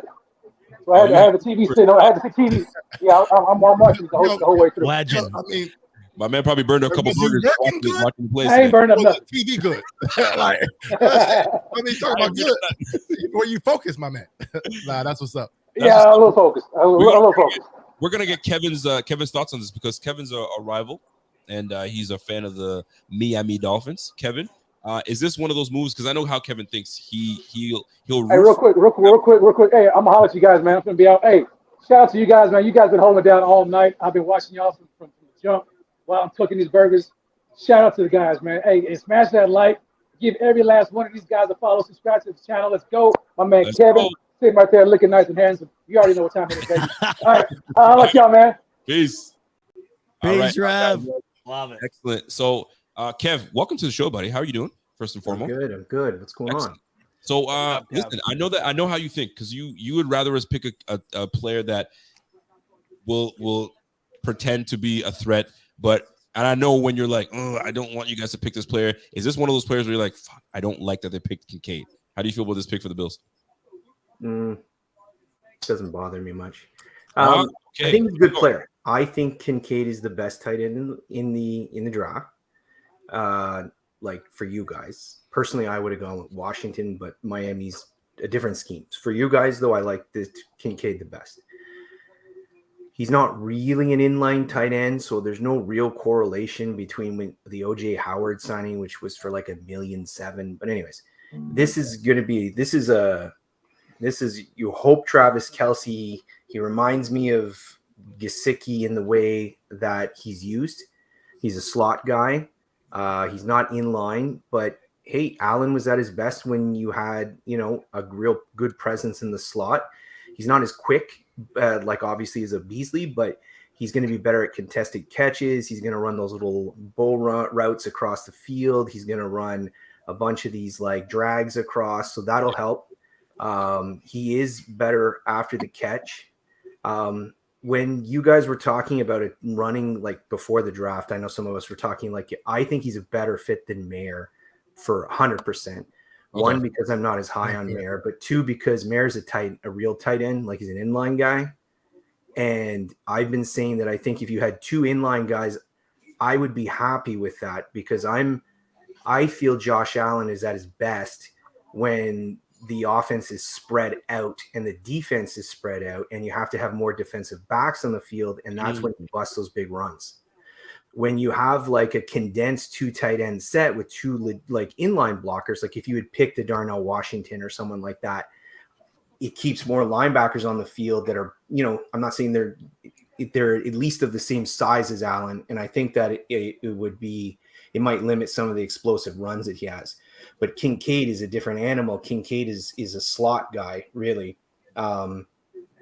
So you kind of gave up Beasley's speed for like physicality for a catch point, right? And your other like Diggs he's a separator, but he's not overly great. Like he's great, but I mean, like for in the red zone, this is where Kincaid's really going to pay some dividends. I think he's better hands than Davis, and this is a real go-to guy for Kevin. For Allen in the red zone. I think that's where, especially as you work him in early, you'll probably see him come in and like, your red zone and your 2-minute drills. Yep. As he gets more and more, I think he'll end up probably being a primary slot receiver. And you guys run a lot of what you used to 2 years ago. Right. You ran a lot of 10 personnel with 4 wideouts. Yep. Well, you could basically just put Kincaid as one of those quote wideouts as one of the slot guys. And that'll provide you with some better run blocking than like, whoever else you had in the slot there before as a little Smurf receiver kind of deal, right? So there's definitely some ups and downs. I think overall it's a good pick for you guys. You guys should be happy. We're jacked. We feel good about it. I mean, I'll admit I didn't do any homework on tight end because I didn't think tight end was going to be in play for us. Truth be told, and the fact that we got a versatile tight end, a versatile piece, a weapon, this is huge. And I hope that you eat your words for you're like, man, I'm not so worried. I hope he runs all over your asses, and then you're gonna talk about shit. I was wrong, and that's what I hope. But he's good. He's good. Yeah, I'm listening. And how many picks you guys have for tomorrow? You guys 2 picks? Yeah, 2 picks. What are they? 51 and 84. So second and third. Okay, second and third. Okay, so it'll be interesting to see what the Miami Dolphins do it. But ladies and gentlemen, we've missed a couple picks between the times that we've been talking. The Eagles pick is in now. This is going to be their second pick of the night. They picked up a defensive tackle to begin with, a wrecker. I think it was Jalen Carter that went to the Eagles. Yep. Yeah, Jalen Carter. So they're taking his teammate. No way, really? Yeah. You're kidding. They're taking Nolan Smith. No, they're going to take his teammate. No, Nolan Smith. They're building the damn trenches. Nolan Smith's still there, Kevin. Wow. So I think the Saints went with Brian Brees. Is it Brees? Yeah, or Brian Brees? Brees. Yeah, so the Saints picked up Brian Brees. That's a steal for the Eagles. Jesus. So you know what I'm really interested in? I want to see what. Thank you very much, Brian Brees. I want to see what the Kansas City Chiefs are going to do. I'm extremely curious as to what they do with this pick because I feel like I'm going to be pissed off with the pick. I think when I say pissed off, they're going to have a very good pick, and like, I mean, why? Because it's the Chiefs. Because they pick well. They just pick well in late round. Man. They just do. They do. Like they picked up Nick Bolton. I mean, the only questionable pick that they had was when they picked up CH. Edwards Hilaire. I was like, what the hell is that? So we're about to find out. Maybe they'll trade for D-Hop. And that's what potentially could happen. And then there goes the whole D-Hop situation. And this is what I mean. They do well with their late rounds. So we'll see how this plays out. Let's see it happen. I saw the Kingpin was on here, and I had to jump on. What up, Kevin? My guy, Kevin. My guy, Kevin Gerard. Listen, man. You know I love you, Kevin. So Bean said on McAfee that they're out on D-Hop. You just said that? Yes. Why do you seem so sad? Interesting. And that's why, again, a guy like us having a playmaker is crucial, right? Because Kev talked about the red zone, and Knox was amazing in the red zone. So the fact that we have, one of the spots that hurt us last year in the red zone is big. I mean, if you have Dalton Kincaid, do you need to go D-Hop? Exactly. It's funny because, they almost replicate each other. Like, I don't mean they play two different spots, right? But in a way, how they win with body positioning, with hands, with catching with your arms extended are very similar. Listen, and I'm okay with being out on D-Hop. So if we can go back in a second. Now, the question is, are you out on receiver too? Is receiver out of play in terms of drafting a receiver? Now that we've kind of picked up. I mean, it's I think it's time to maybe, question that fact, because listen, the whole idea of adding a D-Hop, it wasn't necessarily him, bringing the talent that he brings. Of course, it would be amazing, but we need a guy who can take pressure off of Diggs. That's the number one issue that we had last year, right? If we had any problem, even though we had a top 3 offense still, but if there was any flaw, was that Diggs was always double covered. So, adding a guy who can, take pressure off like that, it's always a big deal.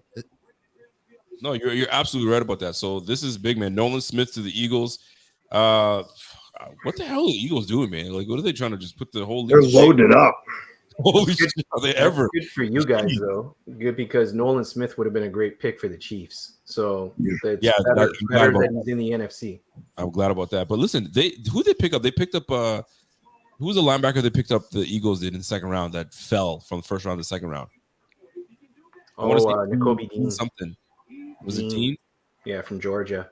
From another Georgia guy. They basically have the whole Georgia defense. Yeah, they had Jordan Davis too. Yeah, Jordan Davis. Linebacker. Jordan Davis. Nolan, dude. Yeah, they got 4. There they are. My gosh, Kobe Dean. That's what it was. Yeah, they got 4 of them. Jesus. They got a DE, 2 D tackles, and a linebacker from the Georgia. Philadelphia freaking Bulldog. Let's go, man. Wowzers. 11.5 sacks. This is crazy. I know. Bro, Eagles are loaded up, bro. I mean, especially in that conference. Oh, so weak. It's unbelievable. Like, really, it's them and who? The 49ers I know. are a good team, but they don't even have a quarterback right now. Like, they literally don't have a quarterback. It would have to be Sam Darnold if they had a game tomorrow. Hey, so Hetty says Chiefs, again, he's probably speculating, but Chiefs getting a double tight end also? Imagine that. I don't know. Wouldn't blow my mind. Says, listen, we here too, big fella. That'll be interesting. We here too, man. You're not about to just steal the draft. You know what I mean? We're getting Kincaid. We got you. We got something for you, man. Imagine that. Listen, Kelsey is what is Travis Kelsey, like 34, 33, 34ish? So he ain't a spring chicken now. So they have to start thinking of getting somebody else to. I didn't even know he was that old. I think he's up there. He's definitely up there. Really? Let me just confirm that. But yeah, man. So it makes sense to kind of have somebody kind of take over and go from there, man. How old is my man Travis Kelsey? He's 33. Double tight end. 89. A couple years. He'll be 34 in October. Yeah, so there you go. Yeah. Born in 89. He's an 89. It'll be interesting if they do go that route, though. Right? He's probably what got it to. And Mayer winds up being a Hall of Fame. Not, you know what? Don't say that, Bot. Don't say that, Stop it, Bot. Stop it. Did you? I mean, it's not everything, but did you see Mayer's physical testing? Average to below average. His RAS testing is horrible.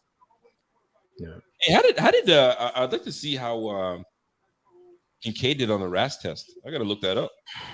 Probably pretty good. 100. 100. Everything is 100.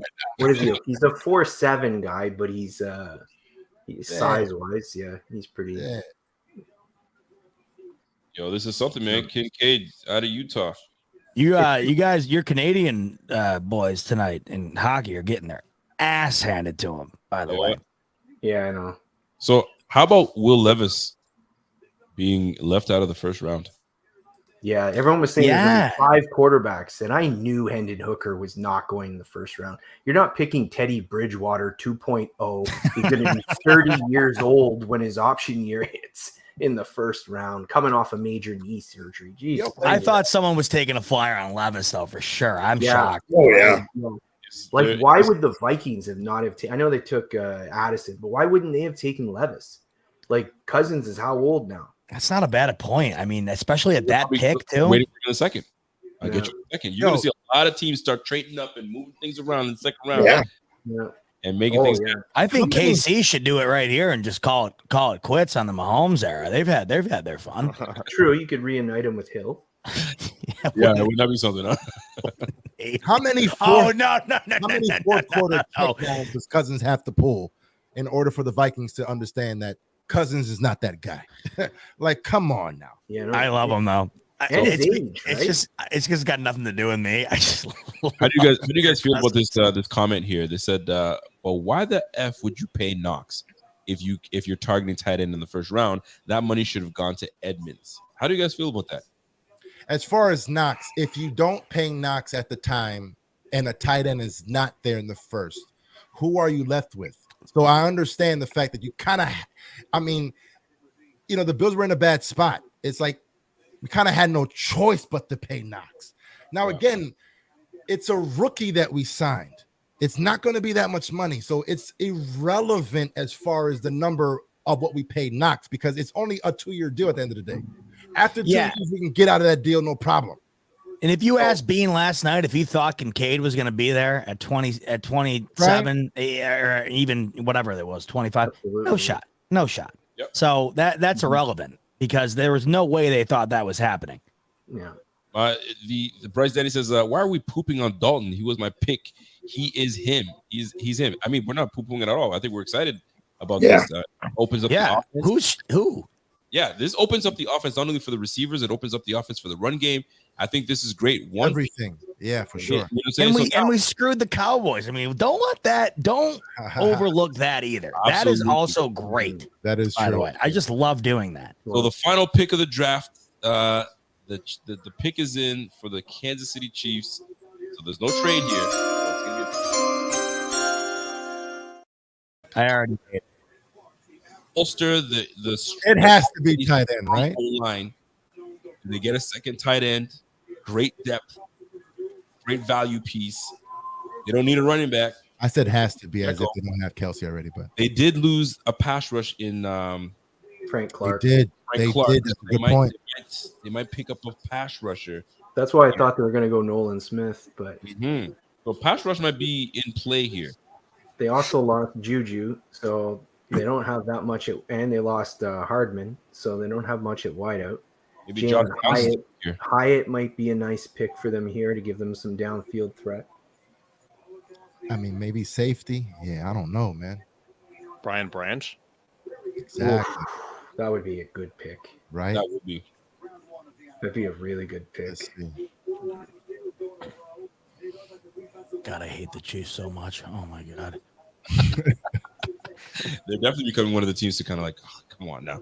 Enough already. Becoming. Save some for us. Unfortunately, they've been hitting their drafts out of the park. Yeah, that's the other Like thing. every It's year like they've all been- these guys. Yeah. Yeah. Well, hold on. So I mean, it might be a little early, but how do we grade this this first round draft pick for the Bills? Is this a plus? Do we nail this? Is out of the park? I'd say A-. Yeah, I wouldn't say it's an A+. Yeah, I would go maybe A-. A-. Chat. Yeah. Talk to me, chat. Everybody in the chat right now. What do you grade this pick? This Kincaid pick to the Bills. And we traded up, mind you, so we had to give up a pick to get that. Let's also address some. Oh, sorry, Rick, I didn't mean to cut you off. I just- Let's address that. Go ahead. No, And I want to address because I think there's two things that we have to look at here going into this season about these Bills.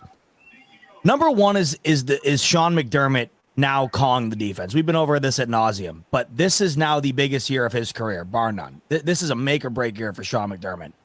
It is a massive, massive year as far as the amount that is going to be weighed on his shoulders. The outcome of this team, especially on defense, it's huge. Not to mention the way that things have ended on defense the last couple of years. There's no scapegoat anymore. We already know that. That's right. The one thing you have to really dial in on here going into this year is now with this pick at tight end, this year has now become even bigger for Ken Dorsey. The idea of Ken Dorsey now having to potentially operate a different style of offense that they are not used to in Buffalo, after having a year that many people would call subpar, to say the least, in his first season. This has now become a team that has an offense. Wow, defensive end. I mean, you already know this guy, by the way. I can't even pronounce his name, but you already know he's first ballot for the Chiefs. Anyhow, you now have to consider the fact that with this Buffalo Bills team on both sides of the ball, you now have a very pivotal year for the two guys in charge of calling the plays for either side. So I think what this pick shows you is this is a massive prove it year for Ken Dorsey, because this is going to be a different style of offense and one in which he's going to have to execute in order to get in the good graces of this fan base. Because last year, I don't think anybody was overwhelmingly satisfied with what Ken Dorsey brought to the table in his first year. Okay, hold on. What do you got? I was fine with you, Bot, until that last part. We still had a top 3 offense. Oh, I agree. But if you were to survey the fan base, I understand that too. Yeah. I mean, like Josh Allen's injury again, you can make all the excuses in the world. We were still, as far as the numbers. Yeah. You can't disrespect Dorsey, big fella. We got too much hate on Dorsey. We were still. I agree. So, but go no, ahead. I'm saying it's just it's obviously the fan base is probably not the best sample size when it comes to grading anything, but I also think that we can look back at last year and we can probably pinpoint, and it's tough to do it off the top, but you could go back last year and probably pinpoint more than a handful of things where you would wonder if things would be different if Brian Dable were still around. So the only thing that, and the other thing too with Allen, and I think a lot of it had to do with the shoulder. And I just this morning, I heard Nick Wright on the Herd discounting Josh Allen once again. He's regressing, yada, yada. That has been whether you agree with that or not, that has been pinned on Ken Dorsey. So either way, if this does well, this is the exact same thing that's going to happen with McDermott. If the defense improves, or if the defense does very well under Sean McDermott and him calling things, last year and 2 years ago, Leslie Frazier took a lot of the brunt of that blame. Right? It can go one of two ways this year. It's going to go Sean McDermott's the savior, and he really elevated this defense to a level that wasn't able to be done last year under Frazier. Okay, or it's going to go in a much more southern direction where it's not going to be very kind to Sean McDermott. This year, with this current pick, right, where you imagine he's going to be a guy that has to come in and contribute ASAP, the success of Dalton Kincaid is going to be pinned on Ken Dorsey, whether you think so or not. Well, and I'm glad you brought this up because it's the biggest thing. Let's go back to the main point I think we've all been wanting for this team to do. We need someone that, if you're drafting someone in the first round, impact. Immediate impact. And that's why we drafted Kincaid, and that's exactly what Brandon Beane wanted to do. If I'm hitting something in the first round, it's got to be something that is going to be contributing right off the bat. We have 2 years of production from guys that have been depth pieces that are now going to have to step up. Now we have James Cook going into his second year. That's going to have to do some good things, right? So we have another one going into his second year. That's going to have to do some big things. So now we have a guy that's going to be immediately in this offense. They're probably going to have some packages for this guy. Red zone comes through. This is huge. Immediate impact, pillar to the team. Let's effing roll. And this is going to be huge, man. You're going to have to game plan us now, baby. Really game plan us. You can't just double team, you know what I'm saying, Mr. Diggs, and then now expect guys like Gabe Davis to really excel and be that number one receiver. Clearly he wasn't when we took him out of the game. So this is huge. This opens up things for everybody. And hopefully this puts a little bit of fear in the AFC East to know that, hey, we're still the top dogs. You still got to take us down. Although I'm still shook of the Jets. I'm not going to lie. By the way, before we get just a question to you guys, let's just say week one. We're talking week one here, and this is with everything aside. But week one, how do you see this pick tonight impacting the first game? They come out on their first offensive series, and how do you see Kincaid impacting this offense right off the bat, because clearly he was not drafted for anything but that. And this is, in my opinion, it fits the mold of the pick that I wanted, which was a current impact and a long-term impact. So I love that about it. But what I am thinking about right now, and it's because it's different than anything we've seen, week 1 with Buffalo. What does this look like offensively with Dalton Kincaid first week of the season? First drive, 3 catches, 39 yards and a touch. Let's go, baby. It's like you were inside of my head. You have to live in that world, big fella. 3 catches, 39 yards and a touch. My head. Let's roll, man.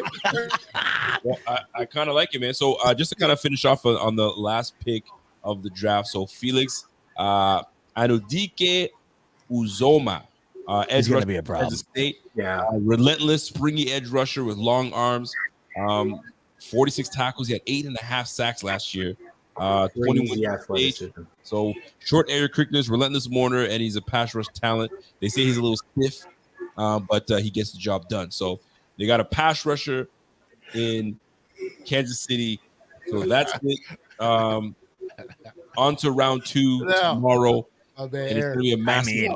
You got to live in that world, Eric. Live in the world now. You want to catch an unmissed boomers out here, Eric. Don't listen to them right now, right? You got to live in that dream and live in that space for a quick second. Absolutely. And Eric, looks, Diggs, D-Hop, Davis, Knox, Kincaid, Wood, still in play, but it's not in play because Bean shut it down, apparently. Well, how does D-Hop not get moved tomorrow? He's getting moved. I mean, this, in my opinion, now becomes... You saw how much Arizona navigated this first round. There is no way they leave this weekend without moving off of him. This is the weekend to do it. So tomorrow, to me, becomes very interesting. If I had to bet on it, I would have bet he was moved tonight, without question. So tomorrow has now become more interesting to me. Yeah, but nobody was going to move him for a second rounder. You know what I'm saying? Like for a first rounder. It's just not going to happen. You're not going to give that value. No. I wasn't expecting that, but I was expecting you know how it goes, where you get Schefter breaks something on TV here. He was waiting. He had a nugget. He was waiting to unload on television. You know how it goes. I was just shocked we didn't hear anything. Can I paint a picture for you guys real quick? I just want to paint a picture for you guys. Double tight end set. Dawson Knox next. You know what I'm saying? Tight end set. We got a single back. We got Diggs, Davis. And they stack the box. They're going to run it. All of a sudden, Kincaid backs off the line, goes into the slot. Now defense is panicking. All of a sudden, there's another motion, and now there's chaos. Nobody knows what's going on. Yo, Rico is dreaming right now. I love it. Dream, ball, baby. So what's going on? Is Diggs going deep?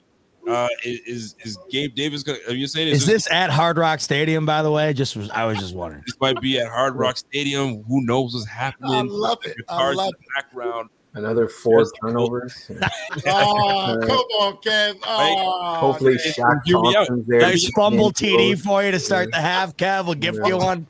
Check this out. You got it's a I formation. You got Kincaid as the fullback. He leaks out, and all of a sudden you got another one leak out, and now it's empty backfield. Listen, what's going on, guys? There's a lot of this. There's gonna be some creativity that's gonna be had. We all know it. It has to happen. You guys are I'm just listening to this. Like no one's gonna be like, he's moved positions. Who is he? We won't know what to do. Did no one get the program? Who is this guy? We're about to find out what's good, baby. I'm telling you. What's good. I tell you, I just wanted to say, because we Yes. kind of glossed over it, I was going to jump on the Kingpin side and kind of defend Dorsey a little, but then Bruce Smith stopped in and told us that the Kingpin was wrong. So we can't actually argue with Bruce Smith. You guys not see that? Even after his picture. Well, what is your defense of Ken Dorsey? If you were to defend him in this case, how would you defend him? Because you guys will, not you specifically, but the fan base never wants to admit when Allen has a bad game. Oh, agreed. Everyone in the world has a bad game. Doesn't want to admit when he has a bad pass. Like Dorsey was the problem against the Bengals. You had Diggs running wide open down the field for a touchdown in that playoff game against Cincinnati. Wasn't Ken Dorsey that missed that pass. I saw so many plays where you had check down receivers where they just weren't being used. You know what I mean? Like there are Allen is elite. I'm not shitting on him, but he's human. And every time there's a bad play, you want to immediately blame, oh, well, Dorsey couldn't get anyone open. And regardless, if you watch the games, look at the replays. Yeah. There's running backs just standing there. I can't tell you how many times I saw Singletary standing wide open, but we're bombing it down the field. And that's the Josh Allen thing, right? High risk, high reward, that sort of stuff. And 90% of the time he's going to pull it off because he's unique. But don't blame the OC when on that 10% when it was his fault. No way. You know what I mean? That's all I'm saying. We talk about that on here nonstop. We can't stand that. And at the end of the day, how many points did you score? Like how? Thank you, top 5 in the league. And it was like as a Dolphins fan with whose them. offense has been shit for like 10, 15 years, except for last year, you know what I mean? But like it's been poor to see you guys sitting here like this coordinator stinks. We barely have a top 3 scoring offense. What more do you want? Yeah. You know what I mean? Like how fucking spoiled are you guys? And I love you, but how spoiled are you that when you roll up the number 3 offense, you're like, this guy's a bum. And then meantime, so let me break it down for you. When you talk about if Allen has a bad game, right? The offensive line didn't give him any time. So apparently the offensive line stinks. When he doesn't have a good game, he's got no help. All he's got is Diggs. That's it. Yeah. Knox is a bum. Diggs is up, but Davis is a bum. They're all bums, right? When he has a bad game. And then when he has, so let me ask you, if that's the case, what is Dorsey supposed to do with such an inept squad? No, I am in what we all are in. I mean, maybe not Pierre. God bless him. I don't think Pierre will side with it. You guys but me and Rico 100% agree. That is one of the things that pisses us off the most. Nobody will give an indictment on Allen after a bad game. It absolutely infuriates me. But all of the things that you just said are also true at once, I think. There's definitely elements of all of those things that have factored in. But the problem is everybody takes those factors in the moments where Allen might have been at fault and then just doubles down on the other factors. There were moments where all those other things you mentioned were the problem. But when there are the moments in which Allen was the blame, and of course they just go with everything else. So it is annoying for sure. I cannot agree with you more. Yeah. Well, like those picks against the Jets. Oh my God, that's not Ken Dorsey. Oh, I mean, the red zone picks where he was going through that streak there where he couldn't stop throwing the picks in the reds. I mean, it was mind numbing. Keep in mind, I'm not on board with this Allen regress. Like, please, for the love of God, send me a quarterback that regresses that bad. Honestly, I'll take him in a heartbeat. I know. You're not. That's kidding. Regression. Sign me up. You know, I've just gone through like 8 years of fucking Tannehill and Tua. You know what I mean? So, Kev, talk to us about the real quick before we get out of here and sign off. Ravens. Are you impressed with what the Ravens look like right now? Now that they know for a fact that they're gonna have their quarterback, they bring in Zay Flowers. You got Andrews, OBJ, and we don't know what OBJ is gonna be like, but I mean he's a baller, so we'll see how that plays out. I really like Bateman. Yeah, and he's healthy this year, and that's the key. He's a solid player as well. So, yeah, how do you feel about this Ravens new look Ravens? And it'll be interesting because it'll be a new scheme, right? Because they find it's Todd Munkins is the new OC, so it'll be interesting. No more excuses for Lamar, right? So if he doesn't progress as a passer now, I took a look at his contract. I looked at it was specifically looking at the guaranteed money. It's 37.5 million guaranteed per year. I'm not sure how it breaks down, but that's the average over 5 years. To who? Sorry, Lamar. Yeah, and it can get contract. His contract was like 5 for 2 something, but the guaranteed was like 5. 185. It was 185. Yeah, it can get up to over 50 with the incentives, which is nuts. So I'll be curious to see because it's hard for me to shake the playoff game against you guys a couple of years ago, where right now Lamar, I know he didn't have many weapons on the outside, right? But he has the easiest defenses to diagnose because they put so many guys at the line of scrimmage to try and stop him. They almost always dedicate a spy, so that takes another guy out of your pass coverage. So he gets a lot of man-on-man coverage with single safety, because they're all in the box trying to stop the run game and try and stop him from running. Yeah. Which it's not a knock on him because he does that at an elite level. But when your guys didn't do that, your guys relied on the athleticism of your departed linebacker and Matt Milano, and you guys tracked him down, and he struggled. So I'm very curious. I'm not saying he can't do it, but I'm very curious to see what it looks like if now that he's got all these weapons. Like, Yeah. if You you had can't put the passing game yeah. together now, when? Yeah. That's a great point. You want to know what I don't think people think about a lot too? That playoff game is a great example because Lamar gets drilled about his playoff record. If Teron Johnson does not house call that pick from Lamar, do people remember how bad the Bills offense looked in that game? They couldn't move the ball to save their life. Oh, I remember. That game bailed out the narrative on Josh Allen, and nobody mentions that. Putrid in that game. Terrible. And all you guys kept talking about the wind. Remember? It was a windy said Team day. Dome right there, Bot? Huh?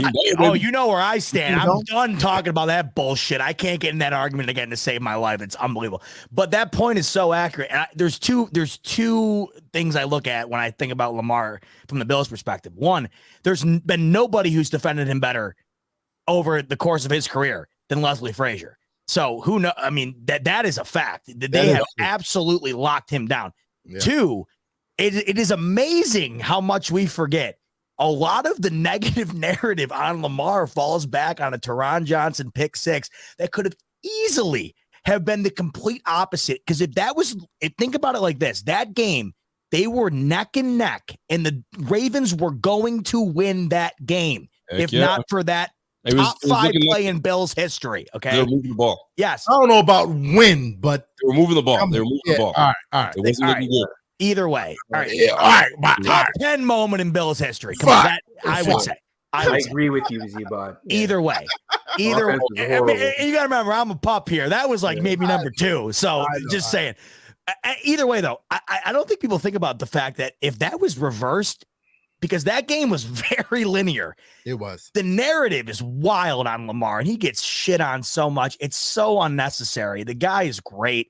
That game is not an indictment. And if you think about it from the Bills' perspective, if it was flipped, which it could have been, the narrative would have been the same he's been facing, but on our shoulders. So I'm glad for the Ravens. They're a great fan base. I love Lamar, and I'm happy they got that done because he doesn't deserve half the crap that he gets. It was either the very next year Ravens or the year before. missed 3 field goals that game, too. Yeah. That's true. I mean, there was so much shit in that game. It was insane. Lamar went in the playoffs next year, and he got crushed by the Chargers, and he looked really bad in that one too. Yeah, you're talking about Justin Tucker too, perhaps maybe the greatest of all time, who missed 3 because of that win. So Mike, my man Mike, what's up, Mike? Mike says that fourth could have been used to trade up in the second. I mean, man, listen, man, it doesn't matter. Yeah, it doesn't matter. The fourth. He sounds like me gambling. It's like, I could have done this. You know, I could have bet that guy. Also package up the 5th and 6th and move up. But I think we're gonna stay where we're at. I think we're comfortable. I think we got what we needed. And it's about the grades. What do you grade these guys? So we're about to see some really big things happen tomorrow. It's going to be exciting. Tomorrow, day 2 is always pretty fun because the clock goes. It's quick. Yeah. Let's roll. So we're back at it again tomorrow, folks. I'm excited. Smash that like before you get out of here. Show us some love and join us again. If you enjoyed the show and you were thoroughly entertained, come on over. My man, Kevin's going to be joining us tomorrow. He's got 2 picks for the Dolphins, so we're going to get his reaction. Hopefully it's a good one. I don't want you to lose your mind. My guys are he was bored today, though. All my guys were already gone. Yeah. Oh, they're gone. So I mean, you're scrapped now. You don't know what you're going to get. Well, I got 2 guys left. What's your first one tomorrow? 51. Who you want? Who do you want you guys taking? That's left, either Darnell Washington or Matthew Bergeron.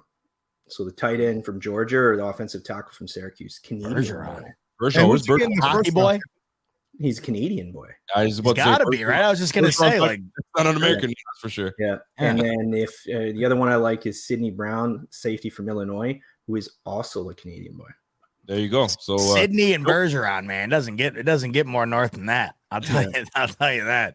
Well, there you have it, bro. So if you guys enjoyed this show and you guys enjoyed the analysis, join us again tomorrow. There's more for it. There's more to it. We're gonna get at it, and it's gonna be a fun one. So Are you not entertained? And tomorrow's more fun, I'd argue. Tonight's a little bit more stressful. Tomorrow's more fun, so definitely stop by. Oh, that's Fluffy. We're ready to go, and we're gonna have some good times, man. Fluffy Panda, what's happening, bro? Fluffy, man, I love Fluffy. Nicest guy ever.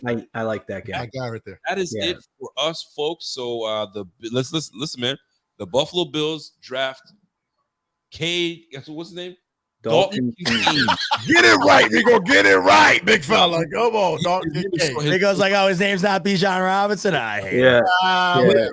You knew Brees Hall. That was about it. Yeah. He can just go with Kincaid as his name, but it was Dalton Kincaid out of Utah coming through to Buffalo, and we're gonna pair him up with Dawson Knox, double tight end set. We got James Cook in the fold. We got, you know what I'm saying, Harris is gonna be running the football. Buffalo's offense could look different, but it's going to be fun nonetheless. We got ourselves a weapon for Josh Allen. So that's it, folks. That's it for us. Day 2 is going to be a fun one. And we're going to set up. Corrado just said we missed the super chat. I don't want to go out of here without, of course, locking that down. I hate doing that, brother. We can't. I'm going to go hunt it down real quick, Corrado. I'm scrolling. Listen, I can't do that to my guy, Cardo Lindo. I hate doing that. I do it too much, too. I'm so like, let me try to pull that Cardero because it was a $50 one. And I got it right here. Here we go. Sorry, Cardero. Here we go. We're gonna nightcap with you. Kincaid. You got it, Rico. Go for it. Kincaid over Darnell Washington. Yeah, man, we needed Georgia. I hope he balls out. I'm at a loss for words right now. For sure. Nah, man. Listen, it's okay. It's okay, my guy. We needed a weapon. Cardo's from Georgia. Cardo, you're from Georgia, aren't you? I think Cardo is from Georgia. Homer. I mean, he's a homer. That's what it was. I mean, he's a homer, and that's why he wanted, Washington. But Kincaid is an actual weapon, so it's okay. Yeah, no one wants a 6'8", 280-pound tight end that runs a 4.5. I mean, he was faster than Kincaid, but who wants that? Yeah, but again, we need a proven guy. We need guys that can get it out. All these projects, again, it is what it is. Kincaid is the best guy on the board, and at the end of the day, what is the draft about? Just draft good players. For sure. Right? That's how I feel. Don't reach for need. I mean, you can to an extent. Pierre and I have been talking about this for years. It's not draft for need, and it's not draft the best player. It's draft the best player at a position of need and amongst them all, right? And that's what you did. Tight end's not highest on your list. Weapon was, right up there, obviously, and you grab the best guy on the board. Don't overthink it. You could reach for a position that you wanted more, and if that guy's busts, then what do you got? Yeah. Don't don't worry about Knox. You don't let good players stop you from taking great players. Nah, man, that's how you get better, man. We would have been. Listen, if the freaking Chiefs took Kincaid, we would have been praising the Chiefs on how they got Kincaid with a guy like. That's so true. That's so true. We would have been praising them. And this is the problem. This is the thing that I notice about Bills fans too, is we praise everyone else. We praise them when they make a move, right? Yep. Oh, we could have did this and we could have did that. How often you mention, watch this, we're not really in on D-Hop, but if he goes to the Bengals, we lose our ish, right? So we got to start praising the guys that we bring onto the team to make us better. Because right now, the Cowboys are pissed right now. They wanted Kincaid. Yes, sir. They would have had Kincaid and Schwartz together. That would have been a nasty little combo because Schwartz is a player out there. Yeah. You know what's probably the best way? That's probably the best way to weigh it, Rico. If you think about that player, think about it to yourself. How would you feel if the Bengals took him tonight? If the Chiefs took him tonight? That's such a great way to think about it. I didn't even think about it like that until you just said it, but it's such a good way to think about it. If the Bengals had left tonight with him, if the Chiefs had left tonight with him, the Ravens I thought had a tremendous pick going wide receiver in addition to OBJ tonight. So that I felt that pick where I'm like, yeah, Ravens got better tonight. That is the way to think about it. Everybody, and we talked about this the other night. Dude, they could have drafted a guy that would have been the highest hit rate imaginable. There would have been a million people that still had a problem with it. But that is such a good way to look at it. If you think about that guy from the perspective of having to go against him or the other team getting him, how do you feel about it then? And I know me personally, if I saw the Bengals steal him or the Chiefs steal him, I would have felt pretty shitty about it. So that's a really good way to think. What's wild too, and I know we're going to talk about it tomorrow more, but if we're being honest about Knox, was Knox an actual hit? In terms of what? What do you mean by hit? Just like he's a can't miss prospect. Like, we're so happy to have him. No. Exactly. So the fact that there's even a question, I like Knox. Don't get me wrong. I'm not hating on him, but the fact that there's a question, that's why this is the fucking no-brainer pick. It makes complete sense. Listen, we like it. You got questions. Why do you give him $12 million a year? Because I just think it's back to what we talked about earlier. They had no clue they'd be in this spot. You never You're in a bad spot. They Exactly. did a contract 6 months ago. You don't know who's going to be on the board. Exactly. Yeah, exactly. And to that point, by the way, when you look at Knox, and this goes back to what people think, and they get mad at me when I say there's probably 6 to 8 teams going into the season that have a better weaponry unit than the Buffalo Bills. If you step back and think about it, Dawson Knox is a cornerstone of the current weaponry unit. So if you don't think he's all that great, well, then why are you getting mad at me about talking about the rest of the AFC? Because the truth of the matter is Dawson Knox has been a very pivotal part of this offense. So you can't have it both ways, you know? Can't. And here's the thing. At the end of the day, too, guys, if the Bills want out on Josh, 2 years they can get out. That's right, man. On 2 years you can get out, and Kincaid will establish himself maybe by then, and Dawson Knox will be looking for a second contract, with his third contract with whatever, and that's it, man. He's making his money. That's what. Listen, man. Money to be made, money to be had. And that's exactly what happens. These guys are going to pull the money out there. So all is good in Buffalo land. Once again, Dalton Kincaid to the Bills, and we move on to day 2. Good night tonight, fellas. Good night tonight. Great night. We figure out what we do with the Bills. Now we can kind of breathe easy. Where are we going? We're going O-line. We're going D-line. We're going linebacker. Just saying, where are we going to go with that 59th pick? We'll soon find out tomorrow, folks. Have yourself a great night. And we'll touch base again. And folks, man, day 1 in the books, and we're going to be at it with day 2. So, folks, have yourself a great night. And until tomorrow, 8 p.m.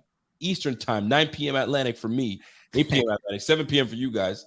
It's going to be 8 o'clock for me, and we'll see you guys tomorrow. Good night now. And on 3, everyone say go Bills, especially you on the bottom. Yeah, come on, KG. Go Bills. Go Bills. Go Bills. All right, fellas. We'll catch you guys tomorrow. Let's go.